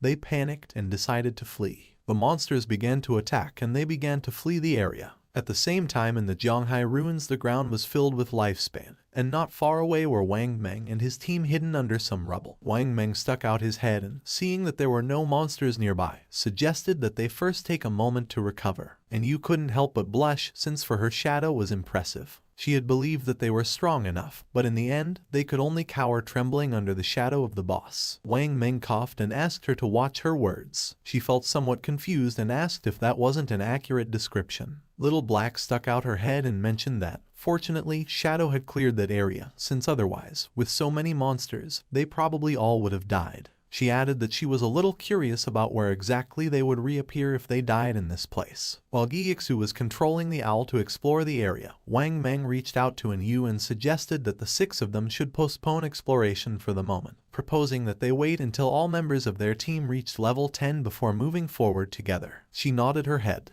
Yixu's owl was flying over the area and she observed that the monsters were really falling like flies. But she wondered why Shadow had stopped there, since it was as if he had disappeared right in that place. She also noticed that there was a lot of loot, and part of it was gold tier. She really wanted to go pick it up. With a serious look, Wang Meng decided to contact Shadow to see if he still wanted those things. At the same time, our boy cut one of the monsters into pieces. The area was filled with lifespan orbs. He felt relieved, as he had finally cleared all the mobs. He had cleaned more than 40 halls and more than 1,000 small rooms, taking down over 400 monsters. He had also defeated 4 bronze tier bosses and 2 silver tier ones, which had granted him more than 80,000 experience points and had raised his evolution points to an impressive 205. He began to walk, knowing that he only needed 5 points to evolve Greedy Hand. Wang Meng contacted Shadow and mentioned that they had noticed he had left some loot from the monsters he had killed, and proposed if they could collect it and pay him in lifespan according to its value. Upon hearing this, our boy realized that it seemed Wang Meng and his official squad had also arrived. He did not refuse and decided to let them collect the loot, adding that he would contact them later as he had a batch of equipment to sell. Wang Meng thanked him and said they would wait for him at coordinates 89,554, 66,666 inside the ruins shelter. At that moment, electricity began to manifest. King Feng's attention was fixed on it. It began to move quickly toward our boy. King Feng realized that the Guardian had appeared. A knight made of electricity appeared in front of him called Soul Purifier of Tier Platinum, according to the system window. Its description indicated that it was the guardian of the Soul Purifier's domain, and that by defeating it, he would become the master of the Soul Purifier's domain. Our boy began to think, knowing that the highest level monsters in the city ruins were level 15. This Soul Purifier, Faisal, was already the highest level monster within the city ruins and also the highest grade boss. If he remembered correctly, this boss had a total of 750,000 HP, and 3 phases. Using instant shadow slash, King Feng decided to take the first step and attack, but the attack didn't have much effect. King Feng attacked using throat slash. This time the attack took a bit of HP from the boss. It raised its hand and summoned a spear of electricity. A rain of spears began to descend from the sky towards Shadow, but he started moving quickly and dodged the attacks. While dodging the attacks, he realized that if he were hit by those lightning attacks, with his current defense and lightning resistance, death was certain. He knew that any skill or attack from a platinum level boss or higher had hit correction. With his current evasion rate of 75%, normal monsters only had about a 25% chance to hit him.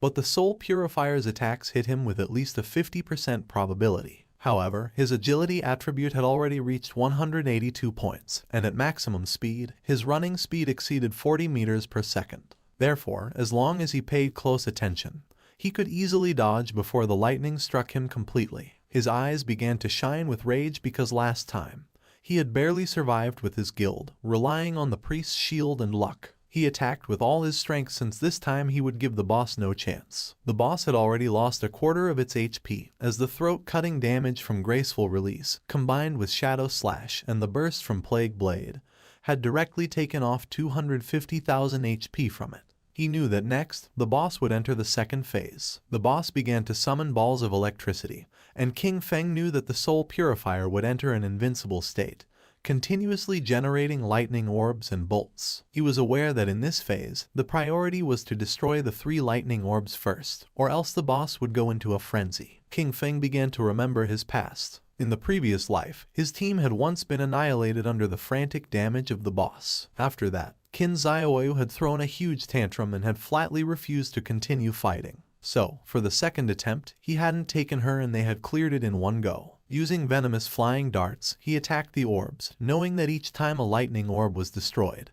it would receive corresponding damage, and that once all 3 orbs were destroyed, it would enter the third phase. King Feng threw another dart, which hit the third orb, causing the boss's HP to drop below half. Its eyes began to shine with rage. It extended its hand and electricity started spreading through the area. King Feng remained calm because he knew that in the third phase, the Spirit Purifier continuously unleashed wide-area lightning attacks. He remembered that last time, the guild had equipped all participating members with full sets of lightning resistance gear in addition to 4 priest and healing shields, barely managing to survive it. King Feng jumped and a barrier appeared around his body, since this time there was no need for all that trouble. He used Graceful Release and Black Light Shield. With the continuous lightning on the ground, he decided to attack from the air. Upon noticing that there were continuous lightning strikes on the ground, he decided to attack from the air. King Feng used Graceful Release and the Black Light Shield, then his eyes began to shine with determination. Using Shadow Slash, our boy attacked quickly, cutting off the boss's head. After defeating it, King Feng landed on the ground. A system window notified that he had killed the Soul Cleanser Faisal of Platinum tier. As a reward, he reached level 11. His 4 main attributes increased by 4 points and he obtained 10 free attribute points. Additionally, he gained 20 evolution points and 1,520 days of tradable lifespan.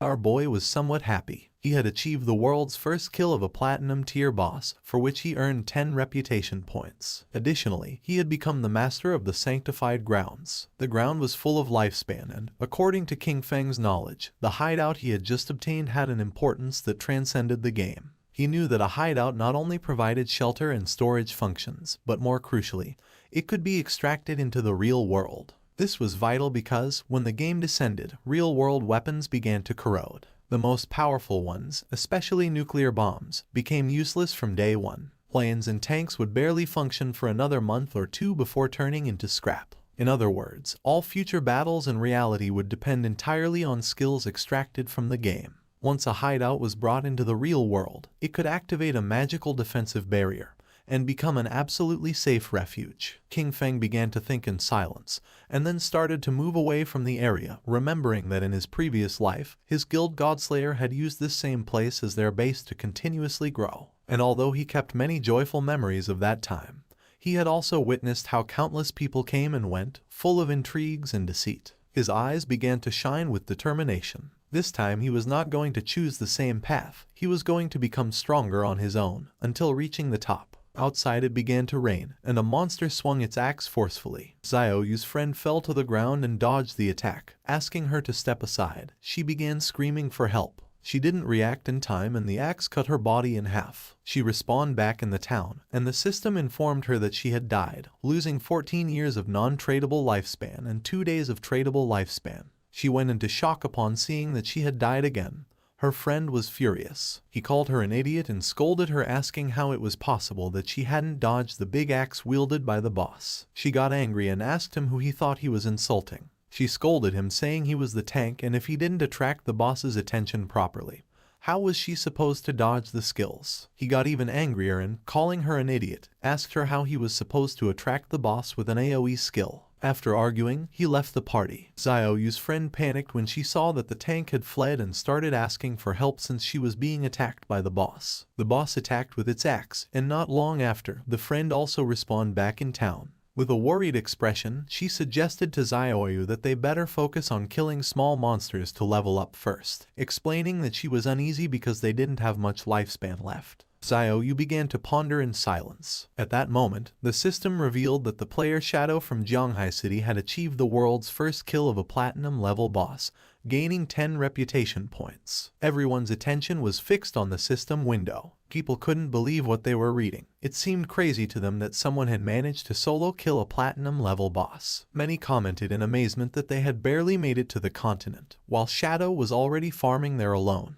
The name Shadow echoed once again, and everyone wondered about his true identity. The feat was incredible, considering that most players hadn't even seen a gold-tier monster yet. It was evident that this was someone immensely powerful. Xiaoyu was somewhat confused, since she did not know why the other players were so weak. She knew that they fought simply to kill a silver-tier boss, and she wondered how the hell it was possible that Shadow had achieved the first kill of a platinum-tier boss. Back at the hideout, our boy began collecting the lifespan orbs. After killing the Soul Purger, he had reached level 11. He knew that after level 10, each level up granted +4 to all attributes and 10 free attribute points, so he continued assigning all his points to agility. His reasoning was that with high enough agility combined with his infinite invisibility, he could kill many bosses without taking any damage. He was in shock, as he did not expect the boss kill to grant him 20 evolution points immediately. This meant that he could evolve his skill Greedy Hand once more. He could not help but feel happy, since the additional loot rewards had increased from 3 to 5. Moreover, he had obtained an extra storage space of 100 slots. He spent 210 evolution points, which left him with 15 remaining.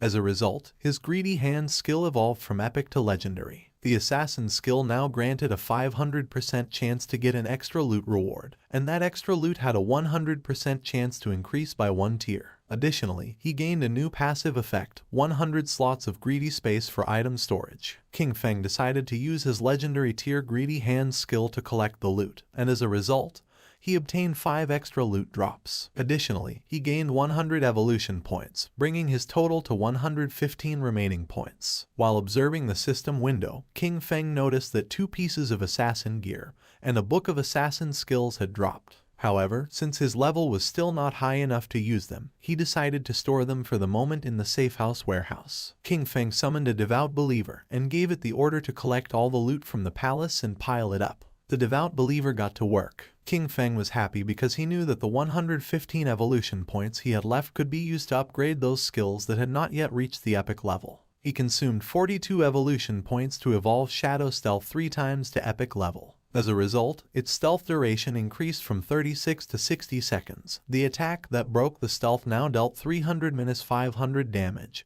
and its cooldown was reduced from 22 to 15 seconds. Next, he used 34 evolution points to evolve Backstab Enhancement twice, bringing it to epic level, and increasing its backstab damage bonus from 50% to 75%. He then consumed 6 evolution points to evolve Darkest Moment through Platinum, Emerald, and Diamond to reach Epic. The ability now unleashed a burst of dark light that blinded all enemies within its expanded range of 50 meters. Its base duration increased to 16 seconds, though it would be shorter against targets with a higher spirit attribute. Finally, he spent 33 evolution points to evolve Bloom Curse 3 times to the legendary level. The skill could now be used on player corpses within 60 seconds of their death and gain new effects. It could simultaneously absorb 50% of the target's remaining non-tradable lifespan, and also absorb scattered non-tradable lifespan light spheres. Any corpse drained by Bloom Curse would cease to exist. His eyes widened in surprise upon realizing it could absorb the non-tradable lifespan orbs. He remembered that in many high-level areas and in the rage zones of special bosses, the lifespan was depleted at a speed hundreds or thousands of times faster, and this consumption affected first the non-tradable lifespan.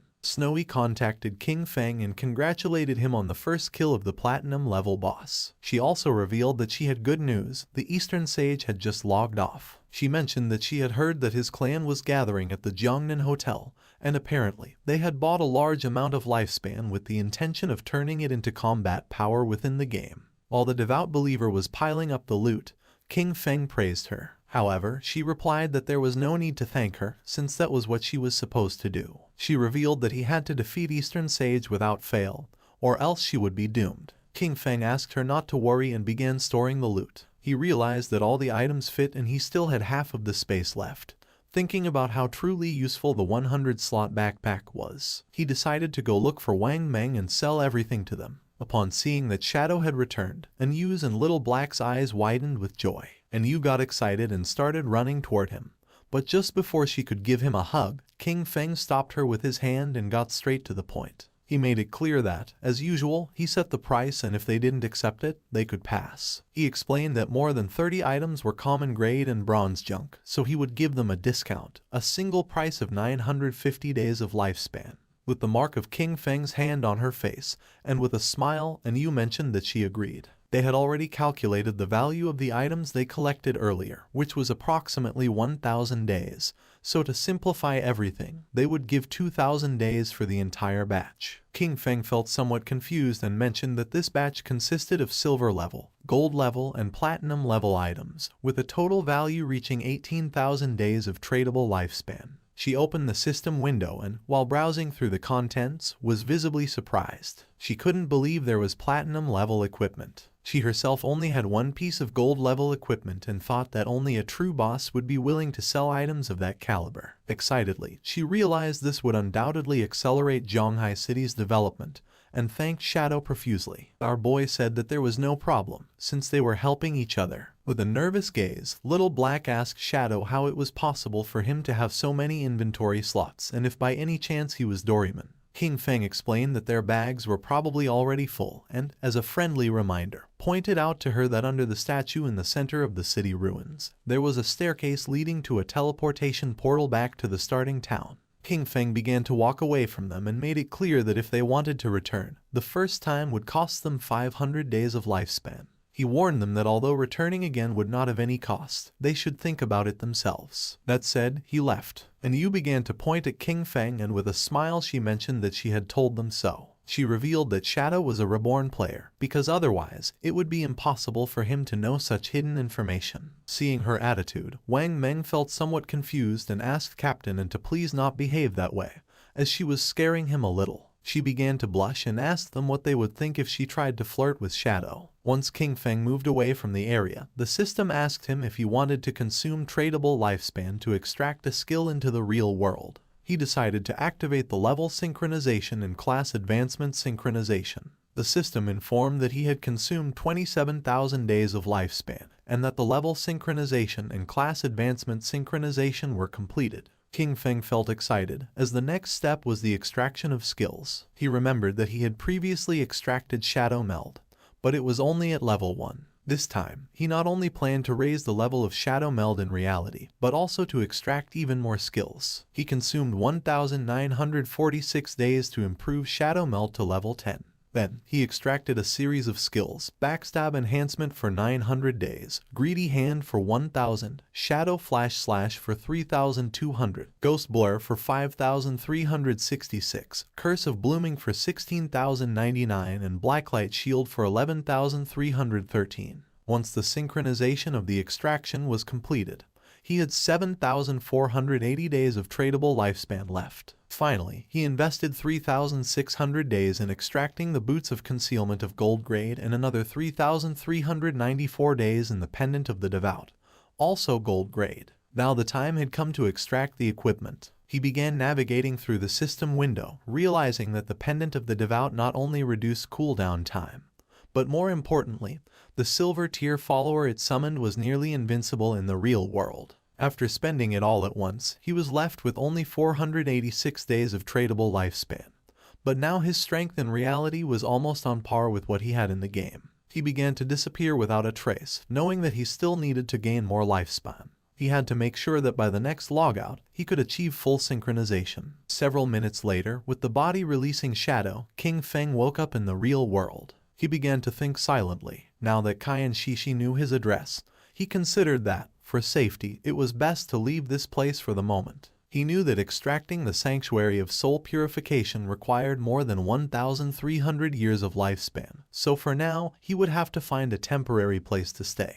With eyes shining with seriousness, King Feng decided to use Greedy Hand and absorbed everything that was in his room. Everything disappeared without a trace. He was happy, since the storage space of Greedy Hand was really useful, and all his things fit perfectly inside. Jumping up, he climbed onto the window. Then, he took out his phone and realized that Dongfeng Zion was at the Jiangnan Hotel, about 15 kilometers from that neighborhood. He began to look toward the ground and then, making himself invisible, descended from his apartment to the ground. He calculated that, at his current speed, he could get there in 10 minutes. Our boy began to move quickly through the night toward the Jiangnan Hotel. Several minutes later, he arrived at the place. Inside there were several men having dinner, and one of them mentioned that, given the current situation, the various skills and the lifespan of the game could affect the real world. He considered this a great opportunity for his Dongfeng family and praised Zioner for having done a good job by initially establishing a faction within the game.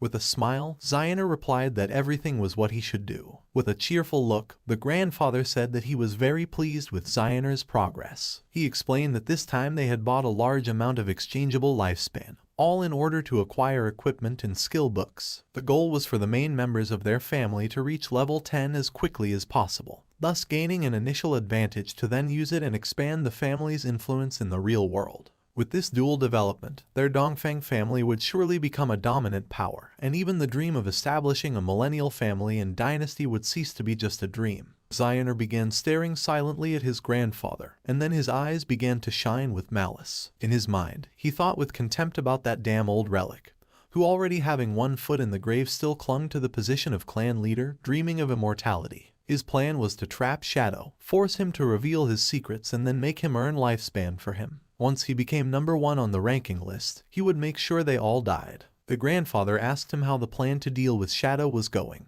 With a smile, Zioner asked his grandfather not to worry. He assured him that he had already found a trustworthy woman to discover Shadow's identity, and that they would have news soon. The grandfather asked him to capture him alive and make Shadow work for the Dongfeng family, since that was the way they would bring enormous benefits to the clan. Meanwhile, King Feng had already killed the guards who were watching the entrance of the hotel. They decided to toast together for the resurgence of the Dongfeng family, and then chanted in unison, "Long live the Dongfeng family." His eyes began to shine with seriousness, since he did not expect these noble families to have weapons. He knew that his skills Ghostly Blur and Blacklight Shield could not guarantee a 100% evasion, and furthermore, he had not extracted any armor into the real world. He was aware that if a bullet hit him in the heart or head, it would mean instant death without a doubt. Considering that it was better to be cautious, he extended his hand and using his faithful pendant summoned one of the followers, a devout faithful, equipped with sharp claws for melee combat,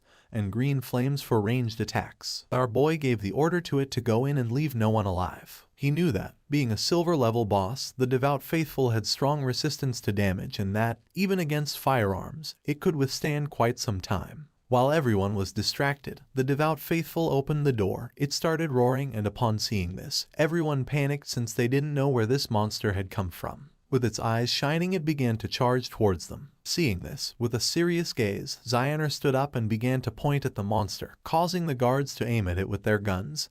He could not believe that it was a monster from the game and quickly ordered them to shoot. The bullets impacted against its head, but they did not have much effect. It swung its arm forcefully, killing one of the guards. It stabbed its sharp claw into the chest of the other guard. While it was attacking the guests, Zioner couldn't help but sweat and feel fear. The monster began to attack his grandfather, who panicked and started calling for help. Without losing a second, instead of helping, Zioner started running. He did not look back, knowing that he had to get out of here quickly, because as long as he managed to escape and enter the game, he would be safe. His eyes were full of fear, and he thought that as long as he managed to reach level 10 in the game, extract his skills into the real world and then return, nothing could threaten him. At that moment, he saw King Feng standing at the entrance of the hotel, and just before he could take another breath, our boy attacked quickly, making Zioner's head fly through the air. While blood was emerging from his neck, King Feng turned his back and began to walk away. Zioner's eyes were full of confusion. He did not know what was happening.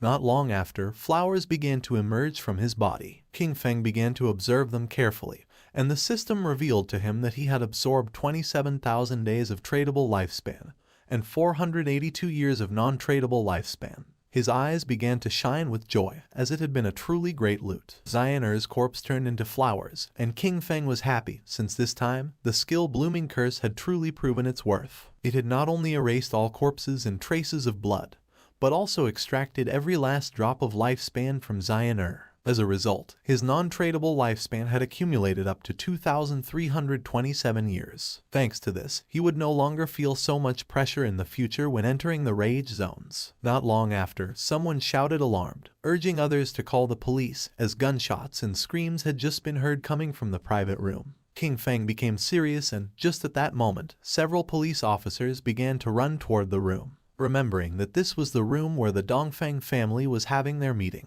They were sure there had been a shooting, but upon arriving at the room they went into shock. Since there was no corpse, it seemed impossible to them that there were no victims. The situation was incredibly strange. One of the police officers felt somewhat confused. As this private room was a complete mess, it was evident that a violent fight had taken place here. What he didn't understand was why there wasn't a single person in the place. Immediately, he asked his companions if any of them had seen someone leave the hotel. According to them, this was strange. The question everyone was asking was where the entire Dongfeng family had gone.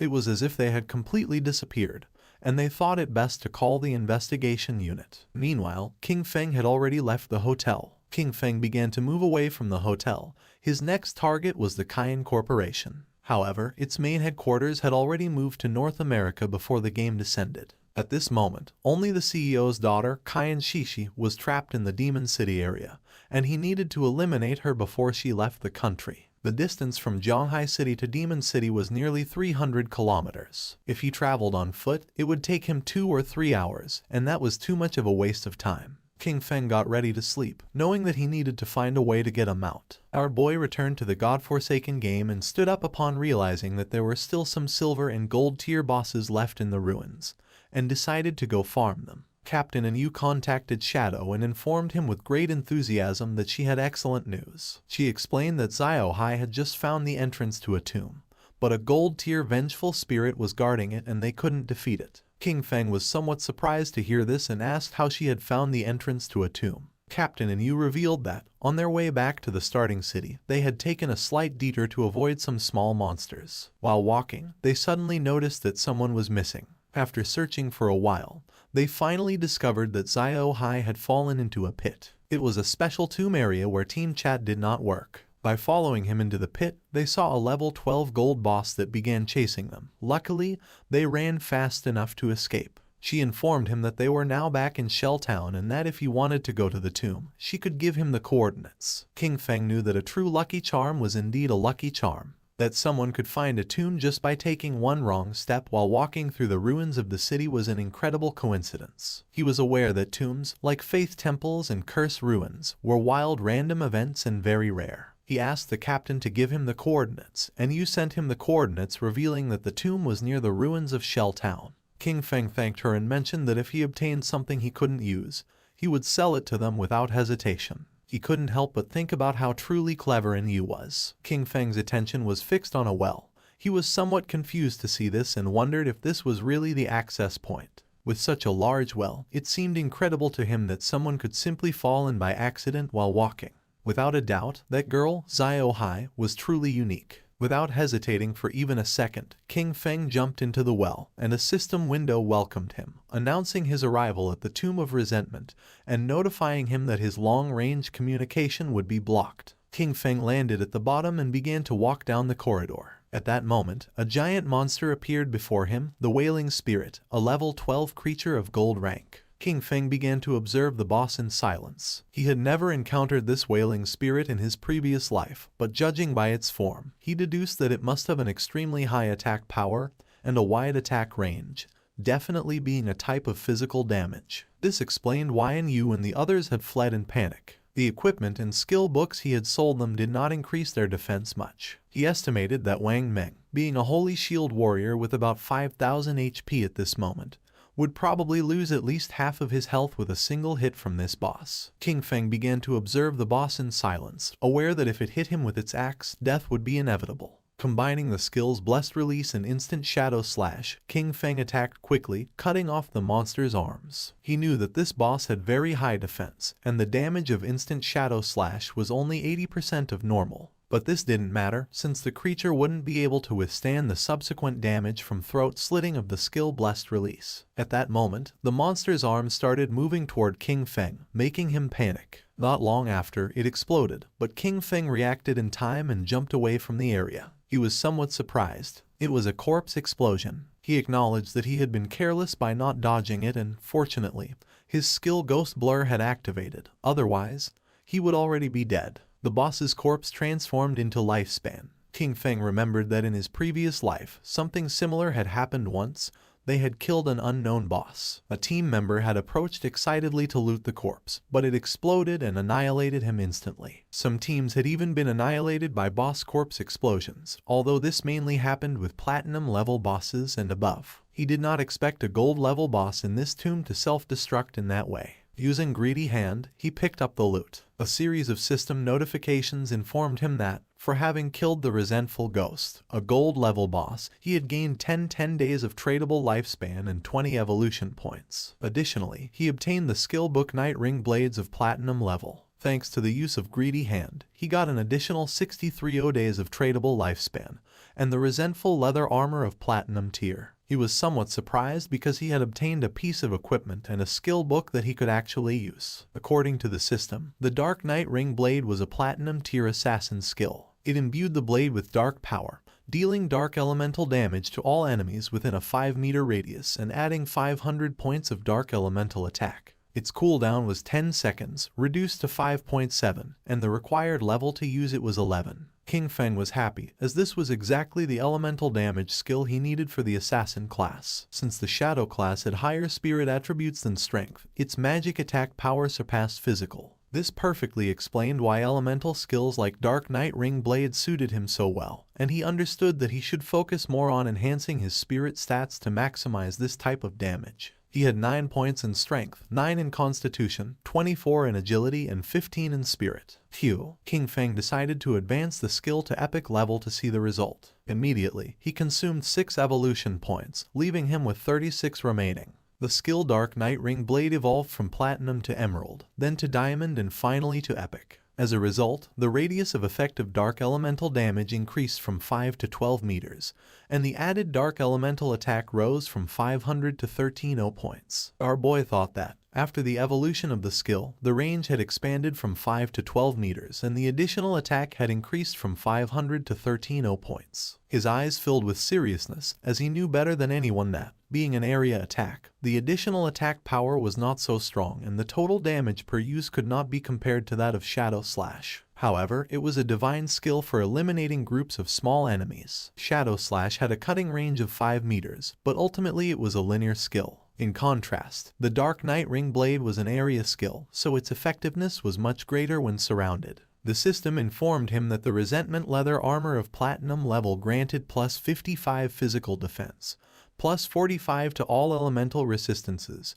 plus 42 damage block and 777 points of health. The level requirement to equip it was 11. Additionally, it possessed the Resentment effect, which granted him 30 points of base attack power after being attacked. King Feng began advancing toward a giant door, knowing that the resentment effect did not have much impact. However, the base defense, resistances, and block on this leather armor were very high, so he could replace the Golden Ghostfire leather armor level 5 he wore. In total, the rest of the loot added up to about 20 items, and selling them all would bring him more than 10,000 days of lifespan. Now that he could enter the tomb, he hoped to find good material inside it, and if he managed to get a mount, that would be best. At the same time, a goblin swung with force its sword, cutting Xiaoyu and her friend in half. She and her party respawned back in the town. The man was so furious that he started shouting like a madman. Then, he grabbed Qin Xiaoyu by the collar and made it clear to her that she was a useless person who grew in height but not in brain. He scolded her that it was always because of her that the team ended up being annihilated, and that, because of this, he only had 2 years of non-tradable lifespan left. He threw her to the ground with force and threatened her, warning her not to even think about looking for him at school, or he would definitely take care of her. The friend approached her to help her and the man disconnected from the game. The friend asked Qin Xiaoyu to go with her to her parents' small town. She explained that she had heard that there was a community support group there that specifically helped the elderly and people like them, who didn't know how to play the game. She clenched her fists tightly and couldn't help feeling furious. She disconnected from the game and rejected her friend's offer, telling Yanyan to go alone. Furious, she woke up in her bed and, using her phone, asked Hanhin if he could help her level up. With a smile, Hanhin did not refuse, but he set a condition. In exchange for raising her one level, she would have to accompany him for one night, as he wanted to see how the popular goddess of the school behaved in bed. She was furious and called him an ugly monster. She scolded him for thinking himself capable enough to try to take advantage of her and ordered him to leave. Then, a smile spread across her face. She told Hanhin that, actually, she had always liked him too, but that she hadn't accepted his confession earlier because her brother, Qin Feng, was controlling her. Now that she had cut ties with him, they could finally be together openly and without worries. He didn't fall into her trap. He called her an idiot and asked if she was trying to kill him with laughter. He pointed out that, if she had already cut ties with her own brother, who knows what she could do to him next. Finally, he ordered her to get out. She started contacting everyone. First, she reached out to Sharp Young Master, inviting him to her house to keep her company and, by the way, help her level up. However, he recognized her immediately and mocked her, boasting that he was now a platinum-level talent and had plenty of women, before ordering her to get lost. Then, she tried her luck with brother Xiao Ma, telling him that she was bored and waiting for him in Shell Town. The response was just as curt. He reminded her that everyone knew how she had deceived Jiang Wei and threatened to hit her with his new skill. She was sad and desperate. She cursed those men, thinking that not one could be trusted when it really mattered. In her desperation, she lamented that she only had 2.5 years of non-tradable lifespan left and didn't know what she was supposed to do. Her eyes were full of tears. She felt alone. She thought of King Feng and then remembered that he definitely would not ignore her. He must have a way to solve this, and she had to go back and find him to confirm it. It was night and, several hours later, she arrived at King Feng's apartment. For a moment, she thought that once inside she would find Qin Feng, apologize with some kind words, and that he would definitely forgive her. However, almost immediately she rebelled against this idea. She had done nothing wrong. Why should she apologize? She prepared herself to knock on the door and decided that she could not think in that way. She convinced herself that lowering her head was only something temporary. First, she would pretend submission so he could help her level up, and she was sure he would accept because he was the person who had cared for her the most since childhood. A smile appeared on her face. Once she leveled up and no longer faced the crisis of lifespan scarcity, she would completely cut ties with him. This was the plan, and Xiaoyu thought she was truly a genius. Satisfied, she knocked on the door, asking Qin Feng to open. She started knocking on the door, calling for Qin Feng to open it. She insisted, wondering aloud if he might be asleep, and then announced that she had returned. Her tone became increasingly pleading, begging him to please open the door. Furious, she kicked the door open but went into shock upon seeing that there was no one inside. She wondered where Qin Feng was, only to discover with greater astonishment that the bed, table, clothes, everything had disappeared. She turned on her mobile phone and tried to call Qin Feng, but there was no answer. She didn't know where our boy had gone. At the same time, in the depths of the grudge tomb, Qin Feng was massacring all the monsters. Not long after, he realized that he had reached the end of the tomb. Qin Feng summoned a devout follower, remembering that along the way he had annihilated more than 200 minor monsters and several bronze and silver level bosses. Thanks to this, he was about to reach level 12. In front of him was the final coffin and, knowing that once opened, the ultimate boss of the tomb would appear, he hoped it would be platinum level. It began to push the coffin. Qin Feng's attention was fixed on it, and not long after, something strange happened. Evil energy began to enter its body through the eyes and mouth. The system informed our boy that his devout follower had been annihilated. Qin Feng realized that this was Death Miasma, a gold-level boss. He cursed his luck for having run into this disgusting thing, as he knew that this boss had no physical form, which made it completely immune to physical attacks. He remembered that in his previous life, someone released this boss, and it ended up spreading to a nearby base. Countless unsuspecting civilians were killed or injured. Being possessed by this was practically a death sentence unless a teammate helped dispel it or one belonged to one of the few classes that could use special invincibility type skills to survive. The eyes of our boy began to shine with seriousness, and he decided to use the Dark Knight Ring blade. Shadow began to spin around his body. Thanks to this, he was able to see the true body of it, which was hidden inside the miasma. Using the dagger, Qin Feng attacked the true body and a system window appeared, informing that he had killed the gold tier boss, Death Miasma. King Feng knew that the strength of this boss was clearly above platinum level, even though it was classified as gold tier, and its drops were only of gold grade. Fortunately, the skill he had recently learned, Dark Knight Ring Blade, was one of magic damage. The corpse transformed into Lifespan Orb, and using Greedy Hand, King Feng picked up the loot. He sighed. After all the effort it had taken to clear this tomb, he hoped that it would drop gold tier loot. King Feng obtained the rare item called Mount Bell. He was in shock upon seeing this. Our boy was happy since the boss had really dropped a mount. This showed him that Lin Liu's famous Koi luck was not just a simple rumor, it was a completely real fact. According to the system description, the Mount Bell, Ghost Night Wolf served to summon a level 11 Ghost Night Wolf. This creature could assist in battle and also be mounted, requiring the user to have a minimum level of 11 to use it. King Feng remembered that the Ghost Night Wolf was one of the fastest mounts that could be obtained in the early stages of the game.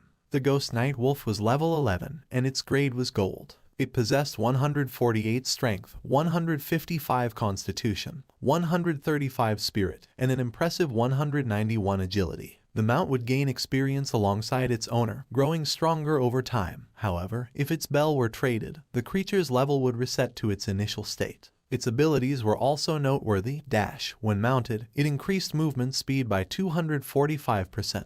Nightwalk. At night, it allowed the mount to remain permanently in level 1 stealth. Attacking would break this effect but added 120 reveal damage, and it took 60 seconds to re-enter stealth. Pounce. It allowed the mount to pounce on a single target 3 times in succession, with each hit dealing an additional 267 physical damage, on a 12-second cooldown. Wolf Howl. It granted allied units a bonus of plus 35 attack, plus 35 physical defense, and plus 35 all-element resistance for 18 seconds, with a 600-second cooldown. King Feng knew that it was not just a mount, but also a battle pet. The fact that it also included a stealth skill made it an immense gain. It was night, and mounted on the Ghost Night Wolf, King Feng emerged from the ruins and began heading to his next destination. His plan was clear: reach level 15 and accumulate enough lifespan to be able to extract the mount. Once he disconnected from the game, he would go directly to Magic City to eliminate Kaian Shishi, cutting off any future threat at its root. King Feng passed by Zhanghai Coliseum and remembered that it covered an immense area and had 2 additional underground levels, forming a complex labyrinth. The place was full of monsters, which made it the perfect site for him to level up quickly. Taking small jumps, the Ghost Night Wolf climbed on top of the Zhanghai Coliseum wall, which was full of powerful monsters, who began to stare at our boy. The Ghost Night Wolf made a jump. King Feng and his beast began to descend from the sky towards the monsters. King Feng's eyes began to shine with determination.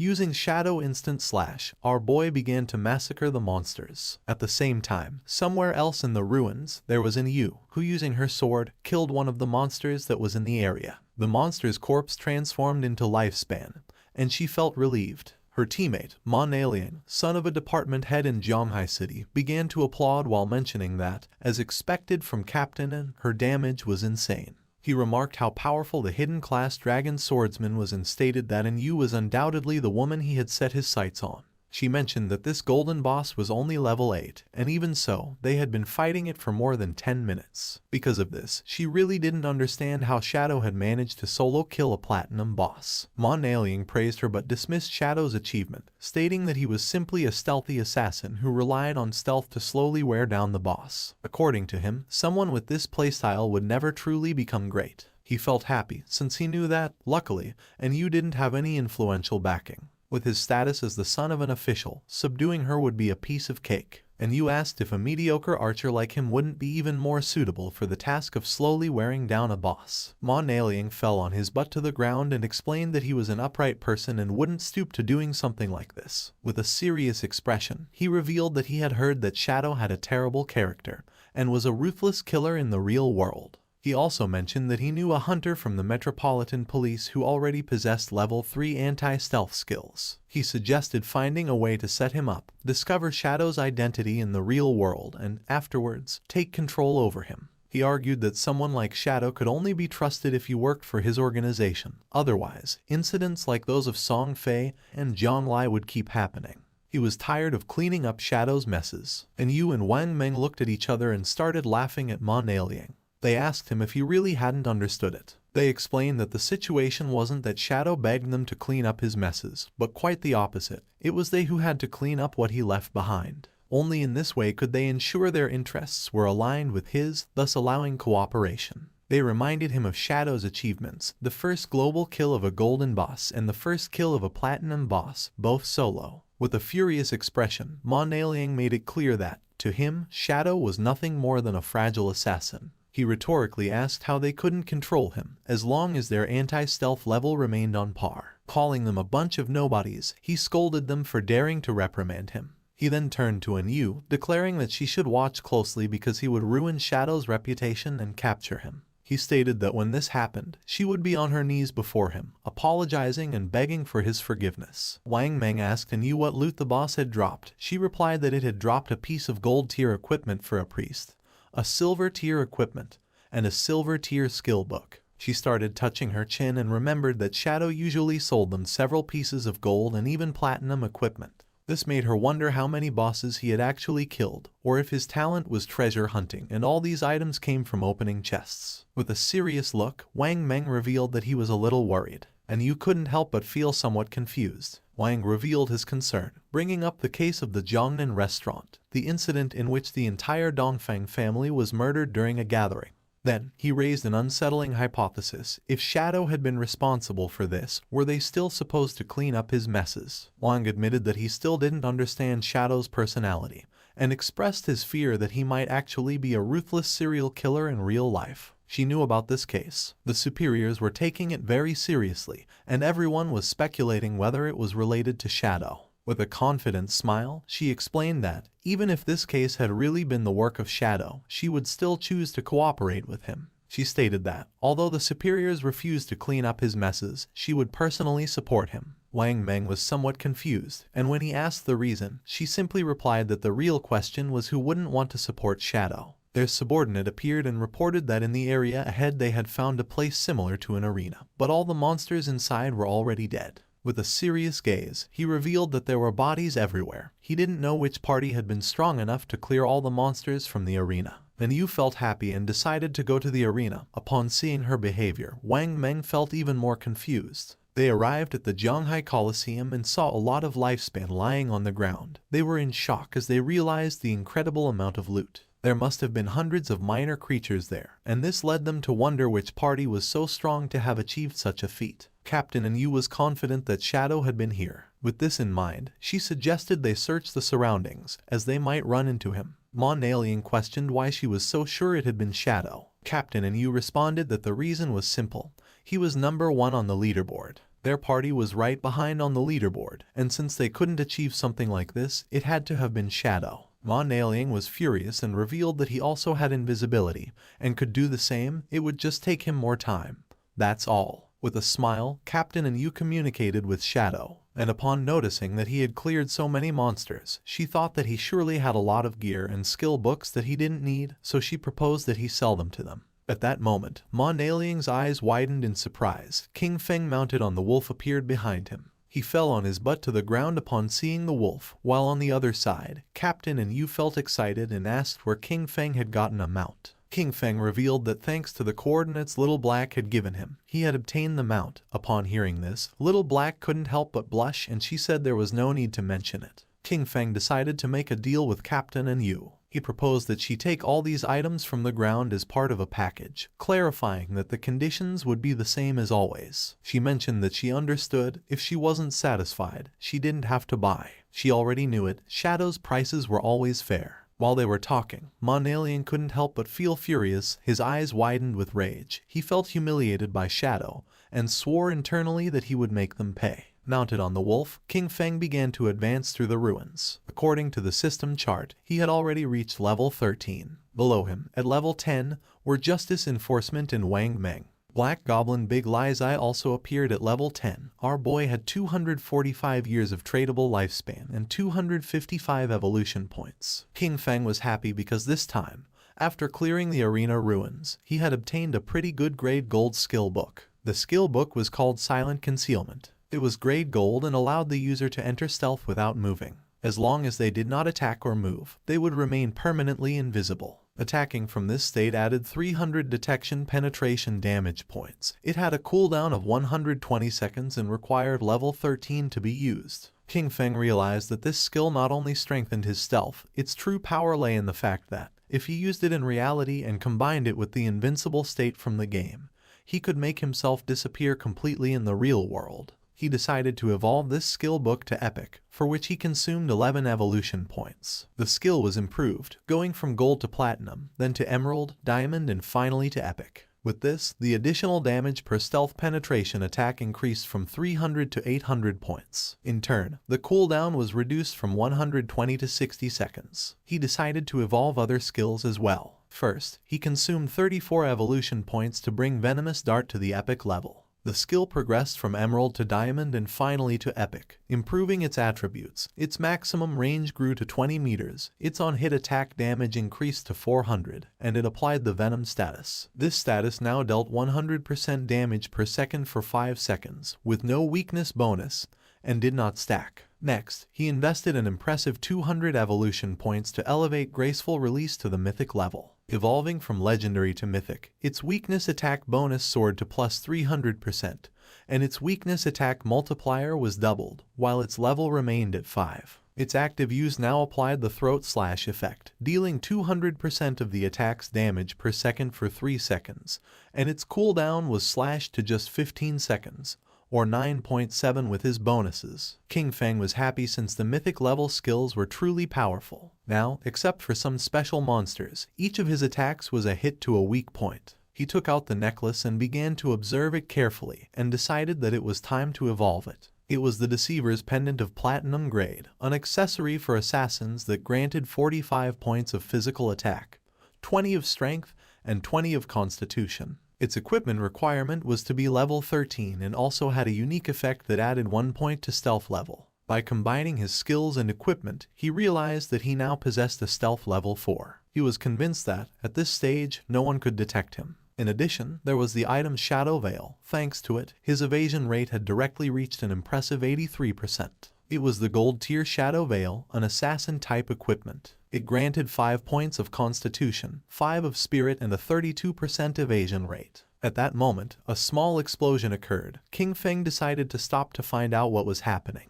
And when he turned around, something began to emerge. It was a giant boss who had chains as arms and 2 sharp blades as hands. King Feng realized that it was the Steel Saintess and wondered who would be crazy enough to have unleashed this boss. King Feng remembered that in his previous life, she had appeared in the ruins of Zhanghai City, where more than 1,000 people tried to hunt her down, which resulted in more than 4,000 deaths in total. In fact, she was the guardian of the sanctuary called Church Sanctuary, the second largest refuge in the Zhanghai ruins. His original plan had been to deal with Qian Shishi first before facing this boss, but since she had appeared there, he decided to face her. Jumping up, the wolf climbed on top of a building. The boss began spinning her arms and massacring nearby players. She killed one of the players, and upon seeing this, the others realized that she was very strong. Just before they had time to react, she swung her blade-made arms with force and began to kill the other players. King Feng, upon seeing that the players wanted to face the Steel Saintess, knew that they were greatly overestimating their own abilities. A player who was mounted on a tiger began to fight against the boss, and King Feng noticed that he was Dong Wuming,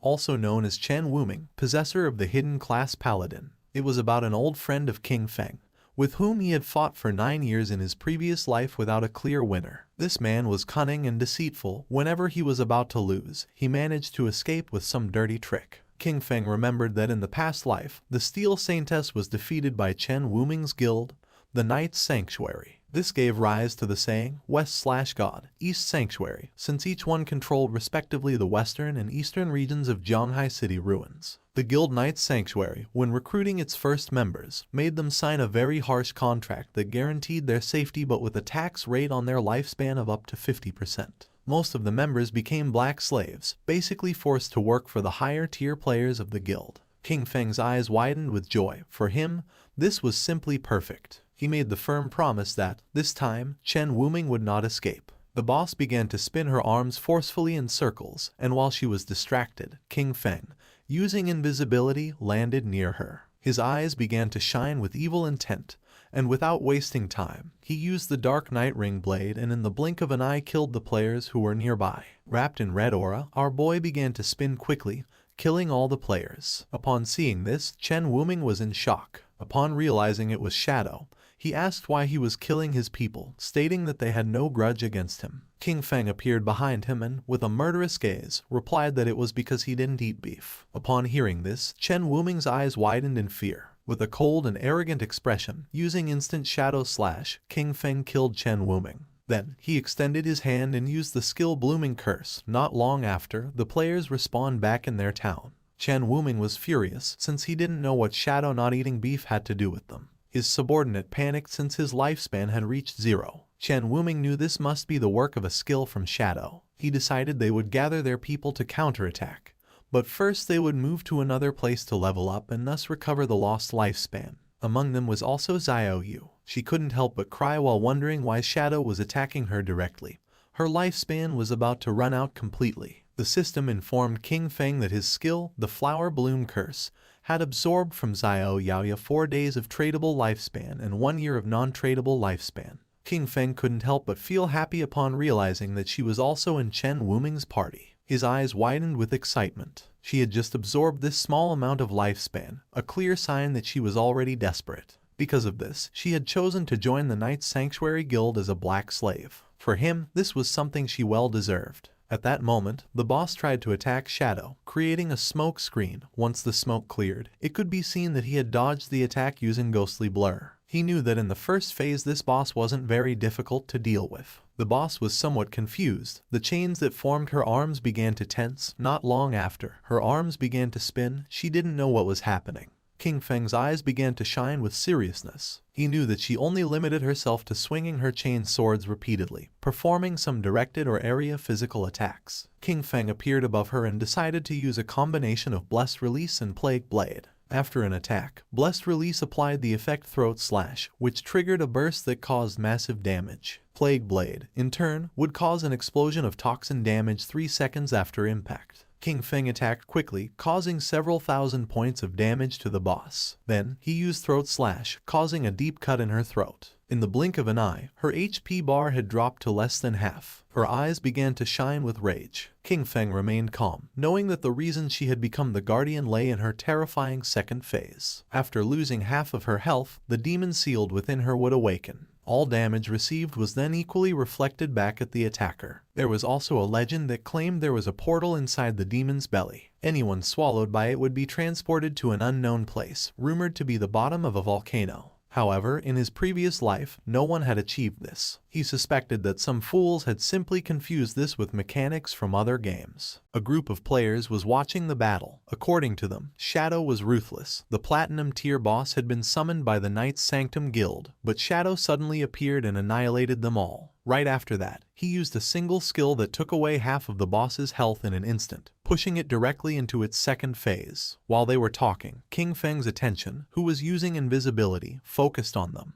His eyes began to shine with seriousness. He was aware that the Steel Saintess had a weakness in her second phase. When she launched an attack, the damage reflection effect disappeared momentarily. This meant that if he attacked right when she did, he could avoid receiving the reflected damage. However, the problem was his skills like Shadow Slash, Throat Cut, Plague Blade, and Poison Dagger, since they all inflicted damage over time. If he used any of them, he would still receive the reflected damage, and at his current level of development, this would kill him instantly. Thinking about this, he considered the players who had been spying on him from the cliff.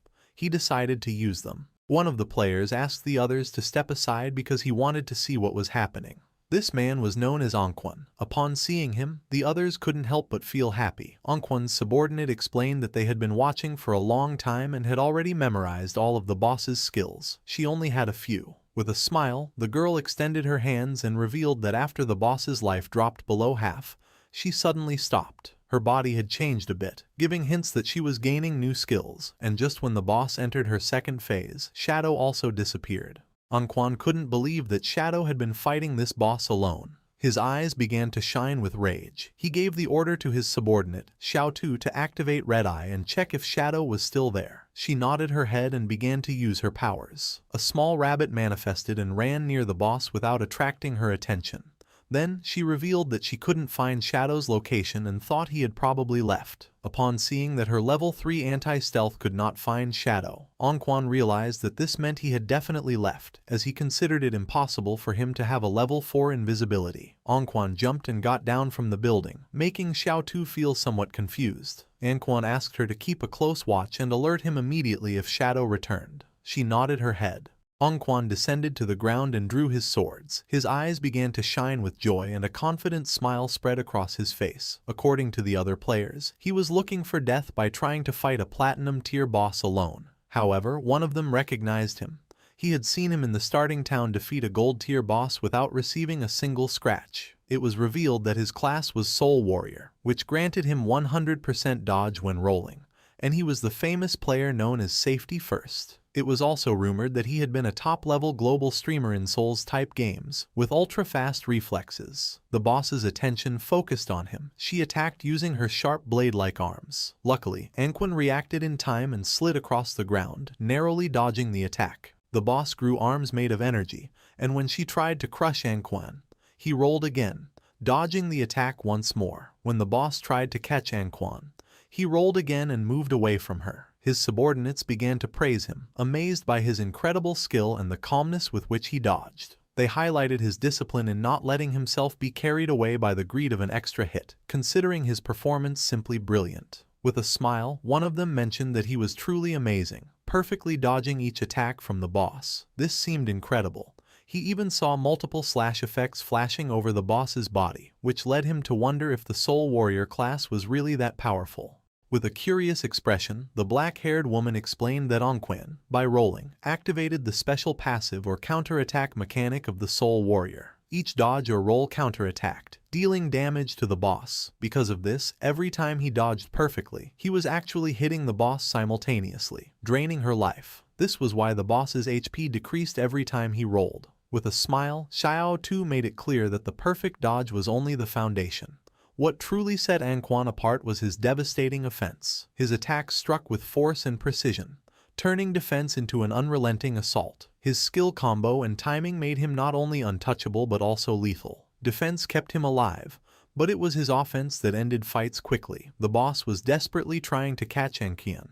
Xiao Tu's eyes began to shine with confidence when she revealed that if the dodge successfully activated during the roll, Anquan's next attack would ignore 50% of the boss's defense. Anquan turned around and decided to face the boss, and blue energy began to emerge from his body. Upon seeing this, his subordinates realized that this striking effect meant that the blow would definitely deal 4-digit damage. Anquan's eyes began to shine with excitement. Just before the boss could react, he unleashed the powerful strike he had prepared. His movement was a graceful dance. A single blow split into 3 shadows, swift and fierce like shooting stars. With absolute mastery, he precisely swung his swords through the gaps in the boss, causing deep cuts. In the blink of an eye, her HP bar dropped to less than half. His subordinates began to applaud upon realizing that, before they noticed it, the boss only had a third of her life left. Anquan turned his back on the boss and a confident smile spread across his face, but at that moment, someone attacked with powerful slashes, causing him more than 34,000 points of damage, killing him instantly. His subordinates couldn't help but panic. They couldn't understand why he had died, since they were sure he had dodged all the attacks.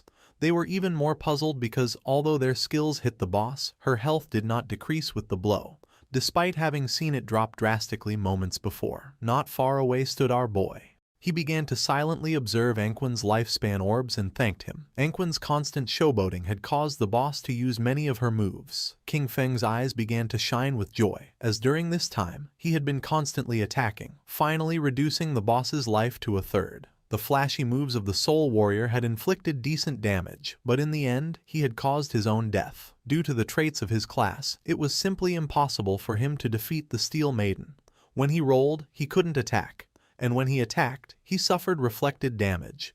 This was a true curse. The boss began to turn around, and King Feng's attention fixed on her. He knew this wasn't good. With her health so low, the boss was trying to return to the church sanctuary. If she managed to get there, she would fully recover, making all previous efforts useless. King Feng began silently observing Anquan's subordinates, and then his eyes started shining with seriousness. He realized that the Soul Warrior's death had scared these people and doubted they would attack the boss again. However, if the boss didn't make a move, her damage reflection effect wouldn't disappear. It was time to get serious. Our boy landed in front of her, knowing that he couldn't allow her to return to the sanctuary. Upon seeing our boy, the other players were somewhat surprised. To them, Anquan was just a clown. Shadow was the real boss. It seemed terrifying to think that all the cuts the boss had suffered moments before had been his doing. Xiao Tu couldn't believe it. Her level 3 anti-invisibility hadn't detected Shadow's presence, which could only mean that Shadow's invisibility was level 4 or higher. The gaze of one of them fixed on the lifespan orbs of Anquan, and his mouth watered upon realizing that the loot of the Soul Warrior was still on the battlefield. He decided to find a way to recover it. With eyes shining with determination, our boy used his skill Blacklight Shield, making a golden shield appear around him. This skill created a 10-layer shield, each one capable of blocking one instance of damage. The boss's attention focused on King Feng and her arms transformed back into blades. She attacked, and King Feng realized that this was the moment he had been waiting for. Using instant shadow slash, King Feng attacked with quick slashes. He began to stare at the boss.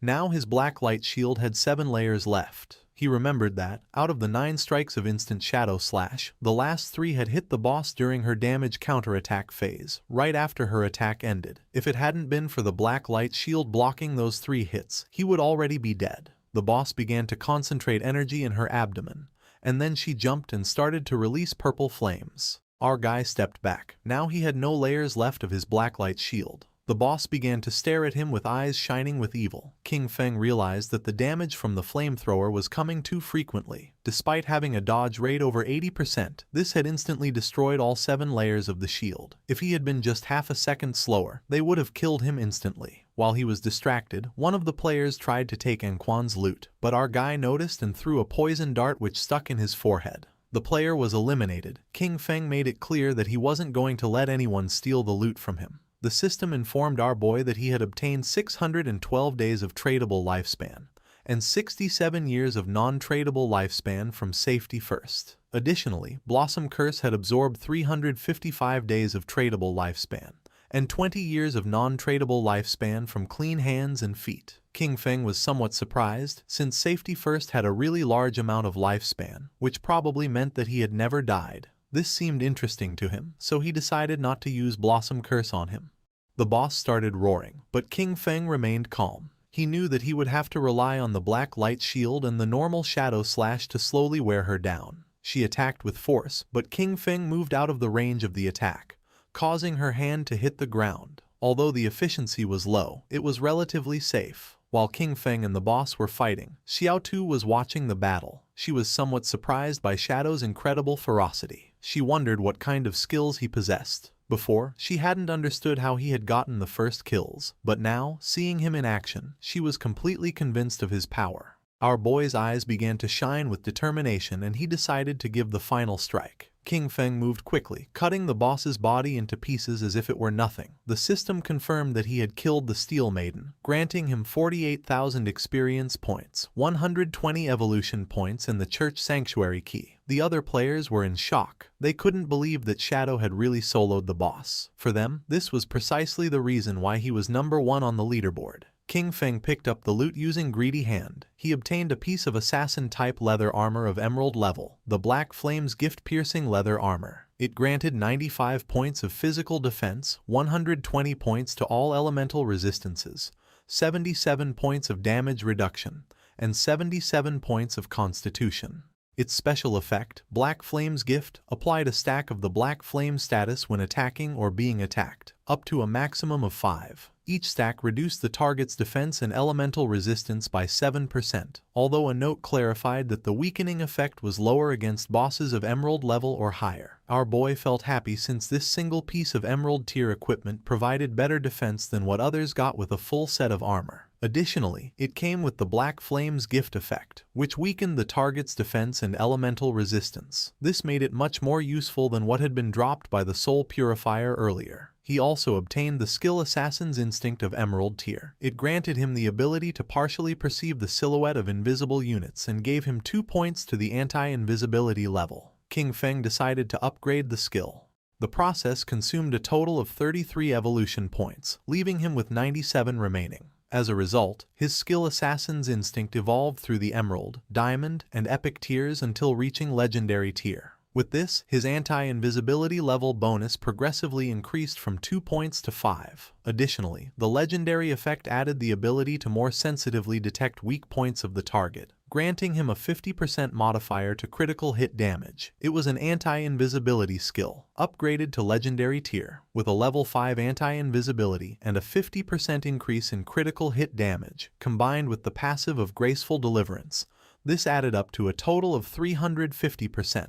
Now, he could strike his enemies' weak points even with his eyes closed. King Feng had 97 evolution points remaining and decided to evolve his Ghostly Blur skill to legendary tier first. It consumed 80 of his points, leaving him with 17. As a result, Ghostly Blur evolved from Epic to Legendary, increasing its passive evasion rate from 75% to 85% and granting full immunity to damage each time the evasion activated. At that moment, Captain Anyu and the others appeared. She began greeting our boy and asked if any good loot had dropped. King Feng was confused, not knowing what was wrong with Anyu. With a smile, Captain Anyu mentioned that she hadn't checked the leaderboard before and didn't expect him to reach level 13 in a single night. According to her, this was crazy. Wang Meng mentioned that they had been grinding all night and hadn't even reached half of level 11. His speed was simply unreal. Captain Anyu hit Wang Meng on the head, telling him not to talk nonsense. She knew that men leveled up faster. King Feng felt somewhat confused, but then he explained to her that he had gotten some loot. He had already appraised it at 45,000 days of lifespan,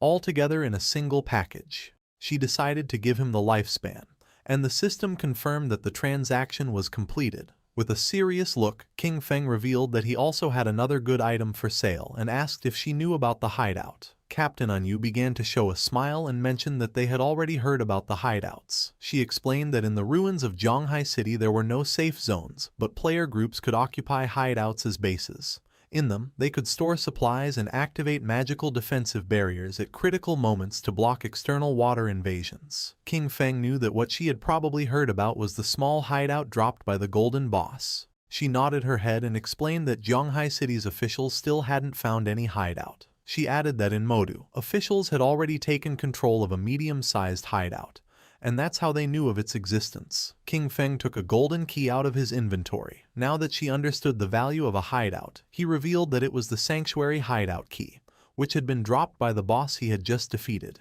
He informed them that this hideout covered more than 800 meters of land and proposed that they return and discuss the price they were willing to offer. After this, he would consider whether or not to sell it. Captain Anyu and Wang Meng were in shock, as they knew that the larger the hideout was, the stronger its defensive capabilities and the more solid its internal infrastructure. A hideout covering 800 meters was more than enough for each member of Zhonghai City's official forces to have their own private room inside. She extended her hand and, with a curious look, asked how much he planned to sell such a large hideout for. King Feng decided to go back and discuss it first, to see what price they could offer. He knew that in his previous life, this hideout could be sold for 2,000 years of lifespan. If he managed to sell it to the government, this, combined with the lifespan he already possessed, would be enough to extract all his gear, skills, and levels into the real world. With a nervous expression, Captain Anyu accepted his proposal and assured him that she would immediately report it to her superiors. Then, she said there was something else and asked for his help.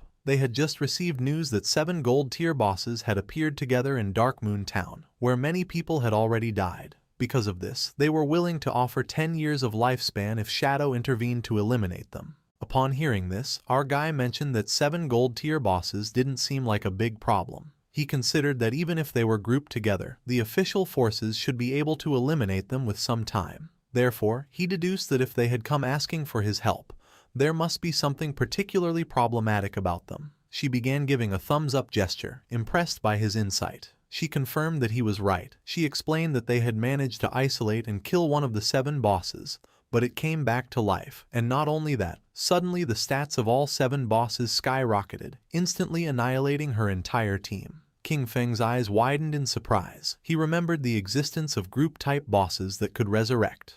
This led him to suspect that they might be puppets created by the Cursed Slate, one of the ancient god slates. If it really was an ancient god slate, then it was something he couldn't let go. He decided to go now and asked her to send him the coordinates. She wished him good luck. According to our guy, Anyu was quite genuine. The loot from 7 gold tier bosses could be sold for 40 or 50 years of lifespan, and she had even offered him an additional 10 years as a reward. Honestly, this was very generous. Mounted on the ghost night wolf, King Feng began to move through the ruins, passing by a statue, and his eyes widened in surprise. Not far away, there was a group of players hitting a girl. It was Xiao Yu, King Feng's sister. With a smile, the woman gave her a strong slap on the face, accusing her of being a slut who tried to seduce the guild leader even though she had just joined. Xiao Yu, whose face was full of bruises, began to cry. With an angry gaze, the woman made it clear that this was a warning. She should stay away from the guild leader or she would destroy that pretty face. They continued beating up Xiao Yu. King Feng, who was watching from the top of a building, realized that Xiao Yu had gotten involved in internal drama after joining the Knight's Sanctuary. These insignificant power games were nothing new to him, but in his past life, he had always been the one to resolve them for her. He descended to the ground and asked her to simply enjoy life being alone. Xiao Yu began to cry, begging them to stop hitting her, as it hurt a lot and she thought she was going to die. The women did not stop and swore they would kill her, accusing her of being a damn slut. They didn't know how many men she had seduced. King Feng entered the statue, remembering that beneath the enormous statue in the center of Zhonghai City's ruins, there was a hidden chamber that allowed returning to the starter town. Information that very few people knew. In front of our boy, a magic circle appeared. He knew that teleportation wasn't free. The first trip cost 500 days of lifespan, the second 1,000 and the third 2,000, doubling with each use. Over time, the starter town would evolve into a higher level zone where minor monsters would transform into bosses and hidden treasures would appear. An example of this was the ancient god's slate on this occasion, an item he couldn't let slip away. The system asked if he wished to teleport back to the abandoned land of the gods, Dark Moon Town. King Feng remembered that Dark Moon Town was a town that appeared in later stages which he had never heard about in his previous life. Without hesitation, he chose to teleport. The system consumed 500 days of lifespan and King Feng was teleported to the Dark Moon Town. This town was full of elders chatting with each other. King Feng felt somewhat surprised, as he did not expect the place to be so lively and wondered why most of the people were elders. Not far away there were several players. One of them helped the elder woman to stand up. She felt relieved to have returned to the safe zone. The players reminded her that, as they promised, they had leveled her up to level 3. During this process, she had received 72 days of lifespan and now only needed to give them the tradable lifespan. The old woman got angry and refused, asking why they wanted money if they were supposed to be a charity organization that helped her level up. With a kind smile, one of them explained that they weren't asking her for money. When they partied before, part of the lifespan dropped by the monsters they defeated was shared with her. The other guy mentioned that she only needed to give them that portion, as had been agreed from the beginning. The old woman became even more furious, making it clear that she didn't know what damn agreement they were talking about. It seemed shameless to her that some young people had the nerve to ask an old lady like her for money. The players tried to calm her down, explaining that she was mistaken. They were helping her level up for free and only asked in return for the lifespan dropped by the monsters. They clarified that unless she formed a party with them, the lifespan would not be shared with her, and she would not gain the same experience. The old woman asked them not to touch her and began screaming for help, accusing people from the Mengsha River Guild of harassing her. Just then, someone grabbed her from behind and threw her to the ground, leaving both her and the players somewhat confused. It was King Feng. He grabbed her by the neck and with a murderous gaze, drew his dagger. Without hesitating for a second, our boy finished her off. Upon noticing this, the two players couldn't help but feel somewhat confused and went into shock. Lifespan orbs appeared on the ground. Our boy mentioned that her lifespan was on the ground and now they could take it for themselves. The players began to celebrate and wanted to know which expert had just intervened to help. King Feng said he was just doing a small favor. He turned his back on them and started walking away. The players picked up the lifespan. They were happy since they had obtained 72 days.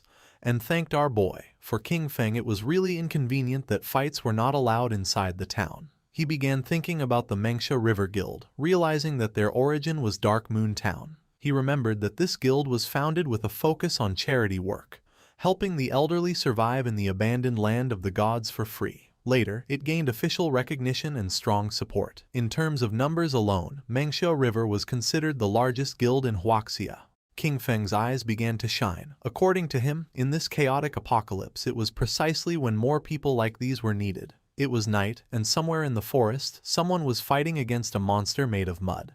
They were two mages. One of them asked her friend called Mother to use lightning strike. She obeyed and began to charge her magic staff. Not long after, a thunderbolt descended from the ground and struck the monster. The swordsman of the party decided to take advantage of this opportunity and cut the monster in half. Its corpse began to transform into orbs of lifespan. He felt relieved for having defeated the monster. The girl praised them, saying they were the best. The player named Mother mentioned that if they listened carefully to other people's tutorials, they could also defeat small monsters. They started walking through the forest, and the boy asked Yanyan if her good friend Xiaoyu had really joined the Guild Knight's Sanctuary, since he had heard that it had very high membership fees. She nodded her head and added that she had invited Xiaoyu to join the Guild Mengsha River with them. With a sincere gaze, she explained that she had told her that Mengsha River was a charity guild, where many people like them who were not good at games helped each other, and there were even experienced players guiding them.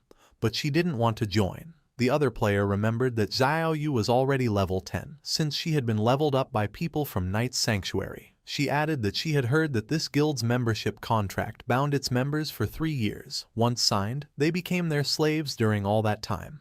The boy knew that, even if they had raised her to level 10, they were only treating her as a tool, nothing more. According to the player, if one didn't have skills, the best thing was to kill small monsters in silence and slowly accumulate lifespan and experience. Just like they did, limiting themselves to killing small monsters, retreating to ask for help when encountering a boss. Yanyan let out a sigh. She knew that Xiaoyu believed herself special, since after all, she had a hidden class and, in that sense, was certainly stronger than them. At that moment, a rain of invisible arrows began to descend upon them. They didn't have time to react, and the arrows pierced through the player's body, taking away 1200 HP points. The man's corpse transformed into lifespan. Yanyan panicked since this man was her father, and her mother couldn't help but cry. The archer who had shot the arrows couldn't help but smile, as he had eliminated him instantly with a single skill. The masked men asked him to stop talking nonsense, claiming that it was impossible for the Mengsha River Guild to have experts, since they were just trash. They wondered what kind of player with skill would want to carry those elders, insisting that they were all scum. They approached Yanyan and her mother. With a smile, the archer asked them to hand over all the lifespan they were carrying. Yanyan could not help feeling afraid. She knew that the authorities had officially forbidden killing people in-game and remembered that the attackers were risking becoming wanted criminals. The archer began to point at her with his finger and a smile, making it clear he didn't give a damn about the authorities. He decided to stop chatting and gave them 3 seconds to hand over the lifespan.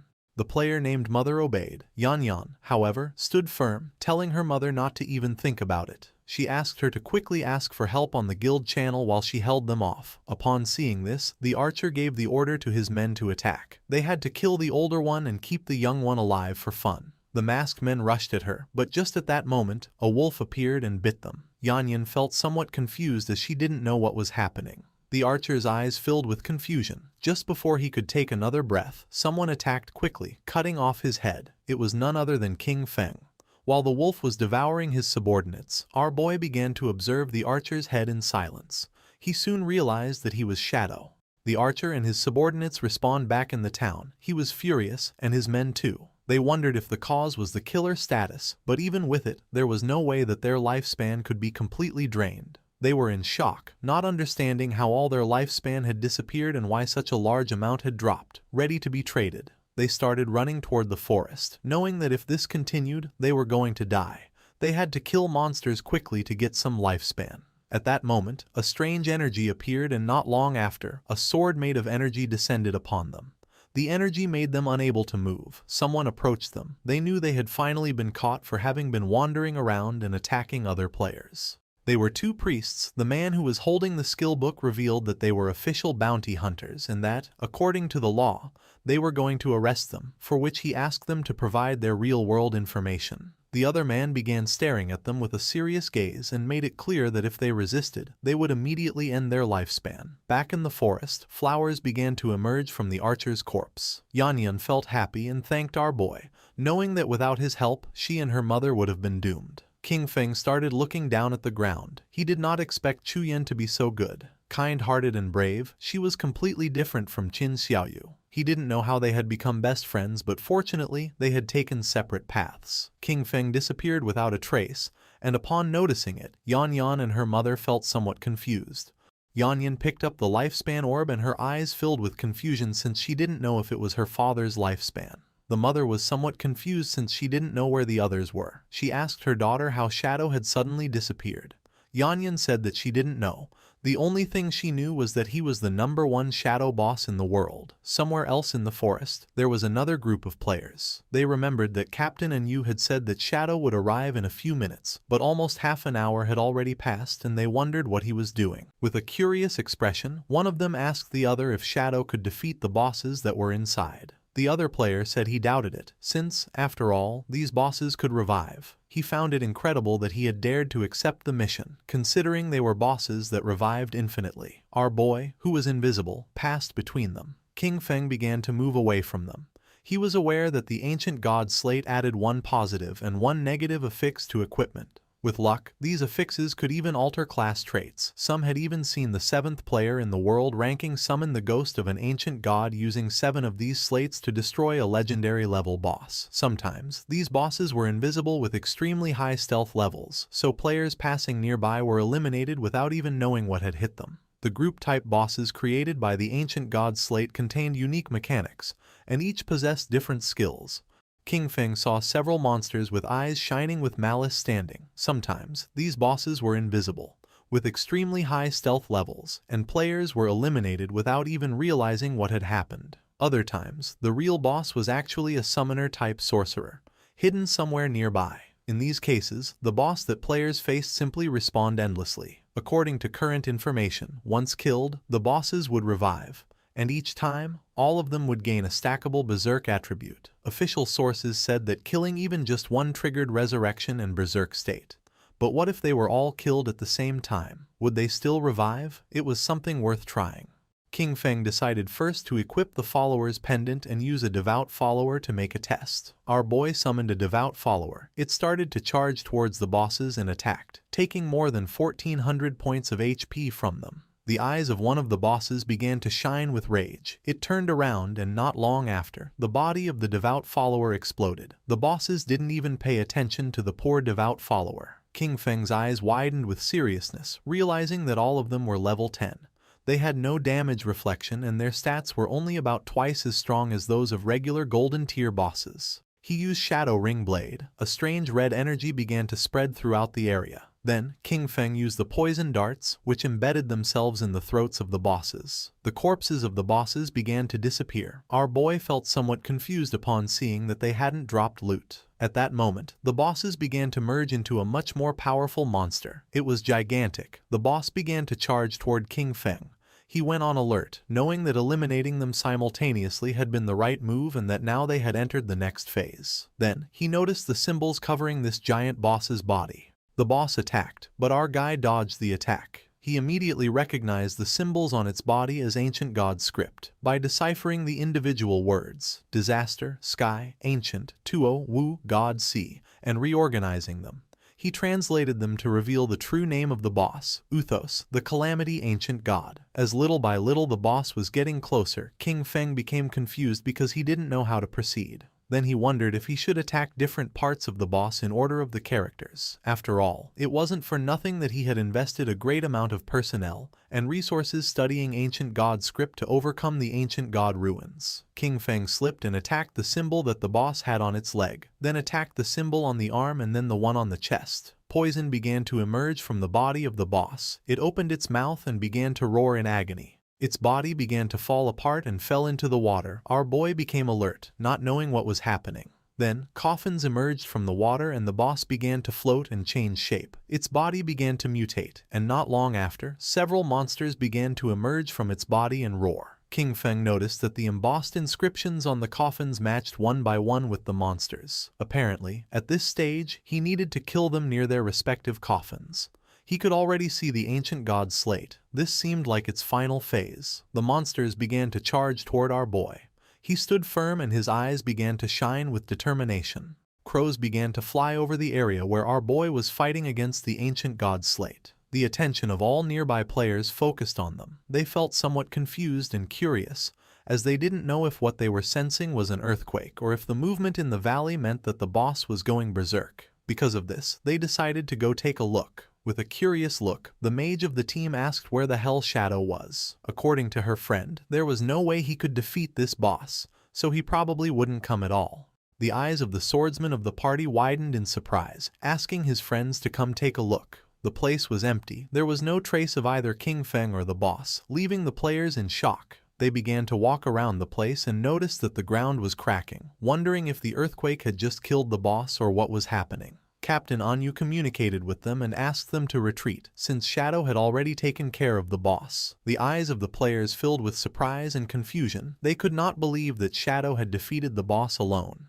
The coffins were empty and the chains were broken. They remembered that just a moment ago they still doubted that Shadow could defeat those 7 bosses. Now, barely 10 minutes later, all of them had disappeared without them noticing the arrival of King Feng. They wondered how he had done it, especially because the bosses were supposed to respawn. It was then that they began to understand their leader's decisions. Meanwhile, under the moonlight was walking King Feng with a slate in his hand. According to him, this time's haul hadn't been bad at all. His eyes began to shine with joy. He had leveled up to level 14. Thanks to the 7 bosses and the use of Greedy Hand, he had gained a total of 294 evolution points. Most importantly, however, was that he had obtained this ancient god slate. Given its mechanics, the authorities wouldn't decipher it in less than a month, and the losses would be catastrophic. He spent 210 evolution points, leaving him with 115. His skill Shadow Flash / evolved from epic to legendary. The improvements were substantial. The blink range increased to 40 meters, stealth duration to 15 seconds, and cooldown was reduced to 8.8 seconds. The skill now inflicted 9 slashes in a wider area of 6 meters, and each hit added 700 attack power. However, the most impactful change was a completely new effect. Each slash now granted him a shield equal to 100% of his maximum HP, stackable up to 9 times and lasting for 60 seconds. Our boy was confident and couldn't help but feel cheerful, since from now on, if the 9 slashes of Shadow Flash / hit, his effective HP would become 10 times greater. His margin for error had just skyrocketed. He turned invisible and began to walk through the area, knowing that, at his current leveling pace, he would reach level 15 in another 5 hours. Then, it would be time to head toward Magic City. Several hours later, our boy arrived at the ruins, where the women were still beating up Xiao Yu. They were willing to beat her to death. King Feng was somewhat surprised to see that they were still fighting. These women were quite ruthless. The white-haired woman began to stretch her arms to rest a little. She was exhausted and complained that her back and waist hurt. The friend was somewhat furious, as her hand was swollen from so much hitting, and she complained that her hands were practically smoking from the fight. They spat on Xiao Yu and decided that it was enough for today. This beating should serve as a lesson. Xiao Yu, whose body was full of bruises and wounds, began to sit up. She couldn't help but cry. According to her, everything was King Feng's fault. She had told him to cut ties and he had really ignored her, not understanding that when girls say something, they often mean the opposite. Using the magic staff, she stood up. Fortunately, she had signed a contract with the Knight's Sanctuary, so she wouldn't have to worry about her survival for the next 3 years. Although she had to give up 50% of her lifespan, she would still have some left for herself, ensuring that she would grow faster than Chu Yan and the others. She used the skill Holy Healing, which allowed her to restore all of the target's life. She was certain that once she became stronger, she would make sure that all those who had looked down on her wouldn't get away with it so easily. Neither King Feng nor those crazy women were going to escape. To everyone's surprise, the spell began healing King Feng, who was invisible. Poor Xiao Yu fell to her knees on the ground, thinking that she had failed casting again and wondering, puzzled, where the healing had gone.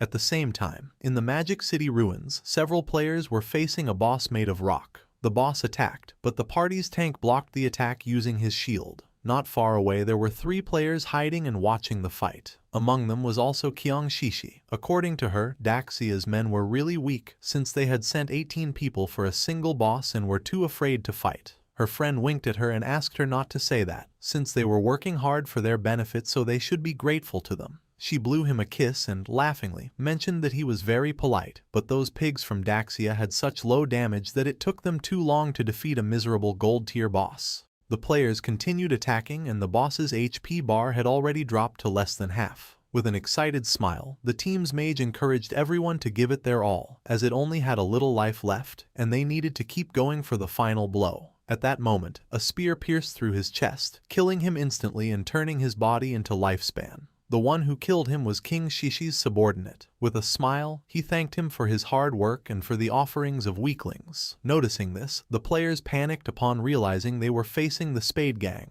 a band of thieves made up of mysterious women from Daxia and foreigners. They couldn't understand how such beasts could exist, capable of guiding outsiders to massacre their own people. They began to charge at them, and the leader asked his men not to be afraid and to attack all together, since they were only a few people. Noticing that they were trying to resist, Kyong Shishi promised to massacre all the pigs of Daxia and warned them to prepare to die. Her subordinate drew his double hammers and used the skill called Thunderous Tremor, creating a small earthquake which caused the players to become trapped in the ground. She drew her daggers, moved like thunder, and in the blink of an eye, killed the players. She couldn't help but mock them. As for her, Daxia's men really were just a bunch of useless fools. Her eyes began to shine with malice, realizing that Daxia's authorities had already reported their information. However, this was useless, as in her view, all of Daxia was nothing more than a garbage dump full of filth. Her friend mentioned that they were just ordinary players, so there was no way they could compete against them, being backed by capital. While the corpses were transforming into lifespan orbs, she explained that although their true identities had not been exposed, for safety, they should leave Daxia as soon as possible and head to North America. She began looking at the ground and decided that then they would form a guild dedicated to hunting the Daxia pigs. The black man thought this was a good idea,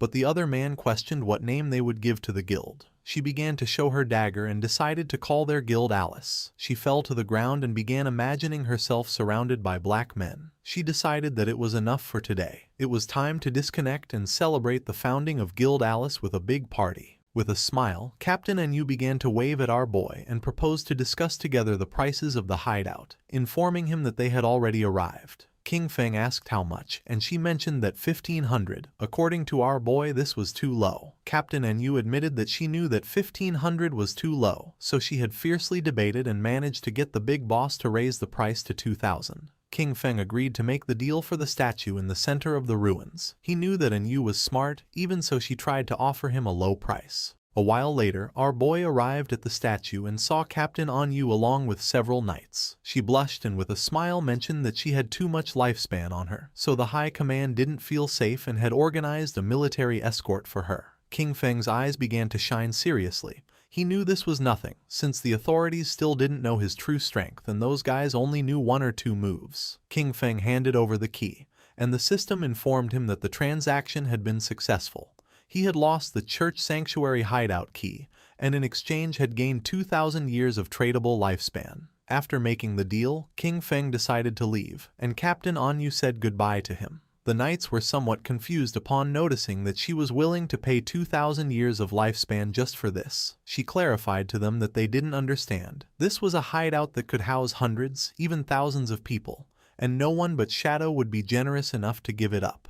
The timely gift of lifespan from Enyu was perfect. This meant that he could fully equip himself before heading to Magic City. King Feng immediately invested the tradable lifespan he had obtained. He consumed 71.2 years to reach level 15. Then, he acquired a series of new skills, the Mythic Level 1, Blessed Liberation, for 161.7 years, the Legendary 1, Assassin's Instinct, for 71.12 years, and 3 Epic Level 1s, Shadow Ring Blade, Silent Concealment, and Darkest Hour, for 36.35, 23.71 and 34.65 years respectively. Finally, he spent 113.89 years on the item Mount Bell. Except for the equipment, everything else, skills and level, had been completely synchronized. His strength in the real world was now almost the same as in the game. The system alerted him that his hunger level had reached 90%. He hadn't eaten in a long time, so he decided to disconnect to take care of his hunger first. King Feng disconnected from the game and woke up in a cage at the Hoi Lun Hotel.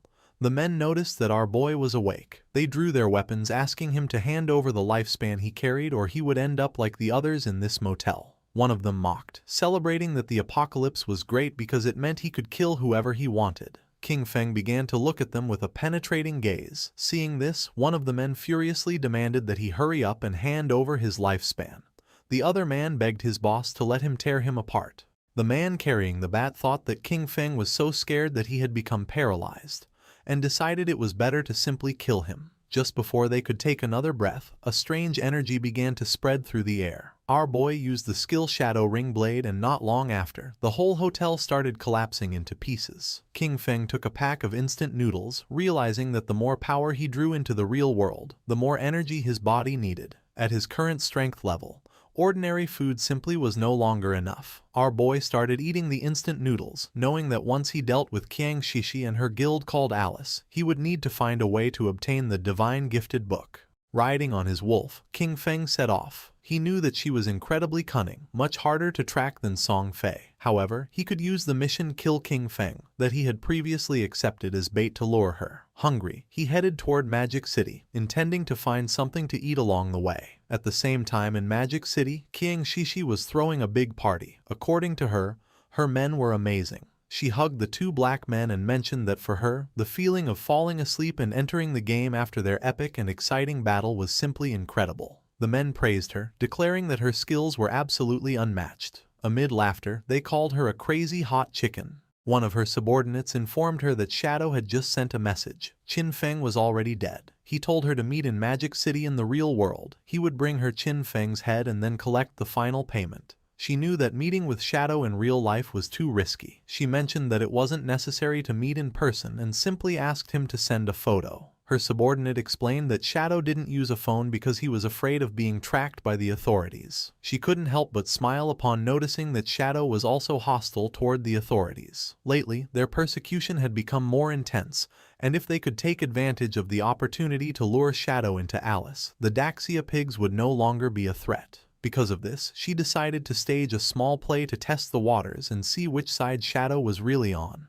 She decided that she wanted to meet with Shadow first in the game, and sent him the coordinates. She went to the ruins and called Skywalker. She addressed him with affectionate words, asking if he was there and expressing that she missed him. Then, she asked him for a favor, mentioning that she needed his help with a living one. King Feng was sitting and meditating. He was using silent concealment, a skill that allowed him to enter stealth permanently while remaining completely motionless. Noticing that she wanted to meet in the game, King Feng thought that Qiang Shishi was really clever. These coordinates, Spectre Academy, were not far from him. He logged into the game and decided to see what kind of tricks she had up her sleeve. A few hours later, King Feng went to the Magic City ruins, Spectre Academy. King Feng, still using invisibility, got off his mount. At that moment, some government agents appeared in front of King Shishi. They announced that the authorities had located her Spade Gang, identified her as Spade A, and advised her to surrender immediately and stop resisting. Otherwise, they would be forced to take military action.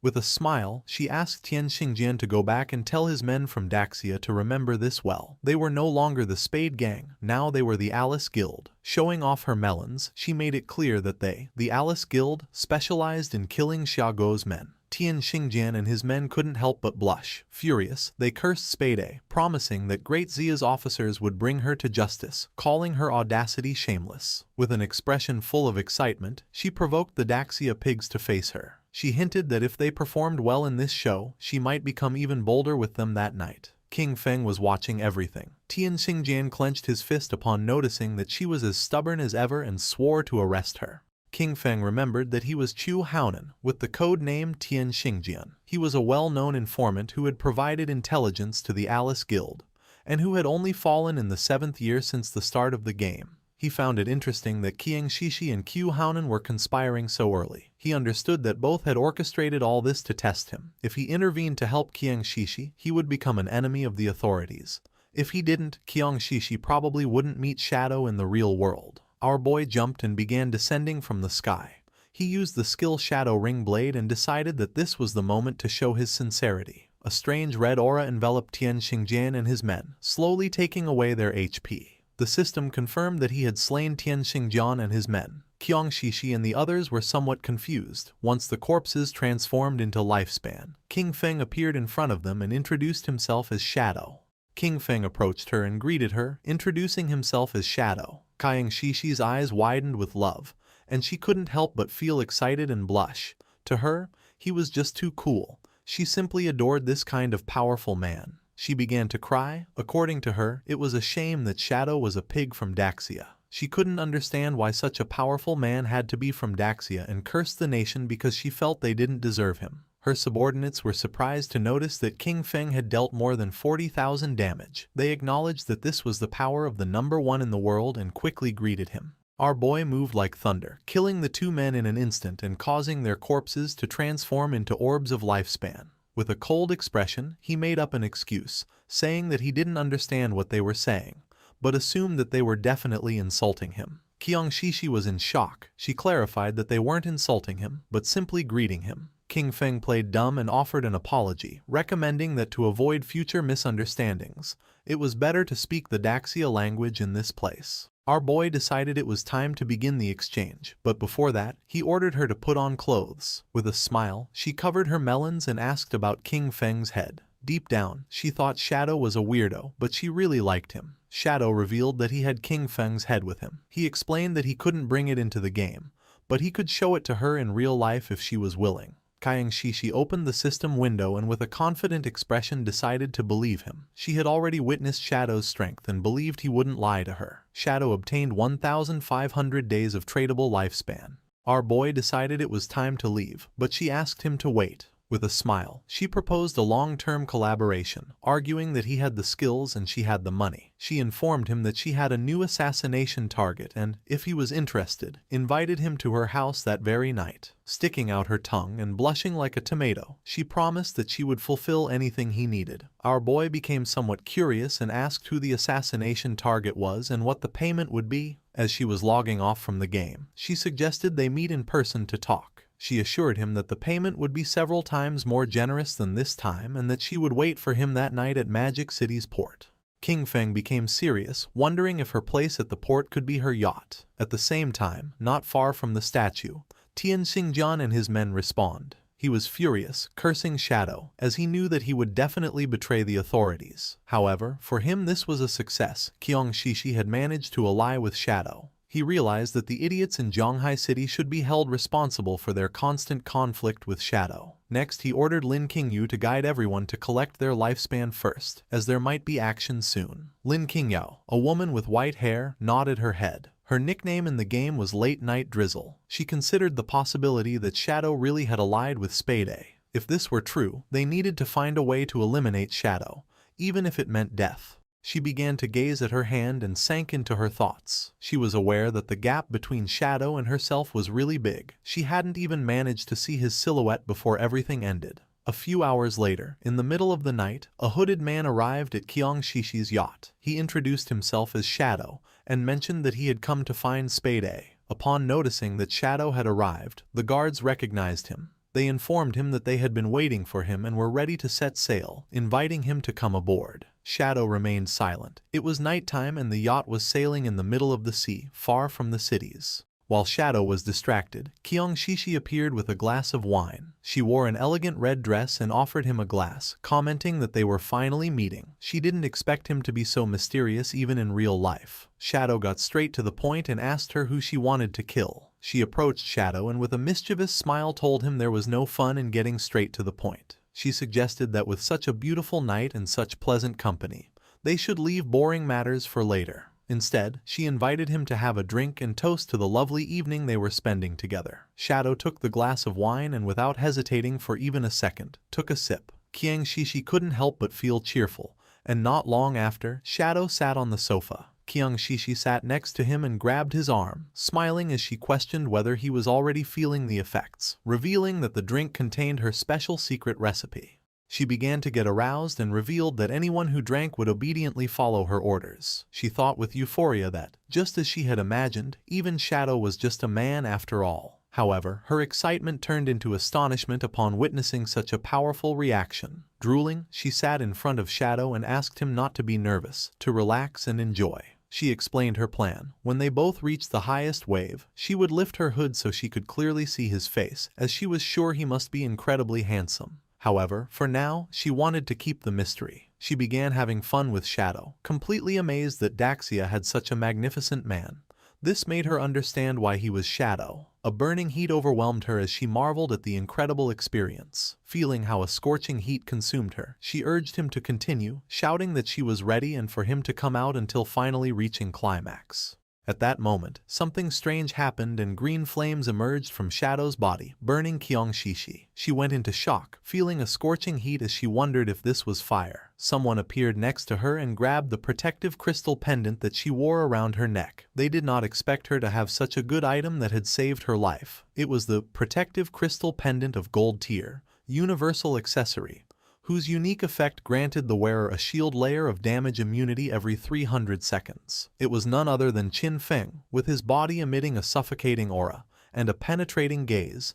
He began to stare at her. Kang Shishi was in shock. She wondered why he was here, since she remembered that Shadow had killed him. Our boy decided to reveal the truth. There was only one reason: he was Shadow. She moved away from the supposed Shadow who was sitting on the couch, and her eyes widened in fear. The hooded man was none other than a devout follower that our boy had summoned so that it would pretend to be him. It was very happy since it had had a lot of fun with Kyung Shishi. The formerly arrogant Kyung Shishi now knelt before King Feng. Banging her head against the ground, she begged him to spare her life, admitting that she was wrong. She offered him all of her lifespan and pledged to be his slave, telling him he could do with her whatever he wanted. King Feng asked about the 5 foreigners who were with her. With her eyes full of tears, she began to bark like a little dog, asking her daddy if he would let her go in exchange for the information. Just before she could finish the sentence, King Feng broke her neck, and while she writhed in pain, he grabbed her phone, realizing that the 5 guys were not on the yacht.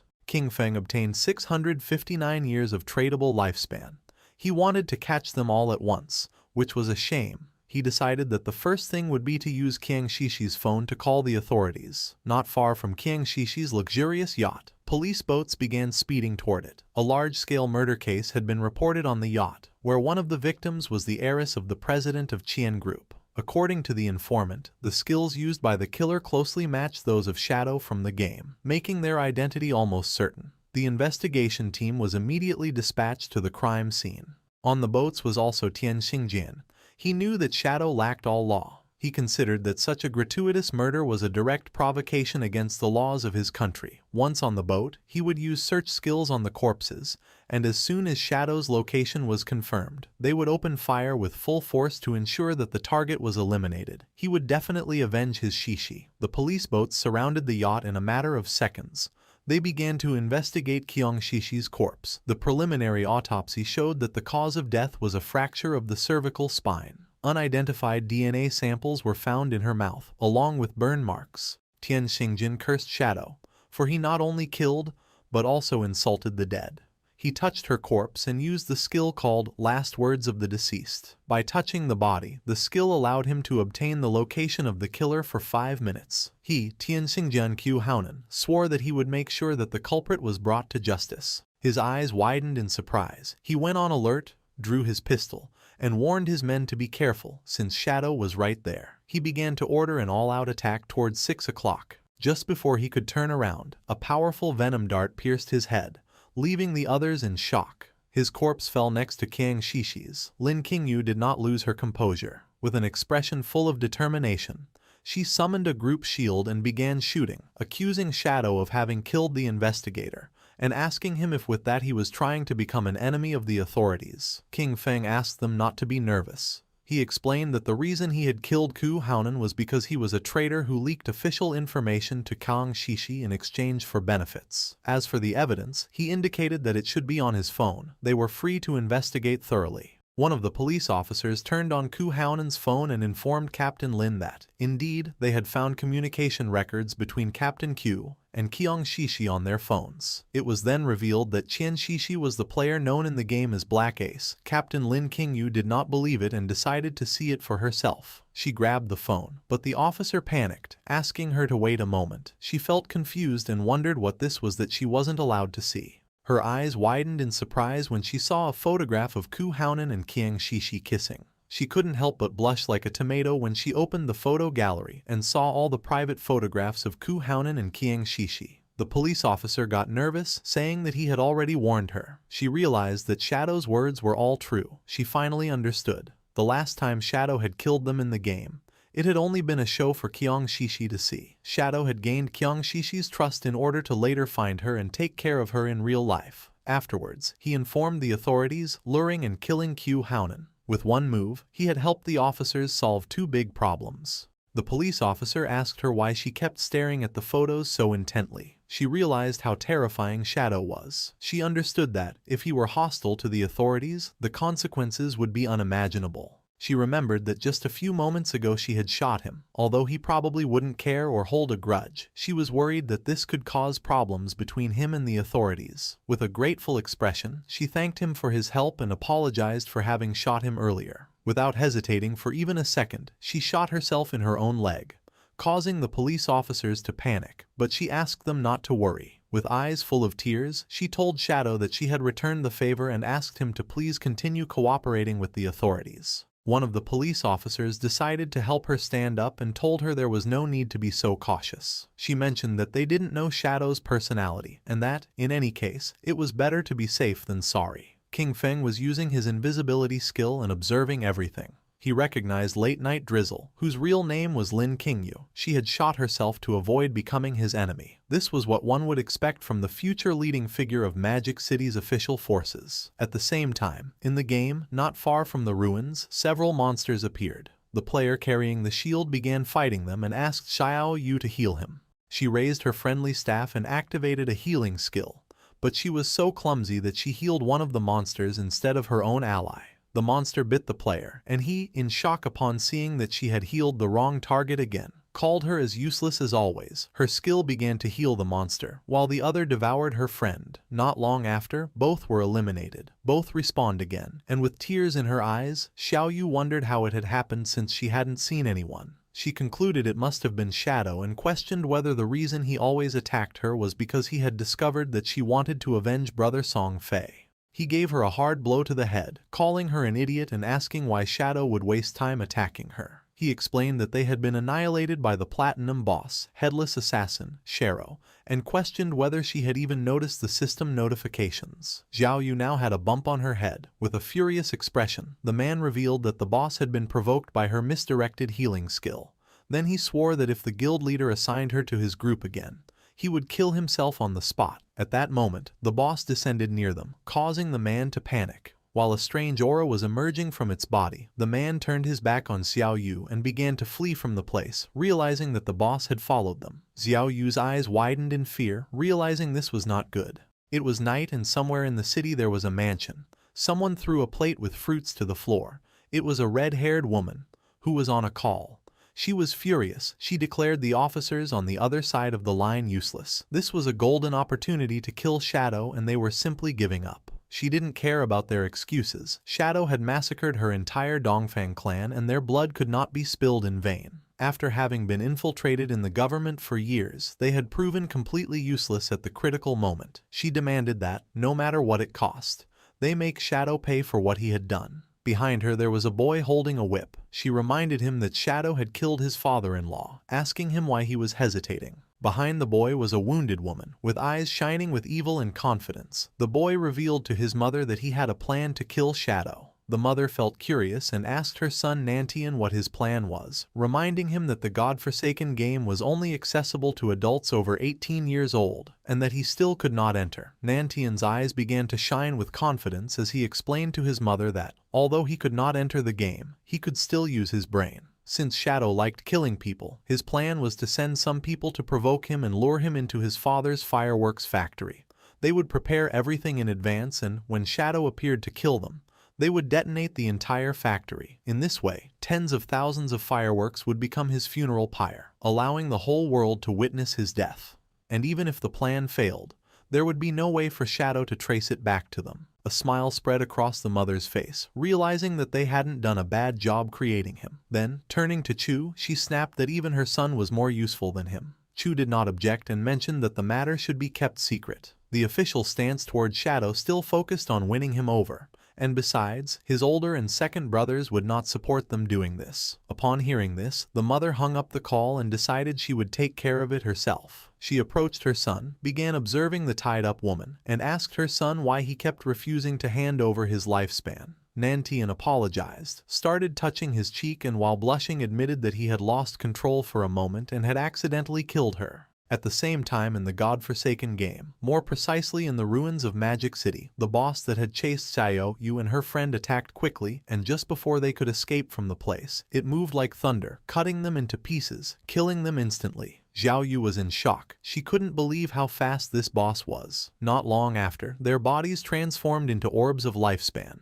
The players who were nearby reacted immediately, pointing out how the players had suddenly died. They realized that someone invisible had killed them instantly, and came to the conclusion that it had to be Shadow. Just before they could take another breath, the boss attacked again, killing them and turning their bodies into orbs of lifespan. Noticing this, the remaining players began to flee from the place, thinking that Shadow had gone crazy and was massacring innocents everywhere. At the same time, King Feng was standing over the sea, whistling and enjoying the views. He was far from town and thought this was a good place to extract the hideout. The system asked our boy if he wished to consume 1,315.2 years of lifespan to extract the soul-cleansing land, hideout, into reality. This hideout was an underground structure and King Feng had to mark the location on the map. Finally, before proceeding, it warned him that all materials overlapping with the hideout would be obliterated and asked him to confirm the action. King Feng began looking toward the bottom of the sea and confirmed, not long after, a magic circle appeared in the water. The sea split in half and the soul-cleansing land was successfully extracted into reality. With a serene expression, King Feng decided that now was the time to go search for the divine book. Our boy logged into the game and Wang Meng informed him that someone had reported him for killing players indiscriminately. However, Wang Meng knew it wasn't him since he hadn't been online. Upon investigating, he discovered it was a platinum-tier boss attacking players named Headless Assassin Xiaoluo. Her stealth level was extremely high, no one could see her. Because of this, Wang Meng asked if he could take care of the situation. In the ruins of Magic City, the boss was massacring all the players in the area, leaving only lifespan orbs. Ongqun, who was hiding behind the rubble, couldn't help but feel fear, wondering what kind of divine boss she was, since not even his level 3 anti-stealth could detect her. Last time, the Iron Saintess had been overshadowed by Shadow, and he was very upset. With a confident smile, he revealed that the only problem was that he couldn't see the boss. Otherwise, he could have contained her by himself. He claimed that even if Shadow appeared, he would be powerless against this headless assassin, Xiaoluo. Yanyan panicked and asked Anquan to lower his voice so as not to attract the boss. Then she suggested heading first to higher ground since the view would be better from there. Anquan began to move stealthily, but in the process he stepped on a banana peel lying on the ground. Poor Anquan slipped and fell to the ground, not knowing who had thrown that banana peel. But just before he could finish speaking, the boss moved like thunder, cutting Yanyan and the subordinate in half. The bodies of Yanyan and the others transformed into orbs of lifespan. Anquan was the only one who had not been eliminated thanks to slipping on the banana peel. He was in shock upon noticing that the boss had killed all her subordinates. Without losing a second, he grabbed an orb of lifespan, and when he turned around, he saw the boss. She raised her arm and prepared to eliminate Anquan. Far from feeling fear, he challenged her, shouting that he wasn't afraid of her. While the boss was preparing the attack, Anquan rolled, only to panic upon realizing that he had rolled too early. Without losing a second, Anquan continued rolling without stopping. His eyes widened in confusion, wondering what she was waiting for and why she wasn't attacking him already. He started rolling non-stop around the boss, and in the process got dizzy since he had rolled to the limit. Anquan stopped rolling and couldn't help but feel somewhat confused upon noticing that the boss was disappearing. He was so dizzy that he could barely see clearly. After charging the attack, she used the technique anti-stealth strike and attacked the dizzy Anquan, who didn't have time to roll again and received the attack directly. In an instant his body transformed into lifespan. While the boss was distracted, Shadow began to emerge. Out of nowhere, King Feng appeared above her and using his skill true anti-stealth strike forcefully stabbed his dagger into her back, dealing more than 28,000 points of damage and killing her instantly. He was so fast that she didn't even have time to turn around or feel his presence. He couldn't help but feel somewhat surprised upon noticing that this boss's name was Xiaolu. A few minutes before King Feng appeared, all the members of the guild who were in the city ruins began to point at poor Xiaoyu, blaming her for having miscast a spell that activated the headless boss. They claimed that the boss had noticed her and followed her to the respawn point. Xiaoyu's eyes were full of tears and sadness. She explained that it hadn't been her intention. Two of the players were furious and told the guild leader that their teams wouldn't dare accept someone like her, as they would die without even knowing how it happened. The guild leader asked his men to lower their voices, asking them if they weren't afraid of attracting the boss. With a serious gaze, the guild leader realized that Xiao Yu was not made for combat. Because of this, he informed her that from now on she would be in charge of gathering information about hideouts. He offered her a reward of 3 years of lifespan if she found a gold tier hideout, and 10 years if she found a platinum tier one. He remembered that at the time, upon seeing that she had a hidden class, they had thought they struck gold. Pointing at Xiao Yu, the guild leader decided that from now on he would give her 1 year of lifespan each day, since her constant deaths were a great waste. A system window appeared informing Xiao Yu that she had received 2 days of tradable lifespan. Her remaining tradable lifespan was now 2 days, 13 hours and 32 minutes. With a grateful expression, she thanked him from the bottom of her heart.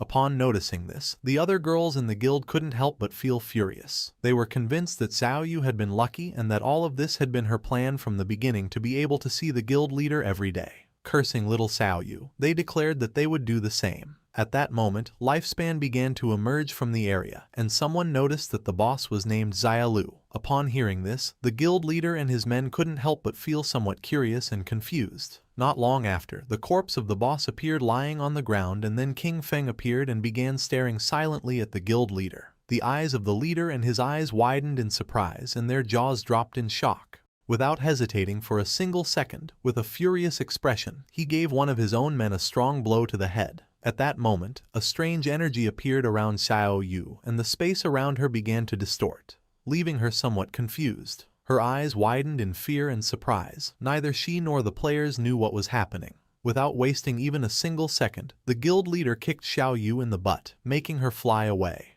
Xiao Yu's body began to float in the air. She couldn't help but scream and ask for help. At that moment, 3 headless bosses appeared around her. Upon noticing this, King Feng's attention was fixed on her. Anquan and the others, who were watching from a corner, panicked when they noticed 3 bosses. They soon realized that there were actually 4, and then 5, as one of them had just been instantly eliminated by Shadow. This made them understand why they felt like they were everywhere. There were many clones. With eyes full of tears and a desperate expression, Xiao Yu began to ask for help.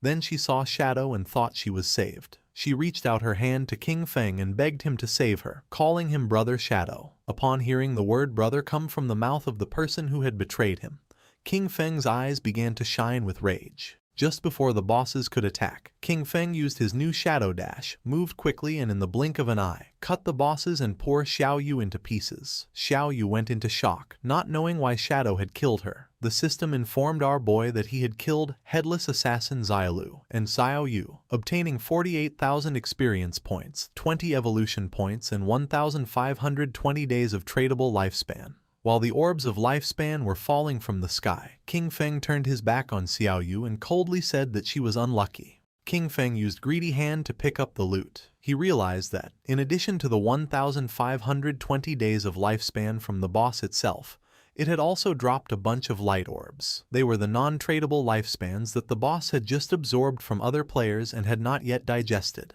Captain An Yu and Wang Meng appeared. With a smile, she greeted our boy, offering to buy him the items if he didn't need them. King Feng felt somewhat surprised to notice that Captain An Yu and Wang Meng were everywhere. With a serene gaze, our boy mentioned that they had arrived just in time, as he knew another place with good loot. If the price was right, he could take them. He told Wang Meng and the others to go with him, but An Yu could not go. Captain An Yu felt somewhat furious and confused, asking why she couldn't come with them. Shadow began pointing at Wang Meng with his finger and clarified that, to be precise, women could not go. She began to blush and, showing her sensual body, asked the boss why. Accusing him of being discriminatory, she expressed a feigned sadness, admitting that she had even planned to seduce him, but did not expect that he actually liked men. King Feng gave her a gentle knock on the head and then revealed that outside the ruins of the city's north gate, there was a tower of divine authority. He explained that after completing the challenge, valuable rewards could be obtained. However, the NPCs inside despised women. If there were women in the team, the difficulty would increase tenfold.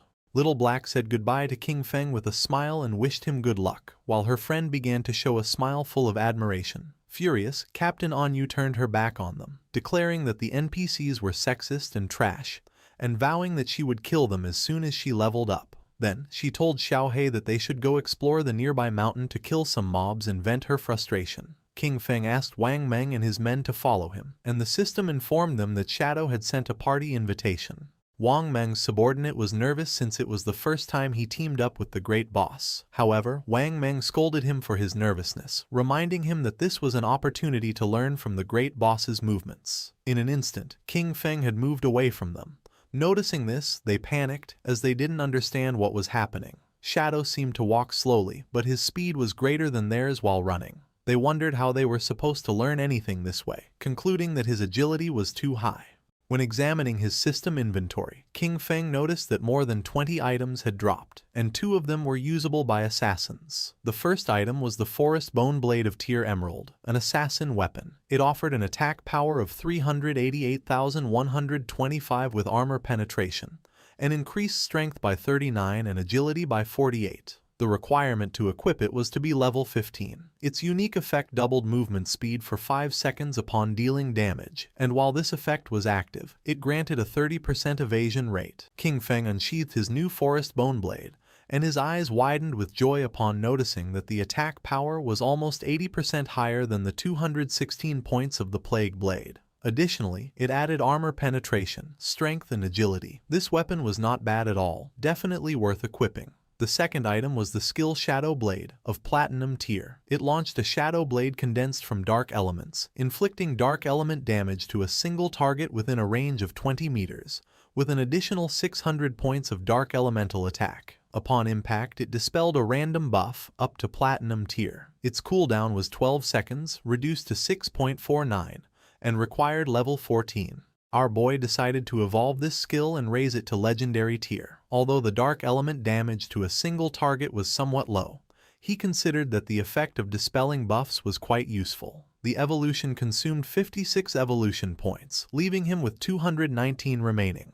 The skill Shadow Blade went through the Platinum, Emerald, Diamond, and Epic tiers, until finally becoming legendary. This increased its added dark elemental attack to 1,500 points and allowed it to dispel a random buff of up to legendary level. Its cooldown was reduced to 7 seconds, 3.78 effective. Finally, the skill obtained a new legendary effect. Hitting a weak point refunded 3 seconds of cooldown. Holding his newly upgraded blade, King Feng felt joyful. He realized that as long as he struck a weak point, this skill would return 3 seconds of the cooldown. For him, this meant that the effective cooldown would be only 0.78 seconds. Our boy came out of his thoughts, and when he turned around he saw that Wang Meng and his subordinate had disappeared from the place without a trace. At the same time, about 2 kilometers behind King Feng, Wang Meng's subordinates were gasping heavily and exhausted. They complained that Shadow moved too fast and no one could keep up with him, until one of them told their captain that he couldn't continue. Wang Meng grabbed one of them by the feet and started dragging them, asking them to stop talking nonsense. King Feng and the others arrived at the Tower of Divine Authority, which was located in the middle of a forest. It was so tall that you couldn't see the top from the ground. Our boy informed Wang Meng and his men that this was the place. Once inside, an NPC would present them with a challenge. He warned them that this NPC was really despicable, because the better their performance, the more expensive his items would become. With a serene expression, he advised them to only use 1% of their strength. He told them to do their best, since they only needed to defeat a gold-tier boss. When our boy turned around, he saw Wang Meng and his men lying on the ground and trembling from exhaustion. No one could keep up with King Feng. With his face covered in sweat and gasping heavily, Wang Meng gave a thumbs up and told our guy not to worry, as he guaranteed the success of the mission. While King Feng was walking toward the door of the Tower of Divine Authority, he asked them to make sure to use team chat at all times so that the NPC could not hear them. He explained that once they overcame the challenge, they would be able to buy great items from the NPC and assured them that they would not be disappointed. King Feng and the others opened the door of the tower. Wang Meng and his men couldn't help but feel surprised when a hooded NPC who was floating appeared before them. He warmly welcomed them as friends of Blue Star and assumed that the arrival of the Forsaken Gods had already made them uneasy. He revealed that this was the Tower of Divine Authority, and that, if they completed the challenge, they would be allowed to trade with him.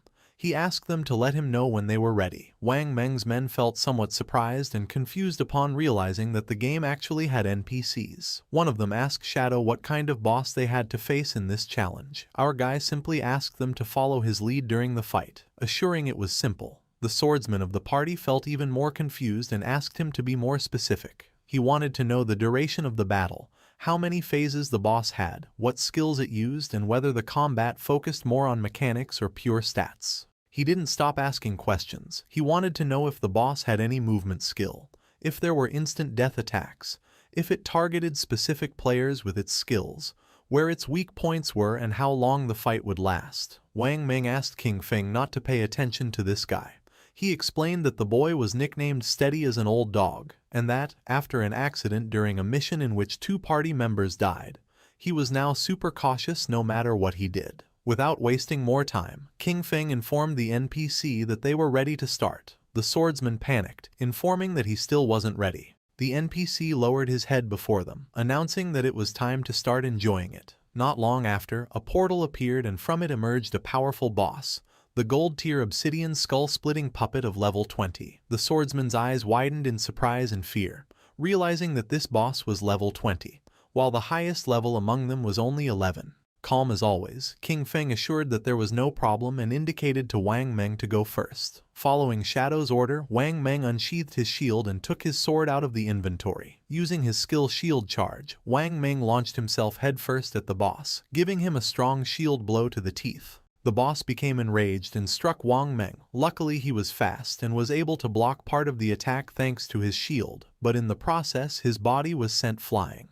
King Feng moved like thunder and grabbed Wang Meng, preventing him from crashing into the wall. The swordsman and the archer were somewhat confused upon noticing this and felt somewhat worried for our boy. King Feng began staring at the boss. He told the archer not to worry about it and to use the skill Starshine Shot. Then, he ordered the swordsman to use triple ground slash. Both nodded their heads. The archer fired a rain of arrows at the boss, causing him terrible pain. And taking advantage of its lowered guard, the swordsman moved like wind and attacked with precise yet powerful slashes. The boss opened its mouth and started to bleed, then it became enraged and struck the ground forcefully. A powerful aura appeared around its body and then a strange black energy began to form around the swordsman. Noticing this, King Feng realized that the boss had entered berserk mode. He warned them that he would take care of it and that everyone should stay away from the black oil. The swordsman began to crawl away from the energy, while on the other side, the archer narrowly dodged one of the attacks. King Feng jumped into the air and threw his shadow blade at the monster. The attack was so fast that the boss had no time to react, and the blade hit him right in the face, causing more than 4,500 points of damage. Far from calming down, it started to roar, but King Feng used a skill to dispel the berserk state. Wang Meng couldn't help but smile, commenting that the damage inflicted didn't match his status. It was as if the boss had taken off his gear. With an expression full of joy, the swordsman mentioned that Shadow was really good at acting, having stayed in the corner the whole time. The NPC must have thought he was a complete noob. The archer became somewhat curious and asked our boy how he had found out that the NPC's items were more expensive the stronger the players were.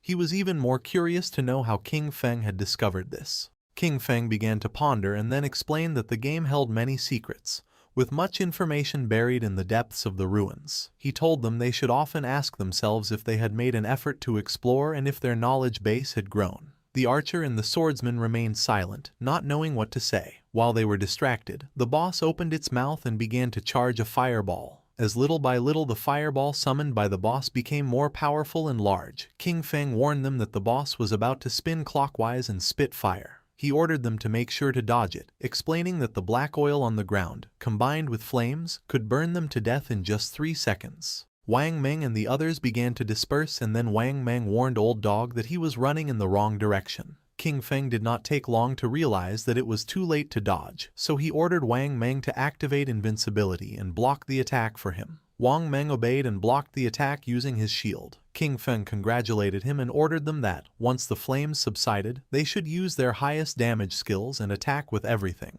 The archer unleashed a rain of arrows. The swordsman jumped and prepared to attack, with Wang Meng closely following to block any attack from the boss. The combined attack worked and just before the boss could take another breath, Wang Meng and the others dealt more than 25,000 points of damage, killing it instantly. The system congratulated them for having defeated the level 20 Obsidian Skull Splitter Golem. Wang Meng and the others felt somewhat relieved and happy. King Feng did not lower his guard, remembering that the complicated part of this boss was that, once its HP fell below 70%, it entered a berserk state. While the effect dissipated, its strength was approximately the same as that of a silver-tier boss. The NPC reappeared in the sky and congratulated them, informing them that they were the first players from Blue Star to overcome his trial. While the items were materializing, the NPC began to laugh, revealing that now, as long as they offered their lifespan, they could trade with him for the divine gifted tome.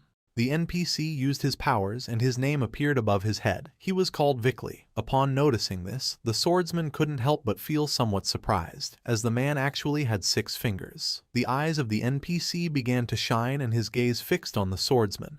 Without wasting another second, he summoned a thunderbolt which descended upon the swordsman, causing him more than 99,000 points of damage and killing him instantly. His body transformed into orbs of lifespan and Wang Meng panicked, not understanding why the NPC had suddenly attacked him. Calm as always, King Feng mentioned that the taboo established by this NPC was related to his fingers. He clarified that NPCs and players could not attack each other unless the player first broke the taboo set by the NPC. Because of this, as long as they didn't mention his fingers again, they would be safe. A question came to Wang Meng's mind. He didn't know if King Feng could defeat this NPC. Our boy revealed that for now he couldn't. The system revealed the reality about these NPCs. They were powerful beings from other timelines who had obtained divinity. Bound by ancient and eternal rules, they arrived at Blue Star disguised as NPCs to collect the lifespan of players. With an arrogant expression, Vickley asked them to choose the divine skill book they needed, exchange their lifespan for it and get lost. Upon seeing the skills books, Wang Meng went into shock. He discovered that it was possible to spend lifespan to create daily necessities in reality, like all kinds of food, water, and drinks. He understood that with these divine books, even if a disaster occurred, they would be completely supplied. As expected from King Feng, he had really led them to obtain something good. Wang Meng and the archer were surprised. They were certain that King Feng never let them down. Their astonishment grew even more when the archer discovered the existence of the divine book, Mechanical Maid, and instantly wanted to buy it. King Feng spent 9,000 days of tradable lifespan and, in return, obtained the complete set of the 9 Zhonghai City divine books. These divine books would meet his daily needs, but there was also another reason. The Tower of Divine Authority offered an achievement that granted reputation rewards, and he was determined to claim it. King Feng informed the NPC that he wanted to challenge the highest difficulty alone. Vickley felt somewhat confused and made it clear that, with the performance he had just shown, King Feng wouldn't be able to finish even the first level, yet still dared to dream of challenging the highest difficulty. King Feng felt curious and decided to ask what exactly was involved in the highest difficulty. Vickley revealed that the difficulty was divided into 5 levels, with the 5th being the highest. The boss was still the Obsidian Skullbreaker Golem of Golden Grade, but its attack, health, defense, and cooldown speed were increased by 500%. The jaws of Wang Meng and the archer dropped in shock. A 500% increase. It had already taken them great effort to dodge its skills, so they doubted that Shadow could manage it. Moreover, with 5 times more health and defense, they wondered how long it would take to defeat it, knowing there was no room for a single mistake during combat. Vickley began staring at King Feng. He warned him that if he died during the challenge, the lifespan he dropped would belong to him, and asked if he was sure he wanted to accept it. King Feng ignored the warnings and nodded his head, making clear that he wanted to accept it. Vickley began to summon a ball of magic, gladly accepting what he considered a gift. For Vickley, the players from Blue Star had already become too arrogant so early in the game.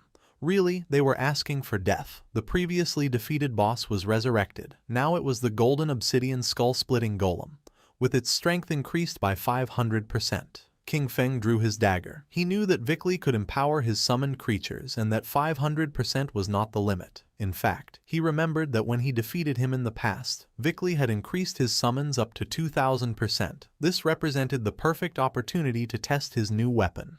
King Feng shot a poisonous dart at the boss, which activated the effect of Black Flame's gift, reducing the target's defense and all its elemental resistances by 7%.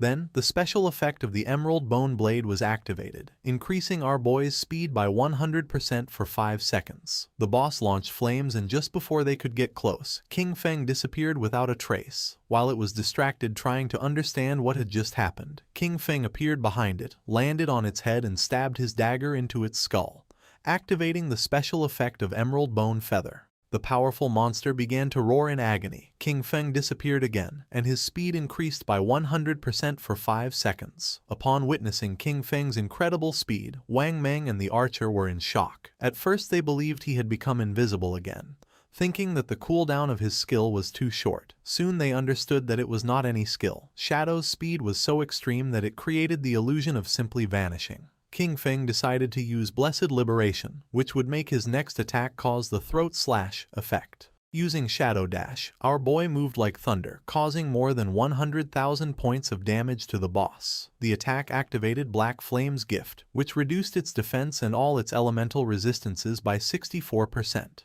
Despite having used his most powerful skills, the monster's HP had barely dropped. King Feng was happy because he knew this was due to the buff granted by the ancient god's stone tablet. Without this item increasing the stacking limit of Black Flame's gift, each hit from Shadow Dash would have only inflicted, at most, about 18,000 points of damage. Wang Meng was in shock upon noticing that a single strike had taken away a third of the boss's health and wondered what skill King Feng had used. It was the first time that the archer clearly saw King Feng's attack. It seemed like an instant shadow slash to him, but the version he knew of this skill only had 3 strikes. Meanwhile, Vickley was watching the battle in silence, wondering how someone could be so strong if the game in Blue Star had just begun and what level of talent he possessed. The eyes of our boy were shining with joy. It was time to activate Throat Slash, a skill that inflicted 200% of the damage of the last attack per second. Blood began to emerge from the boss's body. It began to roar in agony as its HP bar dropped. In a matter of seconds, the monster lost its life and its body transformed into orbs of lifespan.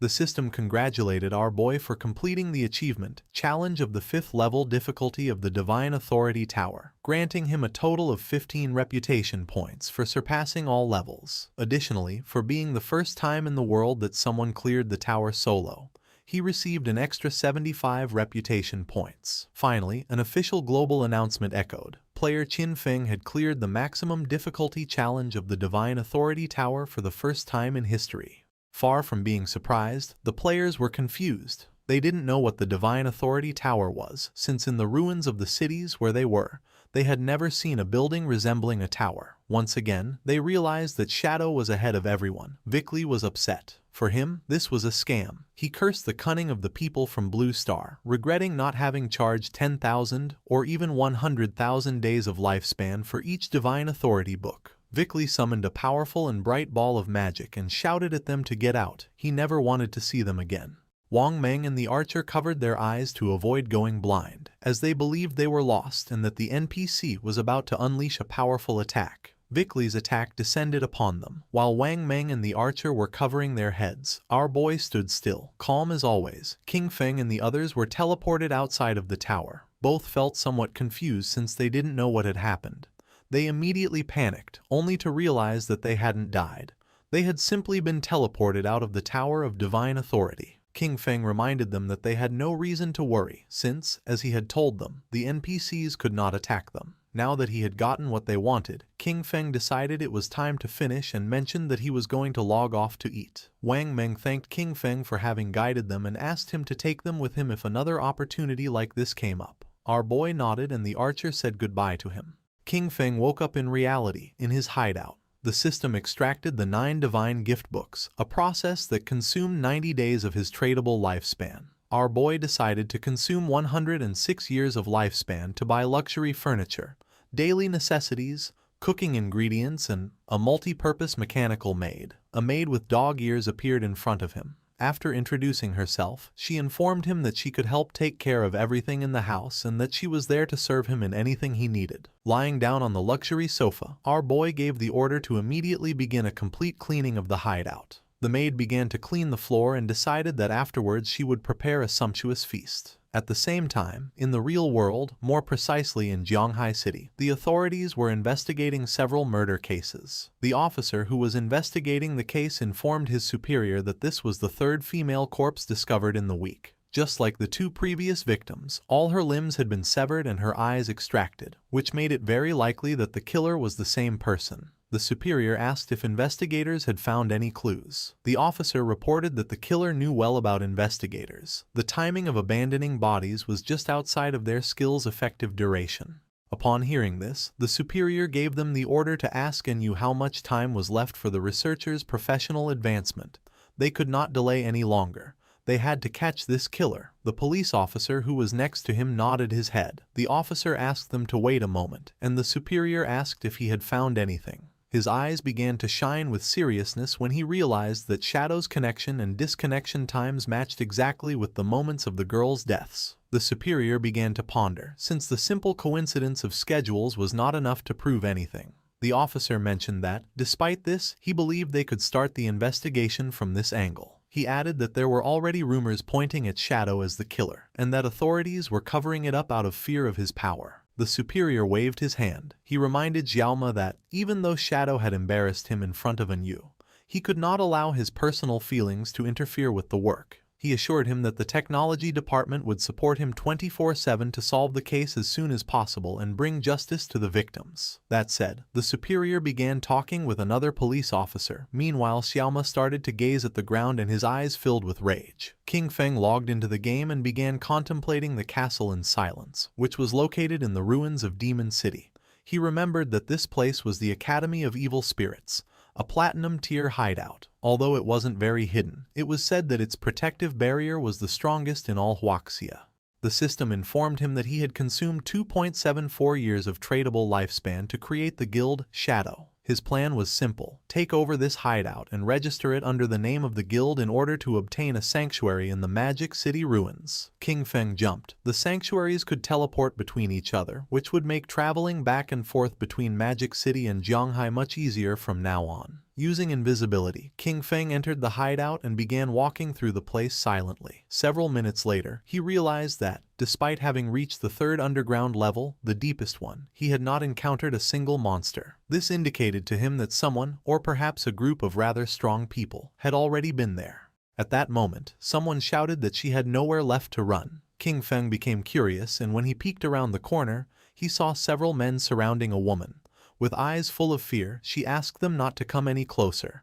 They were on a bridge and had her cornered, with a river of lava behind her. With a smile, one of them told her not to worry, as they wouldn't kill her. For now. He explained that Madame Dongfang wanted them to take her so that her son could show her some love. He demanded that she reveal her location in the real world, warning that otherwise they would kill her repeatedly until her lifespan ran out. Furthermore, he made it clear that suicide wouldn't help her since members of their guild, Shura Hall, were waiting for her at the respawn point. With a smile, the orange-haired man suggested making a deal. He reminded her that she had killed Madame Dongfang twice in the game, estimating that because of this she must have taken at least 30 years off Madame Dongfang's lifespan. The woman remained silent, lost in her thoughts. He advised her to give them those 30 years of lifespan and then play with the three of them for a while, promising that in return they would let her go. With eyes full of tears from fear, she asked what exactly it was that they wanted to do. They began to smile, and then one of them pulled down his pants, causing the poor woman to panic. With a mischievous smile, the man with orange hair revealed that this was how they played. The woman began to ponder in silence, then looked away and, while blushing, asked them to promise to let her go after playing.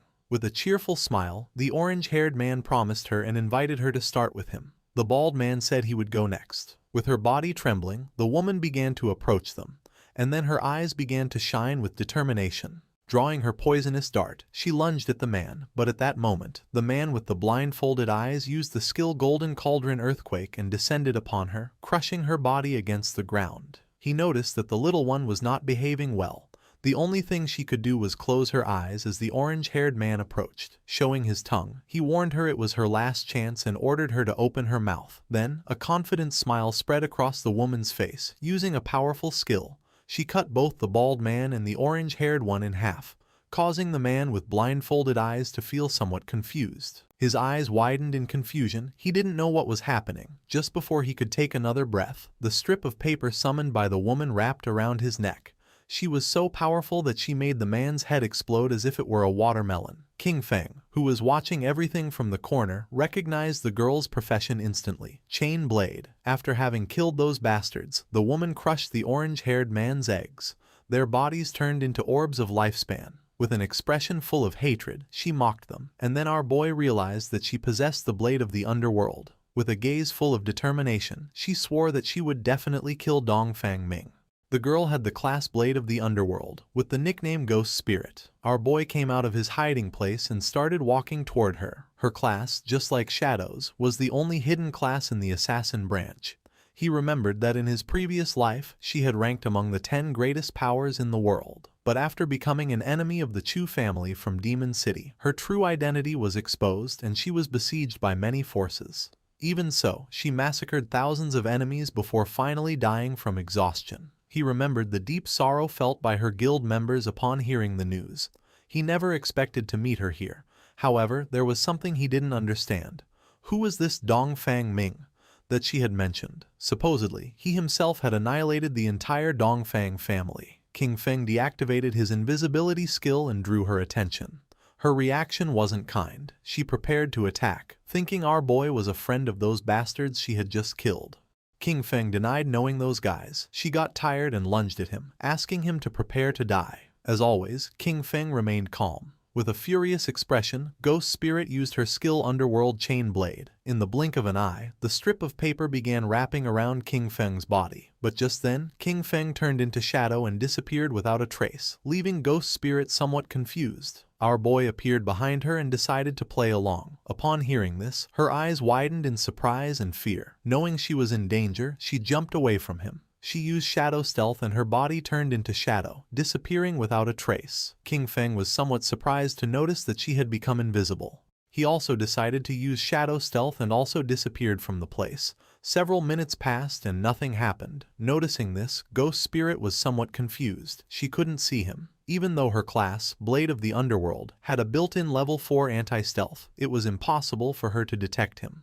This led her to wonder if this guy could be Shadow. Not long after, King Feng deactivated his shadow stealth and appeared stealthily behind her, catching her attention. Upon hearing Shadow's voice, she panicked, noticing that he could still see her despite her level 4 stealth. She decided it was time to get serious and used her most powerful skill called Evil Ghost Soul Chase.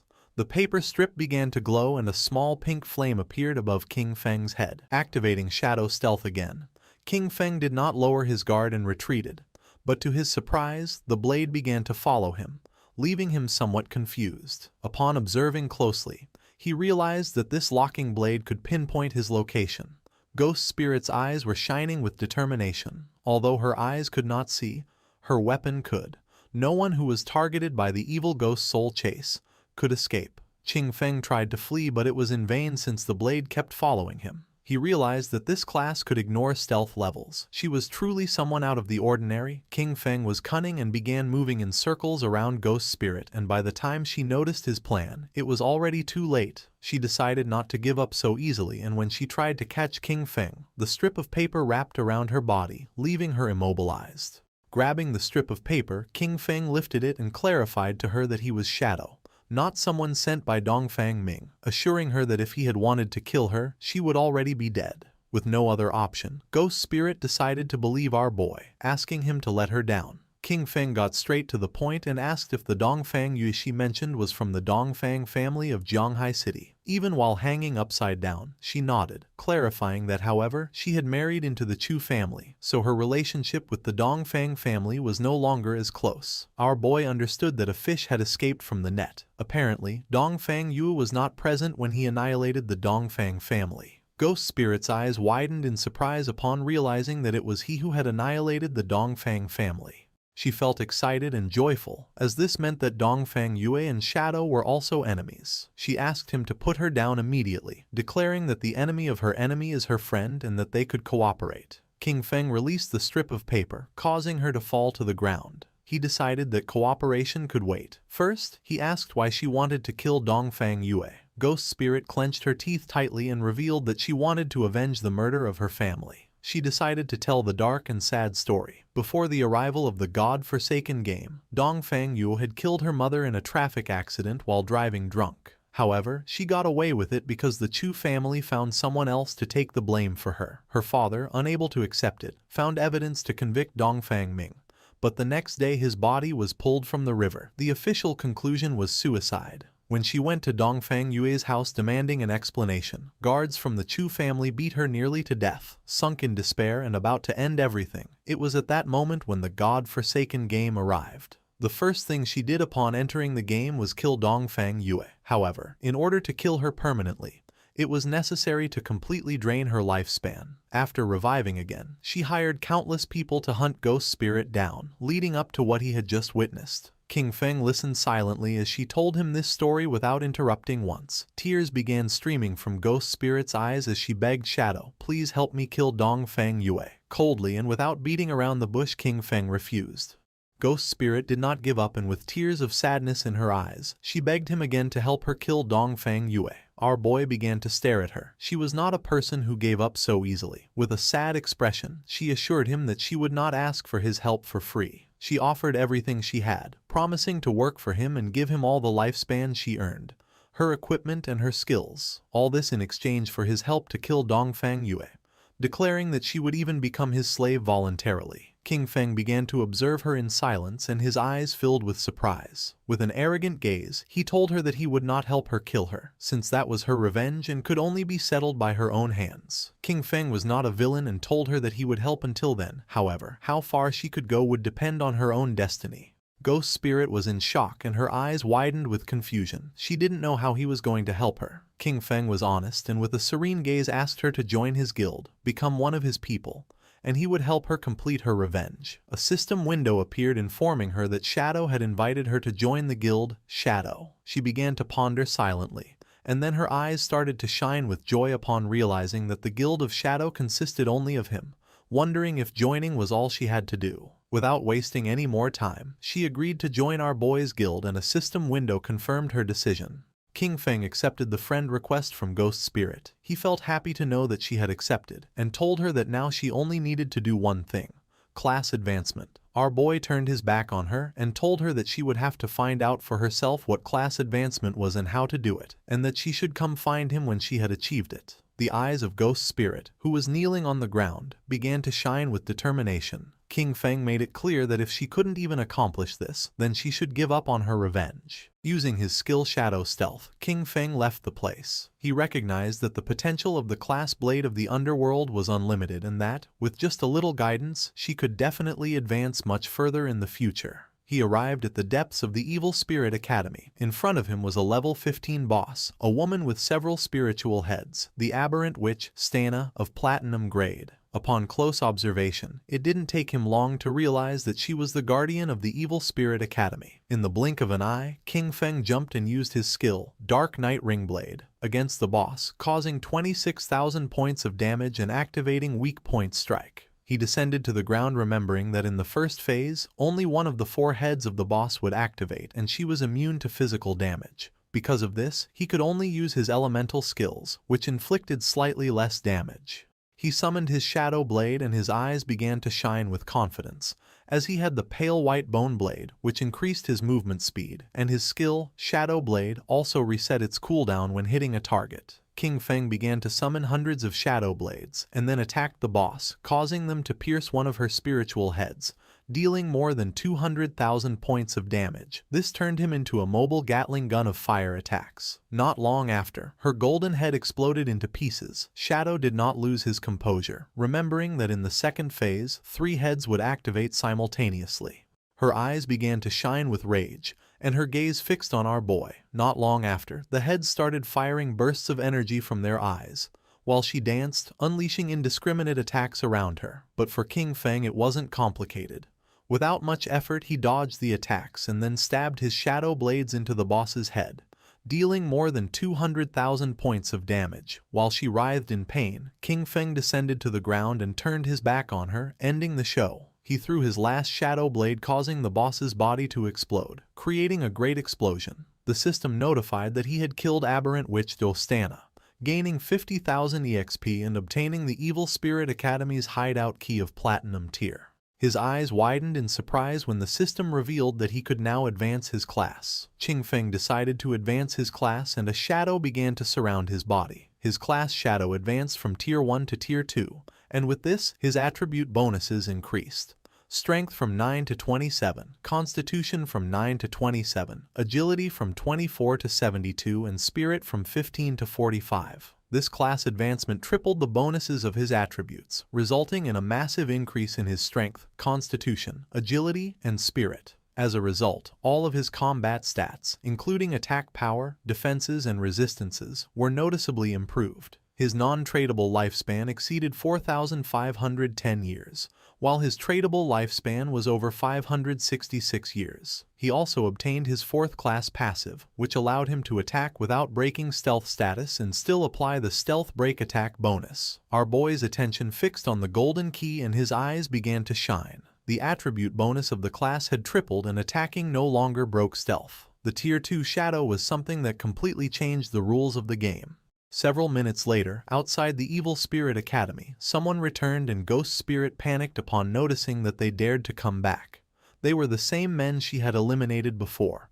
Now there weren't just 3. They had brought all the members of their guild. With a smile, the bald man mentioned that last time he was careless because he didn't know she had a chain blade. With a confident gaze, the orange-haired man revealed that this time he had called everyone from his guild, the Shura Palace, to see where she could run now. The bald man lunged at her, ready to attack, making it clear that he wouldn't be as soft as last time. Ghost Spirit panicked, knowing this wasn't good. Using his skill Earth Slash, the bald man descended to the ground and tried to attack using his axe, but luckily she reacted in time and dodged the attack. With a confident gaze, she used Shadow Stealth, but right at that moment someone threw a flash grenade which exploded in front of her, creating an intense and blinding flash, forcing her to stop using the skill and cover her eyes. Taking advantage of the moment, the bald man gave her a kick. Stepping on her head, with an arrogant smile, he made it clear that he was going to give her a real lesson. Ghost Spirit was not going to give up. She took out a small green vial,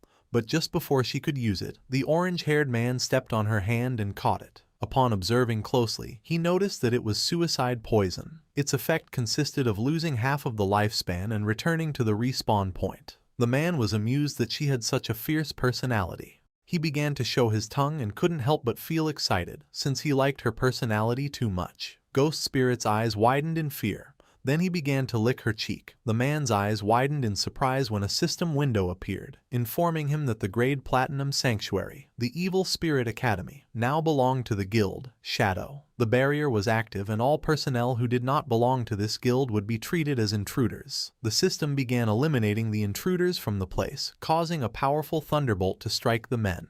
In the blink of an eye, their bodies turned into orbs of lifespan. Her eyes widened in surprise upon realizing that the Evil Spirit Academy was a sanctuary and that it now belonged to her guild. This meant that, within minutes, Shadow had killed the Guardian and obtained the key. King Feng also obtained the Jade Tier Aberrant Witch's Ring. This ring, usable by all classes from level 14, increased all attributes by 22 and cooldown speed by 30%. Its unique effect increased the area of effect of skills by 25% and area damage by 10%. As if that weren't enough, he also got the Platinum Grade Virulent Poison Trap. This Platinum Grade skill, for the Assassin and Hunter classes, allowed him to place a trap with level 5 stealth. Enemies who triggered it would receive 500 additional poison damage, a 50% slow for 5 seconds, and continuous poison damage equal to 100% of his attack power. He could place a maximum of 3 traps, each with a 4.65 second cooldown and a duration of 3,600 seconds. He was satisfied, as 2 items an assassin could use had dropped. He considered the ring to be quite good. His instant Shadow Slash and Dark Knight Ringblade skills were both area of effect, so this represented a huge improvement for him. His eyes began to shine with joy, as he also had 363 evolution points, just what he needed to evolve his Backstab Enhancement skill to Legendary. He consumed 340 evolution points, leaving him with 23. His skill, Backstab Enhancement, evolved from Epic to Legendary. The passive effect now increased damage when attacking from behind from 75% to 100%.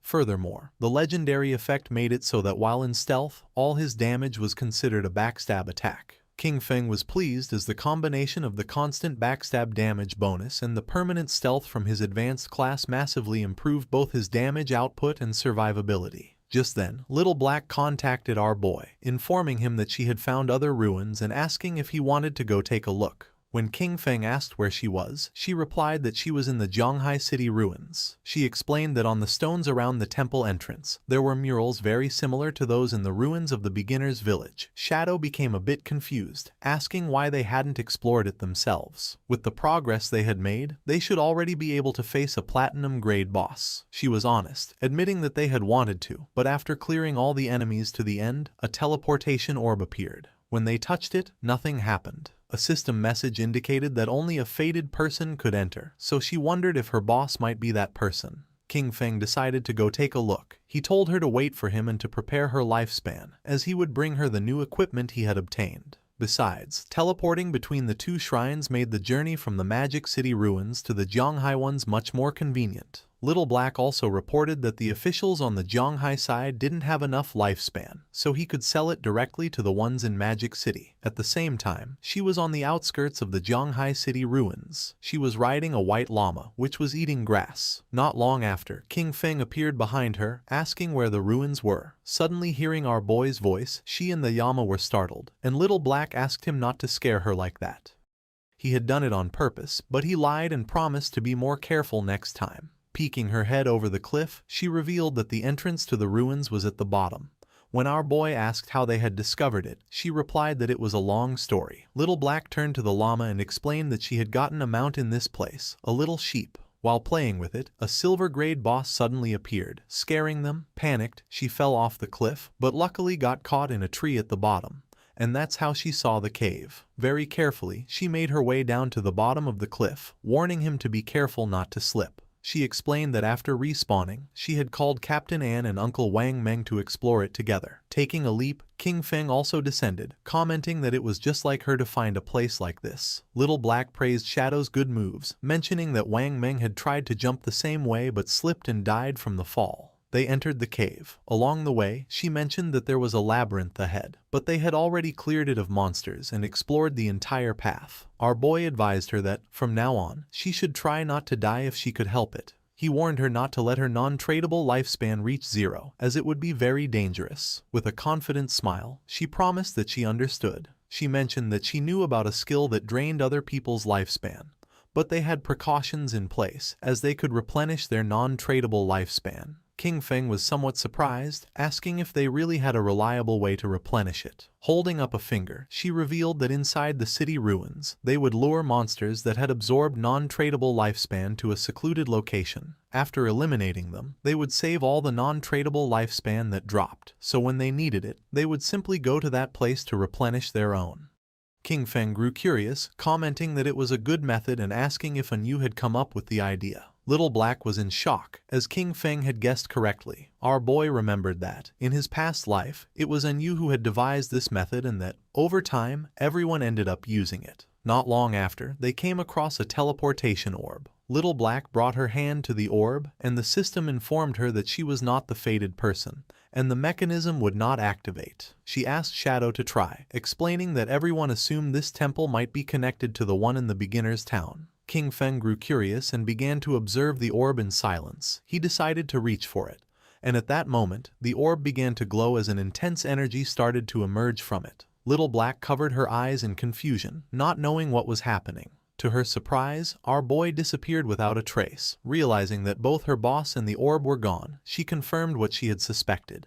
He really was the fated person. Meanwhile, King Feng found himself in the cave of the Ice Tide, where his remote communications were blocked. King Feng didn't let his guard down and activated his invisibility skill. The system assigned him a new mission: protect the Ice Tide crystal. His attention was fixed on the Ice Tide crystal. He recognized it instantly. He remembered that this object would erupt with an icy tide if it was hit by any attack. Looking closely, he noticed that monsters would emerge from the caves and would do whatever it took to attack the crystal. He understood that if he let them succeed, he would be dead. King Feng took the virulent poison trap from his inventory. To him, dying itself didn't matter. What was crucial was that the mission could fail. If that happened, he would never be able to return to this place or get the reward. He knew better than anyone that his only option was to evolve the virulent poison trap. After consuming the necessary evolution points, leaving him with 17, the skill went from platinum to epic. As a result, the trap's stealth increased from level 5 to 8,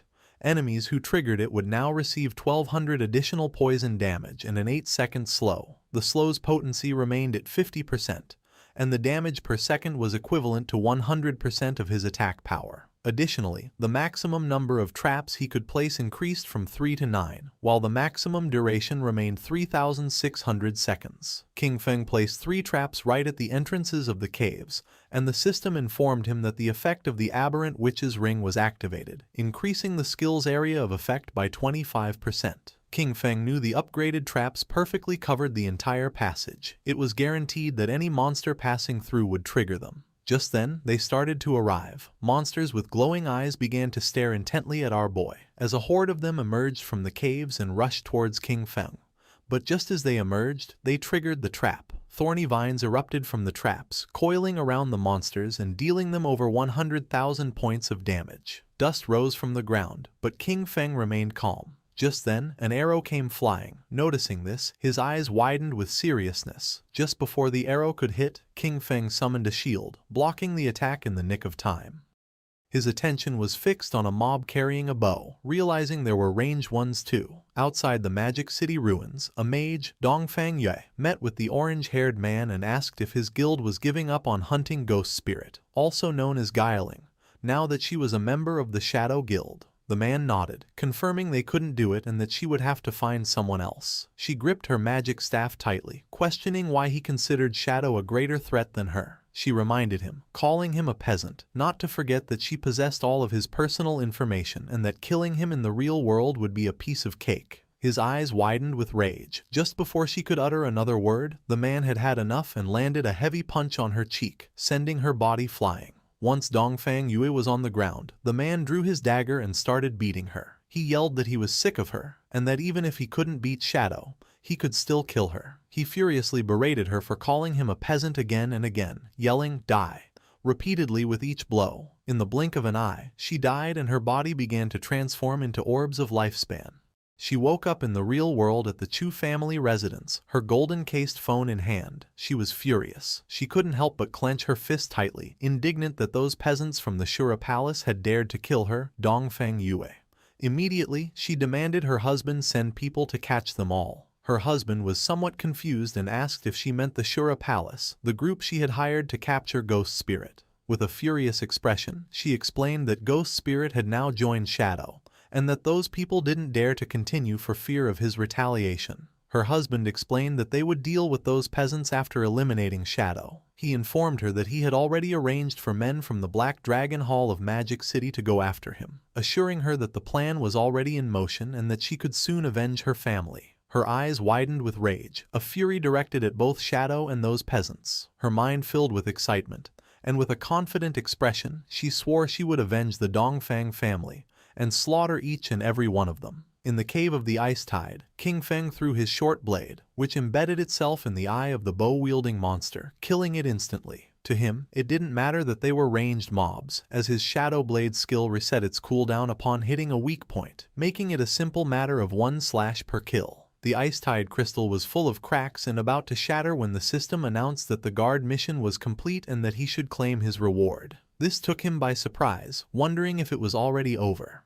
The Ice Tide crystal shattered into pieces, and then a golden chest appeared. King Feng's attention was fixed on it as he realized it was an epic treasure chest. He extended his hand towards the chest. Last time, an epic chest had given him graceful release. Now he would see what this one contained. The chest opened, and a powerful golden light began to emerge from it. Then, a woman started to manifest. She was an NPC. King Feng was somewhat surprised, as it was the same NPC who had been next to the epic chest last time. With her eyes closed, she began to speak in a strange language, one that King Feng recognized as the language of the old gods. She communicated to him that he had passed the 2 trials and that he was the chosen one. To our boy, this was strange. He obviously couldn't comprehend the language, and yet he understood its meaning perfectly, wondering if it was because of his eye of judgment. As her body was transforming, she revealed that the old gods had already perished, and that he was the heir to the mantle of judgment. The NPC's body began to change. The only thing Shadow could do was watch in silent amazement.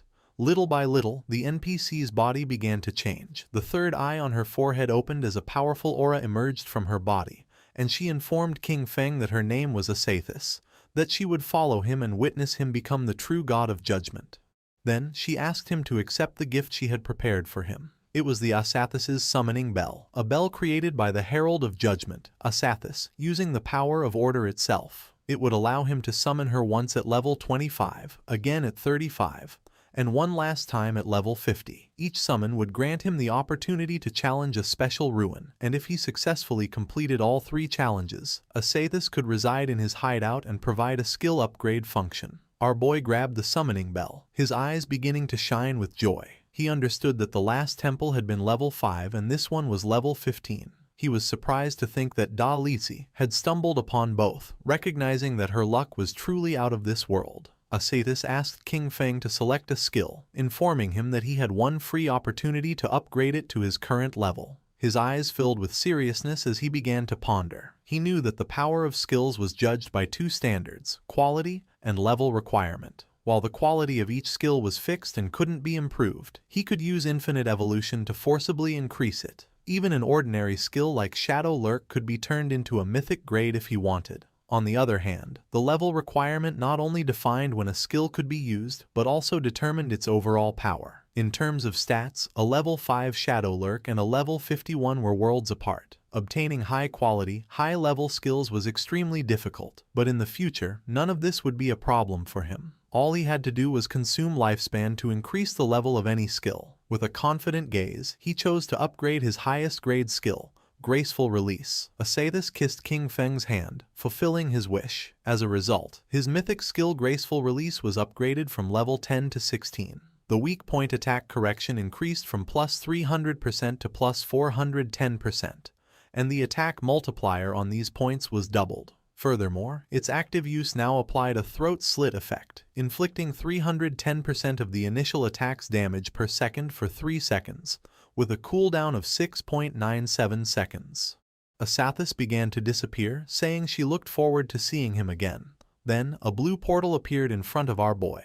It was the portal to leave. Before leaving, King Feng turned around and reached out, noticing that there was still something left in the chest. He obtained the Epic Tier Baffich's equivalent exchange agreement. It was a pair of epic grade leg armor for the assassin class, requiring level 15. It granted 198 physical defense, all elemental resistance and damage block, along with 19.8% damage reduction and plus 19.8 whispering resistance. Its unique ability, Art of Equivalent Exchange, allowed him to sacrifice a piece of equipment or a skill book of up to epic grade to randomly receive another of the same level and grade for his class, with a 1-hour cooldown. He grabbed the skill book and his eyes began to shine with joy.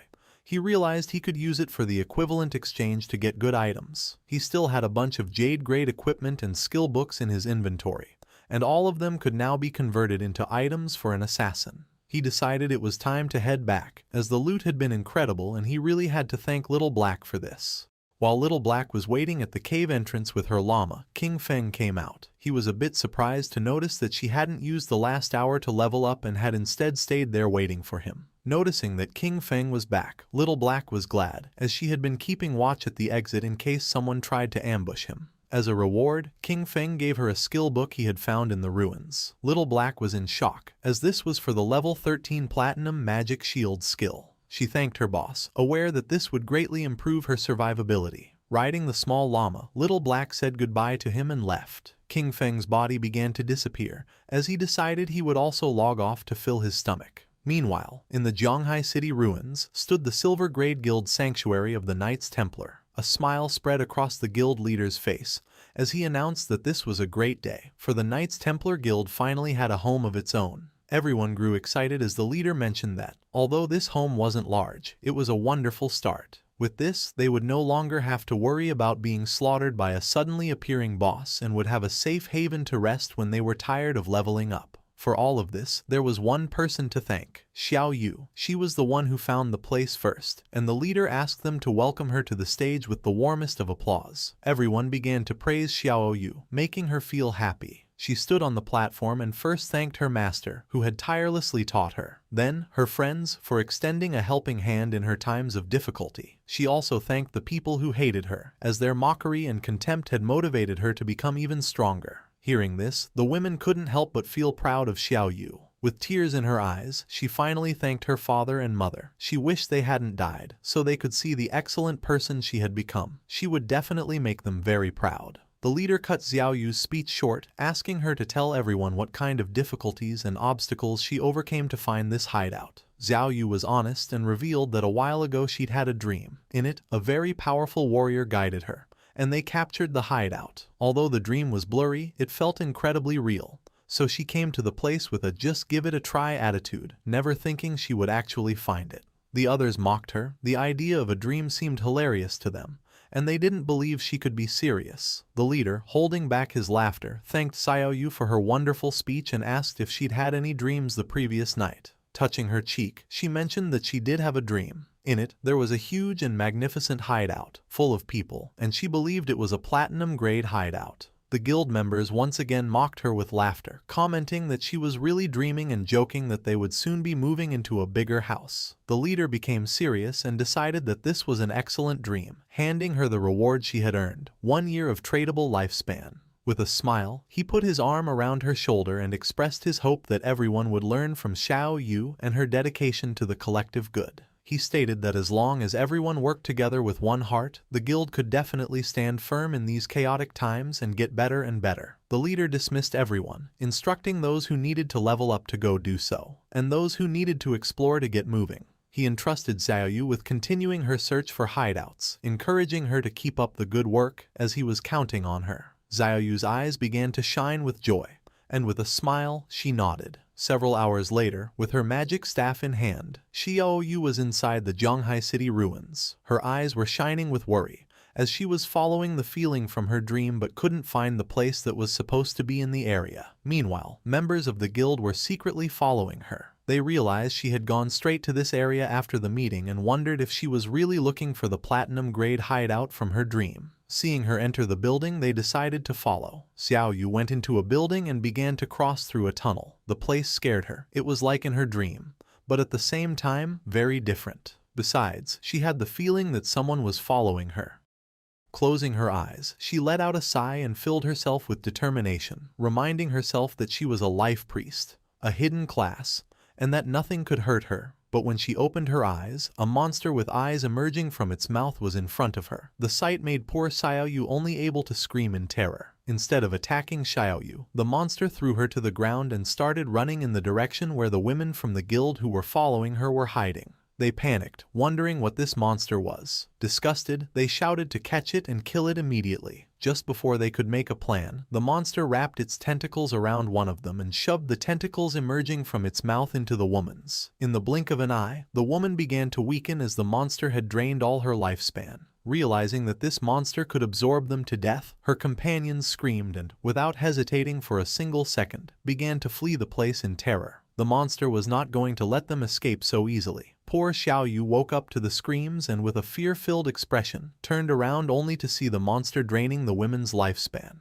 Xiao Yu was quick and, without making a sound, began to flee. She came across a spiral staircase and went down without looking back. She tripped and fell headfirst onto the ground. With tears in her eyes from the intense pain, she began to observe the place carefully, wondering where she was. In front of her was a door. Her eyes widened in surprise, leaving her in shock as she realized this was the entrance from her dream. She had finally found it. This was the platinum-grade hideout, and she had to notify the guild master immediately. She informed the guild master that she had found the platinum-grade hideout. The leader was somewhat surprised. He ordered her not to move, as he was already bringing people over, and asked her to join his party so they could see her location. Xiao Yu joined the party and told them she would wait for them there. At that moment, her eyes widened in fear as she began to hear noises, and once she turned around, she saw the sinister monster looking at her with a smile. Despite the fear, she gritted her teeth and filled herself with courage, telling herself not to be scared. She could do this. She could definitely defeat it. While the sinister monster was watching her, Xiao Yu stood up and grabbed her magic staff, convincing herself she could defeat it, as she was no longer the same person she used to be. As a powerful aura surged from her body, with a confident smile, she reminded herself that she was the noble hidden class, the life priest. Raising her magic staff, Xiao Yu activated her most powerful skill, venomous vines. Vines emerged from her staff and coiled around the monster, draining it of more than 500 hit points. Super excited, she celebrated that the attack had hit. Now, its poison would consume it while she prepared her next move. She aimed her magic staff at the monster and used corrupting poison mist, causing a poisonous mist to start damaging the boss, continuously draining its life. This was a corrupting toxin, much more vicious than any ordinary poison. The mist began to expand throughout the entire place. Noticing this, she panicked, and her eyes filled with fear. She realized this was an enclosed space and the poisonous mist had filled the entire area.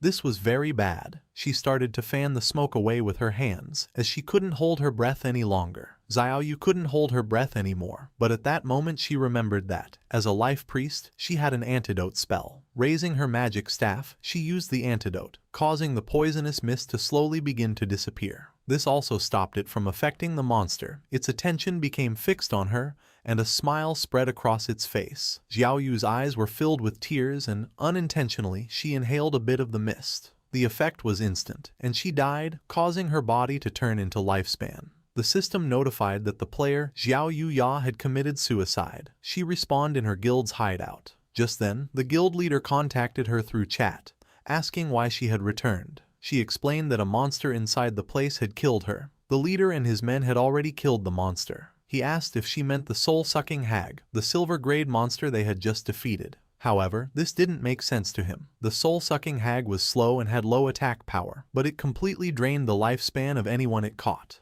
Because of this, he didn't understand how she had managed to survive. Hearing this, a smile spread across her face. She explained to the guild master that she had committed suicide in a moment of desperation, as she knew she would surely die if the monster caught her. The leader, surprised, exclaimed that she was incredible and had found the only way to survive. When the leader praised her, exclaiming that she was a true genius, she thanked him for the compliment and informed the guild master that she was on her way. She grew excited as she realized that, apparently, the 3 bitches who had been following her were dead for good. This is what happens when you mess with her. Qin Xiaoyu. A while later, Xiaoyu arrived at the hideout's door and explained to the guild master that the platinum-grade hideout was right behind this door. The leader patted her on the back, told her it was a good job, and promised her reward once they had secured the hideout. Then, he turned to his men and ordered Datu to take some men to clear the area and make sure no other players came to cause trouble. Datu nodded, assuring the guild master not to worry. He stated that they would eliminate anyone who dared to cause trouble,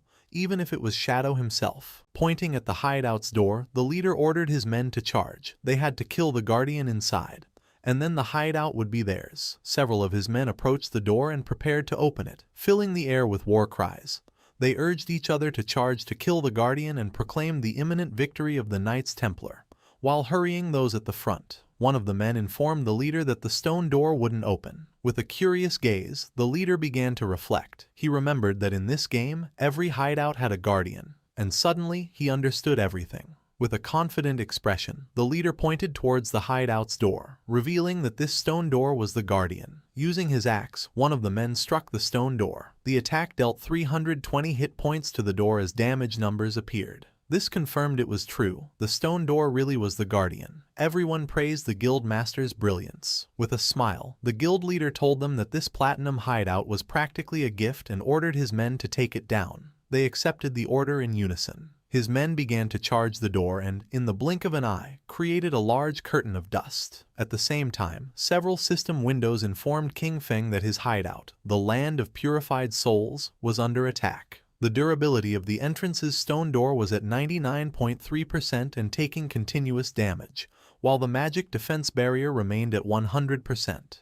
The system revealed that standard teleportation to his hideout had been blocked, offering him the option to use war teleport and indicating that this was the only use available for the day. King Feng's eyes filled with seriousness and confusion, as someone had found the entrance to the land of purified souls and was attacking the hideout. Riding his wolf, King Feng headed towards his hideout. He figured that with the invaders' attack power, it would probably take them a year to break down the door. Because of this, he would simply ride his wolf over to take a look. A while later, King Feng arrived on the outskirts of the land of purified souls. His eyes lit up as something caught his attention. 2 men were chasing a woman, ordering her to stop and threatening to slaughter her if she kept running. A man carrying a spiked mace appeared in front of her, asking where she thought she was going. Just before she could take another breath, the man struck her hard, sending her body flying. With a smile, the purple-haired man extended his hand and used his skill, Sacred Chains. 4 swords made of energy descended from the sky, piercing the woman's hands and knees and causing her to scream in pain. One of the men reminded her that he had already warned her that this area had been claimed by their guild, the Knights Templar, and asked if she really thought she could force her way in. With a serious gaze, she explained that she was just passing through and that this wasn't forcing her way in. It was obvious they were just looking for an excuse to rob her. Our boy recognized the woman. It was Yang Xiaoya, his colleague from the company. He remembered she was a rather nice girl who had even given him a heads up before. Hearing that, the guild reserved the area. He deduced that the ones attacking the land of purified souls were then from the Knights Templar Guild. The purple-haired man stated that if they said she was forcing her way in, then she was. With a smile, he reminded the others that, according to the usual rules, he would go first. The other man, laughing, said that then he would be ahead of him. At that moment, someone moved like thunder, cutting off the heads of the 3 men. It was none other than King Feng. Our boy started to stare at her intently, and his eyes began to glow. Yang Xiaoya was in shock, wondering if it was Shadow. But no, she realized that wasn't right. Those eyes, they were King Feng's. With a snap of his fingers, our boy activated one of his skills. This ability, the Blooming Curse, caused brilliant red spider lilies to erupt from the corpses of the men he had just defeated, draining their remaining lifespan. He stood amidst the glowing red energy, his expression calm and serious. Nearby, his old friend Yang Xiaoya watched in shock. Seeing his eyes, she felt a sense of familiarity and wondered aloud if he could be King Feng. The orbs of lifespan from the fallen men were drawn into a vortex of blue energy and disappeared. Yang Xiaoya noted that everything was gone. She contemplated what she had just seen. She thought how much Shadow's eyes resembled King Feng's, but she quickly dismissed the idea as a coincidence. She reasoned that if King Feng was the powerful player Shadow, he would never let his sister, Xiao Yu, join a guild like the Knights Templar, where members were treated like slaves. The story then shifted to Shadow's hideout outside the land of purified souls. A group of players, led by the Knights Templar guild leader, spotted Shadow's arrival and erupted into a fanatical welcome, cheering for Big Brother Shadow. The leader explained that his men had been trying to rob someone and thanked Shadow for showing up and teaching them a lesson. He said that since Shadow saved them from the headless assassin, his entire guild had become devoted fans of him. The leader continued to flatter Shadow, claiming his guild now followed his positive values and strove to be a sunshine guild. After the praise, he finally asked why Shadow had come to visit. Shadow ignored the flattery and got straight to the point, asking if it was true they were attacking a hideout. The guild leader, looking surprised and nervous, stammered as he asked Shadow how he knew, then hesitantly questioned if Shadow was also interested in the hideout they were attacking. With his eyes glowing, Shadow made a calm declaration, stating that the hideout was his. The guild leader was so shocked he practically turned to stone, unable to process what he had heard. His subordinates were equally stunned, their mouths open in disbelief. The leader, sweating, tried to argue, pointing out that he heard Shadow's hideout was in Magic City, and a player could only own one. One of his men leaned in and whispered a crucial piece of information. If a player creates a guild, the guild itself can also own a hideout. Shadow confirmed this, stating coolly that he had hideouts in both Magic City and Zhonghai City. The terrible realization dawned on the group. They had been trying to invade the personal territory of Shadow, the most powerful player in the world. A wave of terror washed over them as they looked up, feeling as if the sky itself was collapsing. Meanwhile, Xiao Yu was in utter disbelief. With tears in her eyes, she couldn't understand how the hideout could belong to Shadow when he had never appeared in the dream that supposedly led her to it. The Knights Templar guild leader, now faced with the hideout's owner, immediately began to grovel. He bowed deeply before King Feng, frantically explaining they had no idea the place belonged to him and begged to know how they could make amends. Shadow, looking at a holographic panel showing his hideout status, coolly pointed out that they had been attacking his gate for some time and the repairs would be expensive. With a cold look, Shadow stated his price, 500 years of lifespan. The guild leader screamed in shock at the astronomical figure, the stress causing him to faint dramatically as his subordinates cried out his name. One of the men cradled his unconscious leader and pleaded with King Feng, asking if he could reduce the price. Looming over them, King Feng coldly asked if the man knew the cost of repairing such a gate. When the subordinate admitted he didn't, King Feng told him to shut his mouth. A moment later, the guild leader woke up with a dazed expression. He muttered to himself about the outrageous cost, wondering what he had done to deserve this. Suddenly, his despair turned to rage. He lunged at Xiao Yu, grabbing her by the front of her robes. He furiously blamed her for the entire situation, shouting that she was trying to destroy him and their entire Knights Templar Guild. With a look of shame, Xiao Yu accepted the blame, quietly admitting it was all her fault and that she had dragged everyone into this. Turning to King Feng, she bravely took full responsibility. She told him to punish her instead, offering to do anything he commanded. Pledging her life to him, she swore to become his servant and give him all the lifespan she earned until the debt was repaid. Facing King Feng, Xiao Yu continued her plea, offering herself for any punishment he saw fit.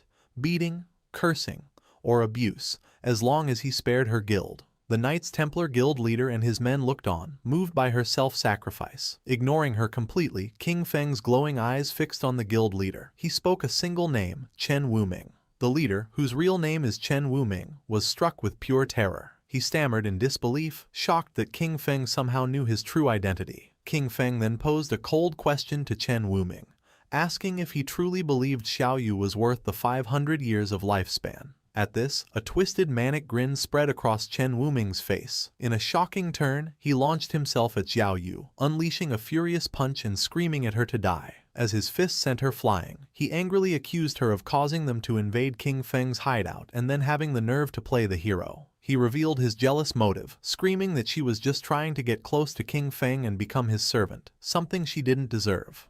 With Xiao Yu lying unconscious, Chen Wuming got on his knees and resumed begging. He lamented that his plan to get close to King Feng had failed and pleaded for mercy, explaining his guild was small and could not afford 500 years of lifespan. He promised to do anything else King Feng asked. King Feng relented, offering a new deal. He told them to pay 100 years of lifespan up front. The remaining 400 years could be paid off by bringing him every member of their guild who had the killer status. Each person they brought would count as 1 year off their debt. Chen Wuming was overjoyed by this. He explained it would be an easy task since his guild had over 2,000 members, and this would also let him clear his own killer status. He immediately transferred the payment, and a system notification confirmed King Feng had received 100 years of lifespan. Asking King Feng to wait, Chen Wuming began to rally his men with the killer status to gather immediately. While the guild members assembled, King Feng decided to use his new lifespan. A system window appeared, asking if he wanted to spend 7 days of lifespan to repair his damaged hideout. He calmly accepted, and another notification confirmed the transaction was complete and the hideout had been fully repaired. Once Chen Wuming's guild members with the killer status were gathered, Shadow unleashed a devastating attack, a swirling vortex of dark energy that sliced through all 400 of them at once. A system notification confirmed the kills, and the ground became littered with glowing orbs of lifespan. Killing so many players with the killer status also reduced Shadow's own, lowering its level from 4 to 3. Chen Wuming, the Knights Templar Guild leader, clapped enthusiastically, praising Shadow's efficiency. He callously remarked that the men who died were just troublemakers who had violated guild rules and deserved the lesson Shadow had taught them. Shadow then turned to the leader with a new proposition, telling him that his guild would now be responsible for guarding this hideout. Shadow explained this would be a perfect way to keep the guild's unruly members in line. He ordered them to guard the place in shifts, warning Chen Wuming he would be held personally responsible for any future attacks. Though he agreed, the leader cursed Shadow internally, realizing he was being forced to use his men as security guards. Just then, a new system notification appeared. His other hideout, the Evil Spirit Academy, was under attack. With its defensive barrier taking damage, he was prompted to use his single daily war teleport. Annoyed, King Feng decided to use the teleport to deal with this new threat. As he was enveloped in blue light, he wondered aloud who would be foolish enough to provoke him, especially since everyone knew the Evil Spirit Academy was his. Seeing Shadow disappear, Chen Wuming ordered his guild to pack up and leave. When a subordinate reminded him of King Feng's orders, the leader pointed to Xiao Yu, who was just beginning to stir. He cruelly declared that she would be the one to guard the hideout. He mocked her, saying this was exactly what she wanted. He ordered her not to move and to report any trouble, threatening to drain her lifespan if she failed. The scene shifted to the Evil Spirit Academy, a massive Gothic cathedral in the Magic City ruins. A group of men from the Magic City Black Dragon Hall were relentlessly attacking the main doors, trying to break the magical barrier. King Feng teleported directly into the fray, landing inside. Standing atop the high walls, he looked down at the attackers, puzzled. He had no memory of dealing with the Magic City Black Dragon Hall and wondered why they had made an enemy of him. Down below, the leader of the Magic City Black Dragon Hall rallied his men for a final strike. He commanded them to give him their power, and together they channeled a massive ball of dark energy. Unleashing the combined attack, the leader shouted, "Black Flame, Magic Dragon Break," sending a colossal blast crashing into the hideout's defensive barrier. The barrier cracked severely, its durability dropping to just 13%. The attackers celebrated, believing the gate was about to shatter. They cheered, excited about the hundreds of years of lifespan they were about to claim. Watching from above, King Feng realized these men were merely hired pawns. He considered who could hold a grudge against him and still be alive, quickly concluding it must be Dongfang Yue. Suddenly, the attackers were startled by a strange sound. Looking up, they saw a massive, ethereal dragon descending from the sky. A wave of energy washed over them, and they were paralyzed with fear. Their eyes swirling in a hypnotic daze. Unable to move, they could only watch as another guild member pointed frantically towards the sky. A massive fiery meteor was plummeting directly towards them. The celestial body crashed into the ground, engulfing the helpless men in a massive explosion. One of the men braced for impact, but was surprised to find himself unharmed after the flames subsided. He laughed with relief, gloating that the meteor had only dealt 3,000 damage and his high health build had saved him. His celebration was cut short as his head was severed, and his body was consumed by dark tendrils before disintegrating. In the aftermath, a new group of players arrived. They were shocked to find the members of the Magic City Black Dragon Hall dead, wondering who could have done it. A young woman with pink hair and a witch's hat immediately suspected it was the legendary player, King Feng. Her companions were doubtful, as they saw no one, but she insisted Shadow's power couldn't be judged by ordinary standards and he might even be permanently invisible. From his unseen vantage point, King Feng observed them, recognizing them as members of the Sky Dome Guild. He identified the pink-haired woman as Zhang Yaoying, a player with the unique hidden class of Soul Painter. King Feng now understood the source of the dragon and meteor attacks. They had been painted into existence by her magical brush. He recalled the Soul Painter class was incredibly powerful in large-scale battles, but vulnerable to surprise attacks. Knowing he was nearby, Zhang Yaoying called out, asking to speak with Senior Shadow. To the shock of her and her companions, King Feng's voice answered out of thin air, asking what she wanted. Flushing slightly, she explained she needed to enter his hideout to find something for her class advancement, promising she would pay him well. Shadow pieced everything together. In his past life, the Sky Dome Guild had controlled this hideout, and now he understood why. Zhang Yaoying must have discovered it during this quest. He mused that his actions had once again altered history. He fondly remembered watching her and her grandfather's popular gaming streams. Her grandfather, Old Man Zhang, founded the Sky Dome Guild, which became one of the top guilds in the nation. Blushing under his mask, King Feng admitted to himself he knew so much because he used to be a fan. Putting his memories aside, King Feng made a decision. He told them to come inside so they could talk. As he spoke, the massive sealed doors of the Evil Spirit Academy swung open, revealing a dark, cavernous entrance. Inside the Gothic halls of the Evil Spirit Academy, King Feng sat on a massive throne with dark energy swirling around him. He addressed the members of the Sky Dome Guild, asking them to state their business. Zhang Yaoying stepped forward and explained that her Soul Painter class required special materials for its advancement, materials only found in the Evil Spirit Academy. Stating they had heard he had sold a previous hideout for a high price, she offered to buy this one from him. She explained that her class required a large quantity of the material, making ownership the most practical solution. King Feng was impressed, wondering how the Sky Dome Guild had accumulated so much lifespan. He credited her grandfather, Old Man Zhang. However, he informed her that the Evil Spirit Academy was not for sale. As a compromise, he offered her guest permissions, allowing free access to the ground floor. Unsatisfied, Zhang Yaoying countered, asking to rent the space instead. She proposed a price of 500 years of lifespan for a 3-year lease on the first floor. King Feng considered her proposal. He realized that since he had already offered her free access for her quest, her insistence on paying such a high price meant the Sky Dome Guild's true goal was not just to gather materials, but to formally establish a relationship with him. As if reading his thoughts, Zhang Yaoying offered another term to sweeten the deal. With a devious grin, she promised that if he agreed, her guild would take care of the Magic City Black Dragon Hall, the group that had just attacked his hideout, and wipe them out completely. King Feng was taken aback by her audacity, asking if she could really make a decision that would lead to war without first consulting her grandfather. Zhang Yaoying laughed, surprised he knew her grandfather. She confidently assured him that old man Zhang always listened to her, and that crushing a small guild like the Black Dragon Hall would be easy. Admiring her decisive nature, King Feng agreed to the deal and tossed the rental contract to her. A system notification confirmed the transaction, informing Shadow he had received 500 years of lifespan. He told them they could use the first floor as they wished and not to worry about the defensive barrier, as the lava in the lower levels would automatically repair any damage. With the deal done, Zhang Yaoying and her guild celebrated. After the Sky Dome Guild members entered his hideout, Shadow allowed himself a small smile. He thought to himself that Zhang Yaoying was even more energetic in person than on her streams. Blushing under his mask, he shook off the thought and reminded himself to get back to business.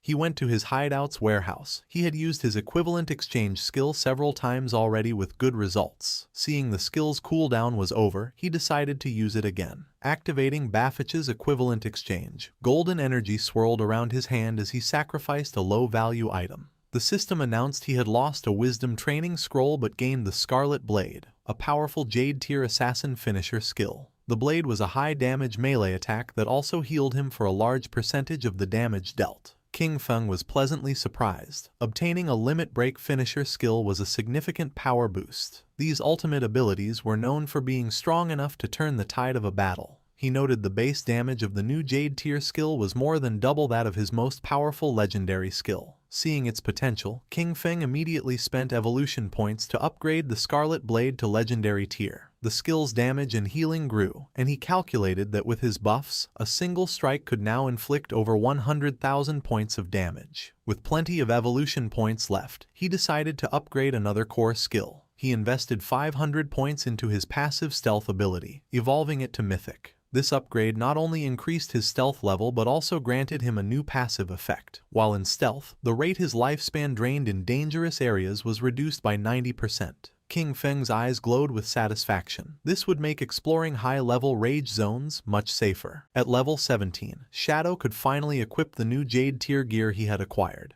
He equipped a new veil, gloves, boots, and a ring, each providing significant stat boosts. With his new gear, almost his entire set was now Jade tier. However, he looked at his new mismatched appearance with disgust, remarking on how ugly low-level equipment was. He promptly switched his appearance back to his default, all-black Shadow outfit. Now fully upgraded, King Feng declared it was time to conquer the next hideout. The scene shifted to the real world, in the suburbs of Magic City, where an armored vehicle pulled up to a grand mansion. An armed guard asked his colleague how many people they had brought back, and the other replied they had only found 4. The first guard expressed disappointment, and his colleague explained that fewer people were willing to sell their lifespan these days before telling the new arrivals to get out. A group of 4 disembarked, a large muscular man, a man in a long coat, another man in a suit, and a young hooded woman. The man in the coat looked at the impressive mansion and remarked that the buyers must be rich. A guard told them to wait outside while he informed Madame Dongfang. The muscular man complained about not being invited inside, and the hooded woman impatiently told them to hurry up. Watching them, the guard scoffed, thinking the group of idiots would soon get what was coming to them. Inside the mansion's hall, Dongfang Yue appeared with her young son, Nantian. She coldly confirmed they were the ones selling lifespan and ordered them to convert it into light orbs and throw them on the floor. The muscular man smirked, asking if she was joking and pointing out that they had not seen any money. Dongfang Yue's expression darkened, her eye glowing menacingly as she repeated her command, warning them to hand over the lifespan if they did not want to die. Suddenly, more armed guards emerged, surrounding the 4 sellers with their guns. The man in the suit raised his hands in mock surrender, asking what she meant. Then, a sinister grin spread across his face as he asked if she intended to rob them, just as they did to others. Before he could finish, one of the mansion's guards lunged forward. But Dongfang Yue was shocked by the turn of events. The man in the long coat revealed his insect manipulator class and summoned a swarm of glowing insects, gloating that he had found a fat sheep. At the same time, the hooded woman's eyes glowed as she ordered her companions to wash this beauty clean, preparing to rob Dongfang Yue and her people. The battle erupted as Dongfang Yui's guards opened fire. The muscular man from the Sellers group summoned a massive golden shield, a platinum-tier ability called Golden Round Wall, which completely blocked the bullets. The guards were frustrated, unable to penetrate his defense. The man then leapt into the air and smashed the shield into the ground, unleashing a powerful shockwave. At the same time, the man in the suit displayed incredible agility, effortlessly dodging a hail of bullets. He slid gracefully across the ground, pointed his finger like a gun, and fired a powerful energy beam that killed a guard in a fiery explosion. He possessed a hidden class, the one-handed gunman, allowing him to fire different ammunition from his fingers. The fight quickly moved inside the mansion. The hooded woman leapt through the air with incredible speed, unleashing a swirling blue energy attack that cut down several guards at once as one of them called for backup. With a manic grin, she flew directly towards Dongfang Yue, screaming for her to die. Just as her attack was about to connect, she was suddenly kicked out of the air. A new figure, a large muscular bodyguard with a bandaged face, intervened, creating an energy vortex to protect his mistress. He warned Dongfang Yue to be careful, as they faced a player with a hidden class. Enraged, Dongfang Yue ordered him to capture them alive, intending to enslave them and force them to earn lifespan for her son. The bodyguard grimly noted their opponents were very strong and their chance of success was only 50%. The muscular man with the golden shield noted their opponents also had players with special classes, as the insect manipulator's mechanical bug buzzed in the air. Dongfang Yu's formidable bodyguard stood amidst a swirling purple miasma, the remains of fallen guards at his feet. He calmly assessed the four sellers, identifying them as a team that preys on the wealthy, equipped with one-hit kill skills and bulletproof gear. He seemed pleased, remarking that they had likely succeeded many times before. The man in the long coat, the insect manipulator, smiled confidently and faced the bodyguard, hoping they had extracted enough levels and gear from the game to make the fight exciting. Surrounded by his ominous purple aura, the bodyguard stood his ground, unfazed. He scoffed at them, calling them arrogant kids. The insect manipulator declared the battle had begun and commanded his insect to attack, shouting for the bodyguard to die. The mechanical bug shot a brilliant beam of yellow energy, but the bodyguard evaded it with impossible speed. In a stunning display, he reached up and snatched the fast-moving insect right out of the air. The sellers were in complete shock. The insect manipulator cried out in disbelief, stating his insect could fly at 200 kilometers per hour, and questioning how he could have caught it. With a grunt, the bodyguard expelled a strange purple gas from his rear and then crushed the insect in his powerful grip, leaving the sellers stunned. He casually dropped the remains to the ground and stomped on them. He then revealed he had already set up a barrier around the area. Surrounded by a surging purple aura, the bodyguard announced his unique hidden class, Fart Master, the source of the plague. He declared his purpose was to spread his pestilence in a way that surpassed humanity, before ominously stating, "Well then, I'm coming." With a menacing glow in his eyes, Dongfang Yu's bodyguard, the Fart Master, announced his attack. He leapt into the air with astonishing speed, surprising the muscular man from the opposing group. The bodyguard aimed a powerful high kick. The muscular man taunted him, daring him to test his iron wall defense. As he braced himself, the bodyguard's buttocks released a devastating air cannon that shattered the man's golden shield and sent him crashing to the ground. The insect manipulator yelled for his companion, the one-handed gunman, to shoot. The gunman fired a volley of energy blasts, but the bodyguard dodged every shot with ease. The gunman taunted him, declaring that leaping into the air against a gunman was a suicidal mistake and he had nowhere left to run. However, the muscular man with the bandaged arms recovered and clapped his buttocks together, unleashing a powerful sonic boom attack. The blast struck the one-handed gunman, shattering his glasses and killing him instantly. The bodyguard stood over the corpse, remarking that the man's cultivation level must have been low for him to be slain by a mere sonic boom. Seeing his comrade fall, the insect manipulator turned to flee in terror, but a hand shot out and grabbed him by the head, stopping him. The bodyguard held the terrified man, who was now begging for his life. The bodyguard calmly reassured him that he wouldn't be killed, explaining that with 2 dead and 2 alive, he had fulfilled the 50% success rate he had promised. He then casually asked what had happened to their stealthy companion, noting his earlier fart should have stunned them. Confused and frightened, the man explained that the hooded woman wasn't with them and his other 2 brothers had been killed. He clarified they didn't know the hooded woman at all, she just happened to get out of the vehicle with them to sell her lifespan. The scene shifted to the magic leaning tower. a landmark resembling the Leaning Tower of Pisa on the outskirts of the Magic City ruins. A glowing purple magic circle hovered above its peak. Shadow materialized as a semi-transparent, ghostly figure in the ruined cityscape. He went to the tower's entrance, noting the guardian monster was missing. He concluded someone had beaten him to it. He entered through a large, frozen doorway. Inside, Shadow observed his surroundings. He knew the magic Leaning Tower was a vast, multi-storied library, a giant maze filled with traps. He recalled the legend of a terrible monster sealed deep inside, a princess transformed by an evil white dragon. As he floated through the library, he saw signs of looting. Realizing another party had already gone deep inside, he remembered the teleport mechanism to the top floor was in this area.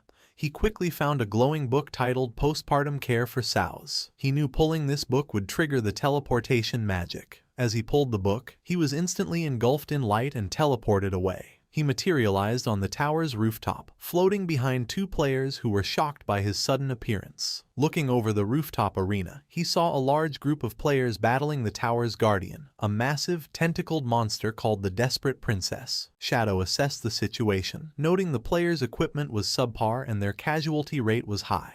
He was impressed they had made it this far despite their disadvantages. His attention was drawn to the group's leader, a woman with long gray hair rallying her troops. She shouted for them not to be afraid and to simply run back after they died. Shadow recognized the group as the Feka Heavy Industry Guild and their leader as Huang Haifeng. In his past life, Feka Heavy Industry was a major corporation. After the game descended, their leader, Huang Haifeng, had reacted quickly, converting company funds into lifespan and forming a guild with her employees. He recalled her class was the Illusionist, a powerful support class whose signature skill, Teleportation Gate, allowed her to move forces around the battlefield. Watching from afar, Shadow analyzed their strategy. He knew the teleportation gate was incredibly powerful. It let them set an entrance and exit, creating a stable portal for anyone. By placing the entrance near their respawn point and the exit near the boss, any player who died could instantly rejoin the fight and recover their dropped lifespan. Shadow recalled this tactic had allowed the guild to become one of the nation's top 20 guilds in his past life. However, he knew that against this guardian, the level 18 platinum tier boss Desperate Princess, their strategy was useless. This boss had a terrifying ability.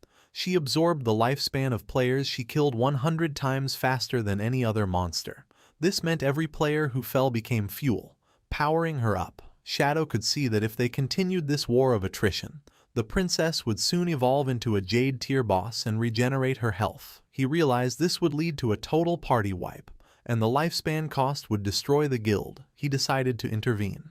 Leaping down, Shadow landed before the guild leader, Huang Haifeng. Startled, she watched as he made an offer, 1,000 years of lifespan, and he would kill the boss for them. Any assassin loot would be his. Huang Haifeng was stunned, stammering as she realized she was face to face with the legendary Shadow. He calmly confirmed his identity and gave her a stark warning, telling her and her guild they could not win this fight. He advised them to either accept his offer or retreat immediately. Before Huang Haifeng could respond, an arrogant young man challenged Shadow, angrily asking who he was to say they couldn't win.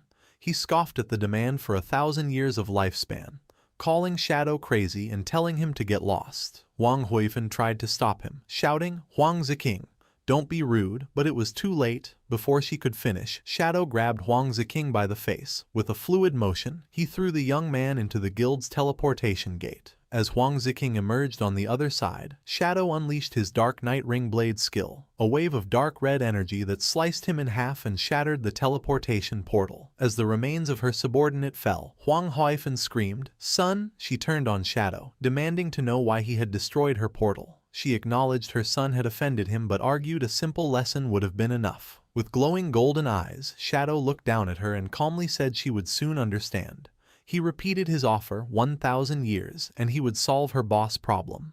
As Shadow dissipated, Huang Haifeng and her guild were left speechless. Shadow knew the guild was unaware the boss was about to evolve. He had destroyed their portal because their strategy of endlessly respawning would have only fed the boss until they were wiped out. His true motivation was more pragmatic. He summoned his spectral wolf, thinking that while the guild's destruction was a minor issue, losing 1,000 years of lifespan was a major one. He landed in the city ruins, confident. He knew the remaining guild members would provide just enough lifespan for the boss to evolve, and the pulsing light from the tower was the final sign. His plan was simple. Once the boss reached the Jade tier, he would return to kill her and reap greater rewards. Just as he settled in to wait, a message came from Ghost Spirit. She excitedly reported finding Dongfang Yue in a suburban manor, but she was being protected by a strong player who had nearly killed Ghost Spirit. Shadow told her to meet him at the Withered Bone Field with the details. He was impressed. Finding someone in the vast magic city showed she was very capable.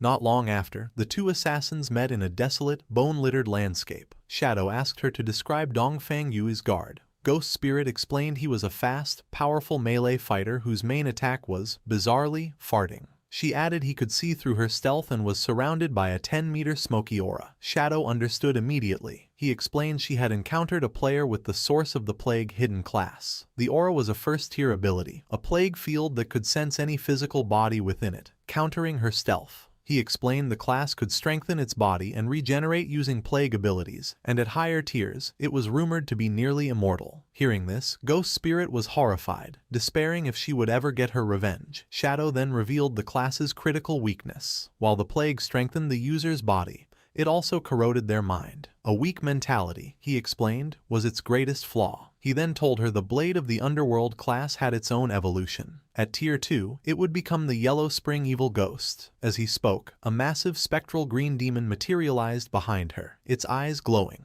Ghost Spirit stood in awe, her own eyes glowing with ethereal light as she realized her own potential.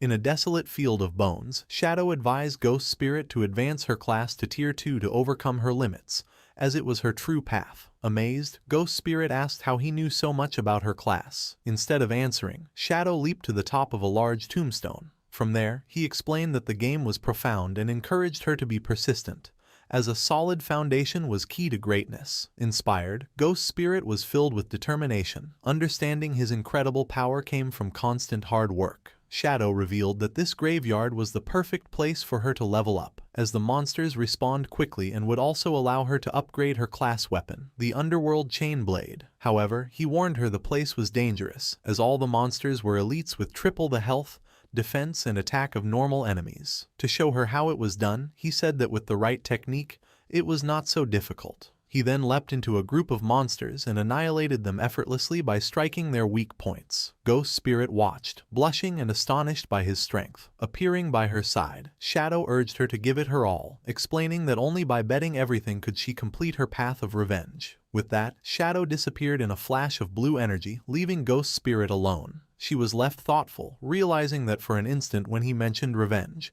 she had felt an intense and unmistakable killing intent from him. Meanwhile, in the ruins of Zhanghai City, the sun was setting. Little Black was resting on the ground, leaning against her white llama, exhausted from her exploration. She felt hungry, but after checking her map, she decided to persevere a little longer, as she was close to finishing her exploration of the area. While resting, she noticed a strange, dark, glowing fruit on the ground. Curious, she picked it up, thinking it looked like a plum. Without a second thought, she took a big bite and was delighted to find it was delicious. To her surprise, a system notification appeared, informing her she had gained 50 experience points. She was amazed that a simple fruit could grant her experience. Looking up, she discovered a long trail of the same glowing fruits. Excited, she followed the path, happily eating the fruits along the way, and gaining 50 experience points with each one. Her feast was interrupted by a message from Captain Anyu. Anyu urgently told Little Black to come to the corrupted coast, explaining a man named Manhwa had been captured by a boss. He was carrying over 500 years of lifespan, so they needed her help. Little Black checked her map and replied she was already in the area. Captain Anyu told her to wait, promising they would be there shortly. Still following the trail of glowing fruits, Little Black crawled along, complaining to herself about Manhwa. She thought he was a good-for-nothing, but her thoughts quickly returned to the delicious fruits. As night fell, she reached the top of a hill and stopped in surprise at the scene before her. The path of fruits had led her to the desolate, corrupted coast, where a small slug-like creature sat at the end of the trail, having apparently produced the fruits she had been eating. Nearby, a horrifying sight awaited her. A colossal bloated monster with several sharp-toothed mouths on its back held a small, screaming humanoid figure. Little Black, her face still smudged with fruit juice, was shocked and wondered what kind of boss this giant creature could be. Her eyes then darted to the ground, where she saw the motionless bodies of two players, and recognized one as Manhwa. She realized this grotesque monster must be the boss Captain Anu had warned her about. The creature sat before a massive bowl and proceeded to bite the smaller creature it held. A system window identified the boss as Spirit Devourer, Undali Gr, a level 20 Jade grade monster. The Spirit Devourer then crushed the small creature in its fist. Little Black watched in horror, realizing the boss was not eating a player, but another monster. The creature then tossed the bloody remains into its bowl and began to mix them into a gruesome meal. Captain Anu and her party arrived on the hill, finding Little Black still observing. Anu asked if she had seen Manhwa and the boss. The group looked on from the hilltop. Wang Meng exclaimed in shock that it was a Jade-grade boss, while Captain Anu expressed her disgust at its habit of eating other monsters. Little Black, still munching on a fruit, added a curious detail. For some reason, the boss had not attacked any players. Captain Anu advised her team to observe for now and not act rashly. She admitted they were not equipped to handle a Jade-grade boss and would need reinforcements. They continued to watch, puzzled by the boss's actions as it settled into a deep squat. They wondered what it could be doing before one of them hesitantly suggested it might be defecating.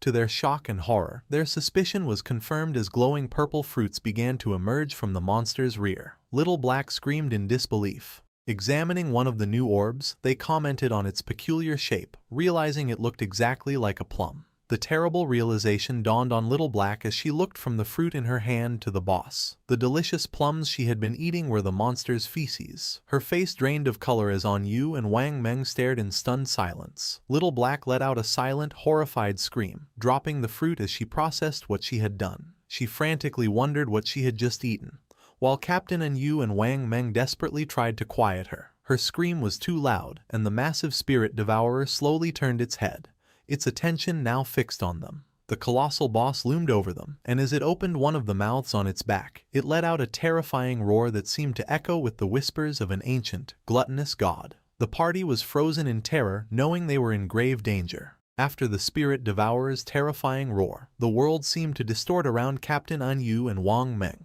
A strange power washed over them, making their eyes glow red as they screamed in agony. They clutched their heads, overwhelmed by a ravenous hunger that consumed their thoughts. Little Black watched in confusion as Captain Anu and the rest of the party rushed past her with crazed desperation. Ignoring the monster, they sprinted towards the massive bowl filled with the bloody remains of the creature the boss had been preparing. With frenzied expressions, they plunged their hands into the gruesome mixture and began stuffing the gore into their mouths, muttering about how hungry they were. As they ate, their bodies began to unnaturally swell and bloat, their faces becoming round. From her hiding spot, Little Black watched in horror, exclaiming that her friends had gone mad, eating themselves into obesity. She then wondered why she was the only one unaffected by the strange hunger.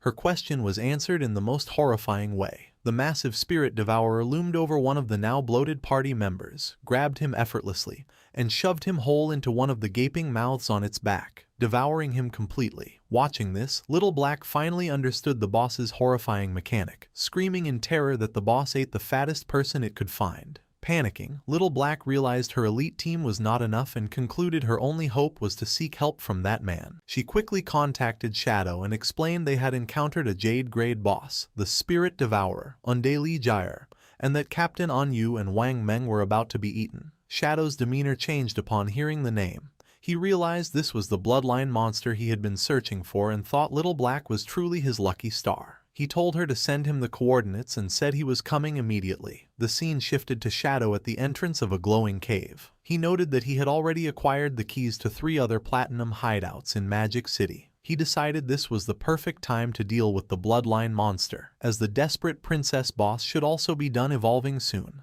A short time later, Shadow arrived at the corrupted coast. Little Black greeted him with relief. He asked where the boss was, and she pointed just ahead. She frantically told him that Captain Anu and Wang Meng had already been eaten and begged him to rescue them. As they watched, the giant boss squatted down again, straining as if about to defecate. To their absolute disgust, a large translucent purple orb was expelled, and inside it, the horrified face of Manhwa was clearly visible. Both Shadow and Little Black were shocked. Little Black cried out that the boss had excreted Manhwa and worried the same would happen to Anu and the others. Shadow explained the monster's mechanics. The Spirit Devourer was a servant of the gluttonous ancient god, and emitted a whisper that drove players into gluttony. The more they ate, the fatter they became, and the boss then devoured these fattened players to digest their lifespan. he continued, revealing there was only one way to be immune. One must eat the boss's excrement. He added that although it was disgusting, he had heard it tasted good. He then looked at Little Black, realizing she was unaffected,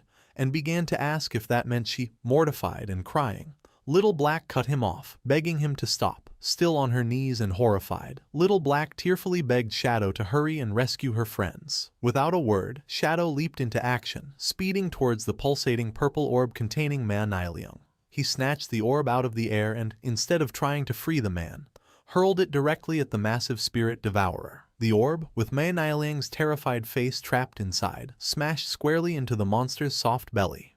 The boss let out a pained roar as a white, viscous liquid erupted from the mouths on its back. The impact forced the creature to violently spit out everyone it had swallowed. Captain Anyu, Wang Meng, and the other party members were expelled from the monster's gullet, landing in a heap, covered in slime but alive. With his allies safe, Shadow's eyes glowed with a brilliant yellow light as a powerful red aura enveloped him. He activated his mythic skill, Graceful Release, followed by his legendary instant Shadow Slash. A storm of bright blue energy slashes descended upon the spirit devourer, inflicting devastating hits, each dealing tens of thousands of damage. Shadow saw his finisher skill gauge was full and decided it was the perfect time to test its power. He unleashed his ultimate attack, the Scarlet Blade. A colossal blade of pure red energy formed and sliced vertically through the spirit devourer, dealing an astounding 1,032,015 points of damage in a single strike. A system-wide announcement declared that player Shadow from Great Zia had achieved the world's first kill of a Jade-grade boss. Little Black watched from the sidelines, her jaw dropped in utter disbelief. She screamed in astonishment at the million-plus damage number, exclaiming how completely insane Shadow's power was. The global announcement of Shadow's victory shocked players worldwide. Some lamented that Great Zia would now rise to power, while others tried to claim him for their own, with one player angrily insisting Shadow's ancestors were from their country. Meanwhile, Shadow was surrounded by golden light as system notifications flooded his view. He received a massive amount of experience, evolution points, equipment, and new skills. Most importantly, he obtained the Spirit Devourer bloodline, and was asked if he wanted to activate it. He understood that bloodlines were a special system where powerful defeated monsters granted their bloodline to a player. A compatible bloodline could drastically increase combat power. With his eyes glowing, he chose to activate it. A powerful purple aura erupted around him as the bloodline's effects fundamentally altered his attributes. Each point of strength now converted to 3 points of physical attack, constitution to 50 hit points and 5 physical defense. His agility's effectiveness was boosted by 32%. And each spirit point provided 3 elemental attack and 5 elemental resistance. He also gained 2 new bloodline skills. The first, Spirit Devour, allowed him to consume any skill of his own class for an attribute correction bonus, though it increased his appetite by 200%. The second, Big Mouth, let him form a massive energy mouth to swallow enemy projectiles, healing himself based on the absorbed projectile's damage. Shadow contemplated this new power, realizing the potential of devouring skills to gain extra attribute corrections. He understood attribute correction was the efficiency of his stats. For example, 1 strength point normally granted 3 points of physical attack. The boss had conveniently dropped a bronze tier poison blade skill, which he considered useless on its own but perfect for a test. He used Spirit Devour, crushing the skill icon. The system confirmed the action and notified him his strength conversion had increased from 3 to 3.3 points of physical attack per point. He was initially disappointed that a bronze tier skill only gave a 0.3 increase, but then he had a crucial insight. The devoured skill was now a passive ability, which meant it could be evolved. He immediately spent 242 evolution points to upgrade the devoured poison blade skill from bronze to legendary. The result was astounding. The system informed him his strength conversion had now increased from 3 to 5 points of physical attack. His eyes gleamed with excitement. He realized that if he continued to devour and upgrade skills, his attribute corrections could become hundreds of times greater than other players. A determined smile spread across his face as he declared to himself that he was, once again, invincible. After the battle, Captain Anyu, Wang Meng, and the rest of the party were safe but in an embarrassing and slimy state, still bloated from the boss's gluttony effect. Wang Meng tearfully thanked Shadow for saving them, relieved they weren't all excreted by the boss like Manhwa. While her friends recovered, Little Black rushed to the still bloated Captain Anu, giving her a hug and reassuring her that she was still beautiful regardless of her size. Once everyone was back to normal, Captain Anu approached Shadow to discuss his payment, explaining that the Zhonghai officials were short on lifespan. Unconcerned, Shadow told her not to worry and suggested they could repay him by finding assassin skill books instead. Captain Anu readily agreed. With the deal made, Shadow vanished in a swirl of dark energy. With their mission over, Anu told her team it was time for them to head back as well. As the group left, Manhwa, still trapped in his rolling purple prison, tearfully made everyone promise to never speak of what had happened. The exhausted team reluctantly agreed. The story flashes back to the magic leaning tower, just after Shadow jumped down from its peak. At the top of the tower, the battle with the desperate princess was still raging. The boss, a tentacled creature, was down to the last third of its health. The guild leader, Huang Huifan, urged her team on, ordering a healer named Xiaokui to use her Tree of Life skill. Xiaokui obeyed and a massive glowing tree of green energy erupted, continuously healing the guild members. Huang Huifan rallied her troops, shouting that since Shadow had destroyed their portal, they couldn't afford to die. She encouraged them to go all out, believing victory was near. Filled with renewed vigor, the guild's tanks charged, and the team unleashed a final barrage of attacks on the weakened boss. Believing they had won, Huang Huifan celebrated with Xiaokui, crediting her life priest class for their success. However, their celebration was cut short. The desperate princess retaliated with a powerful tentacle strike, shattering a tank's shield and instantly killing him. The boss then closed her eyes and began to absorb a strange blue energy from her fallen foe. Her eyes snapped open, now glowing with a malevolent yellow light. Huang Huifan and Xiaokui watched in horror as the boss's power surged. The desperate princess unleashed a massive, explosive wave of fiery energy, engulfing the entire top of the tower. The remaining guild members were caught in the blast and burned to ashes in an instant. When the dust settled, only a large glowing blue egg remained on a pedestal, surrounded by the lifespan orbs from the fallen players. The boss's health bar was now full again.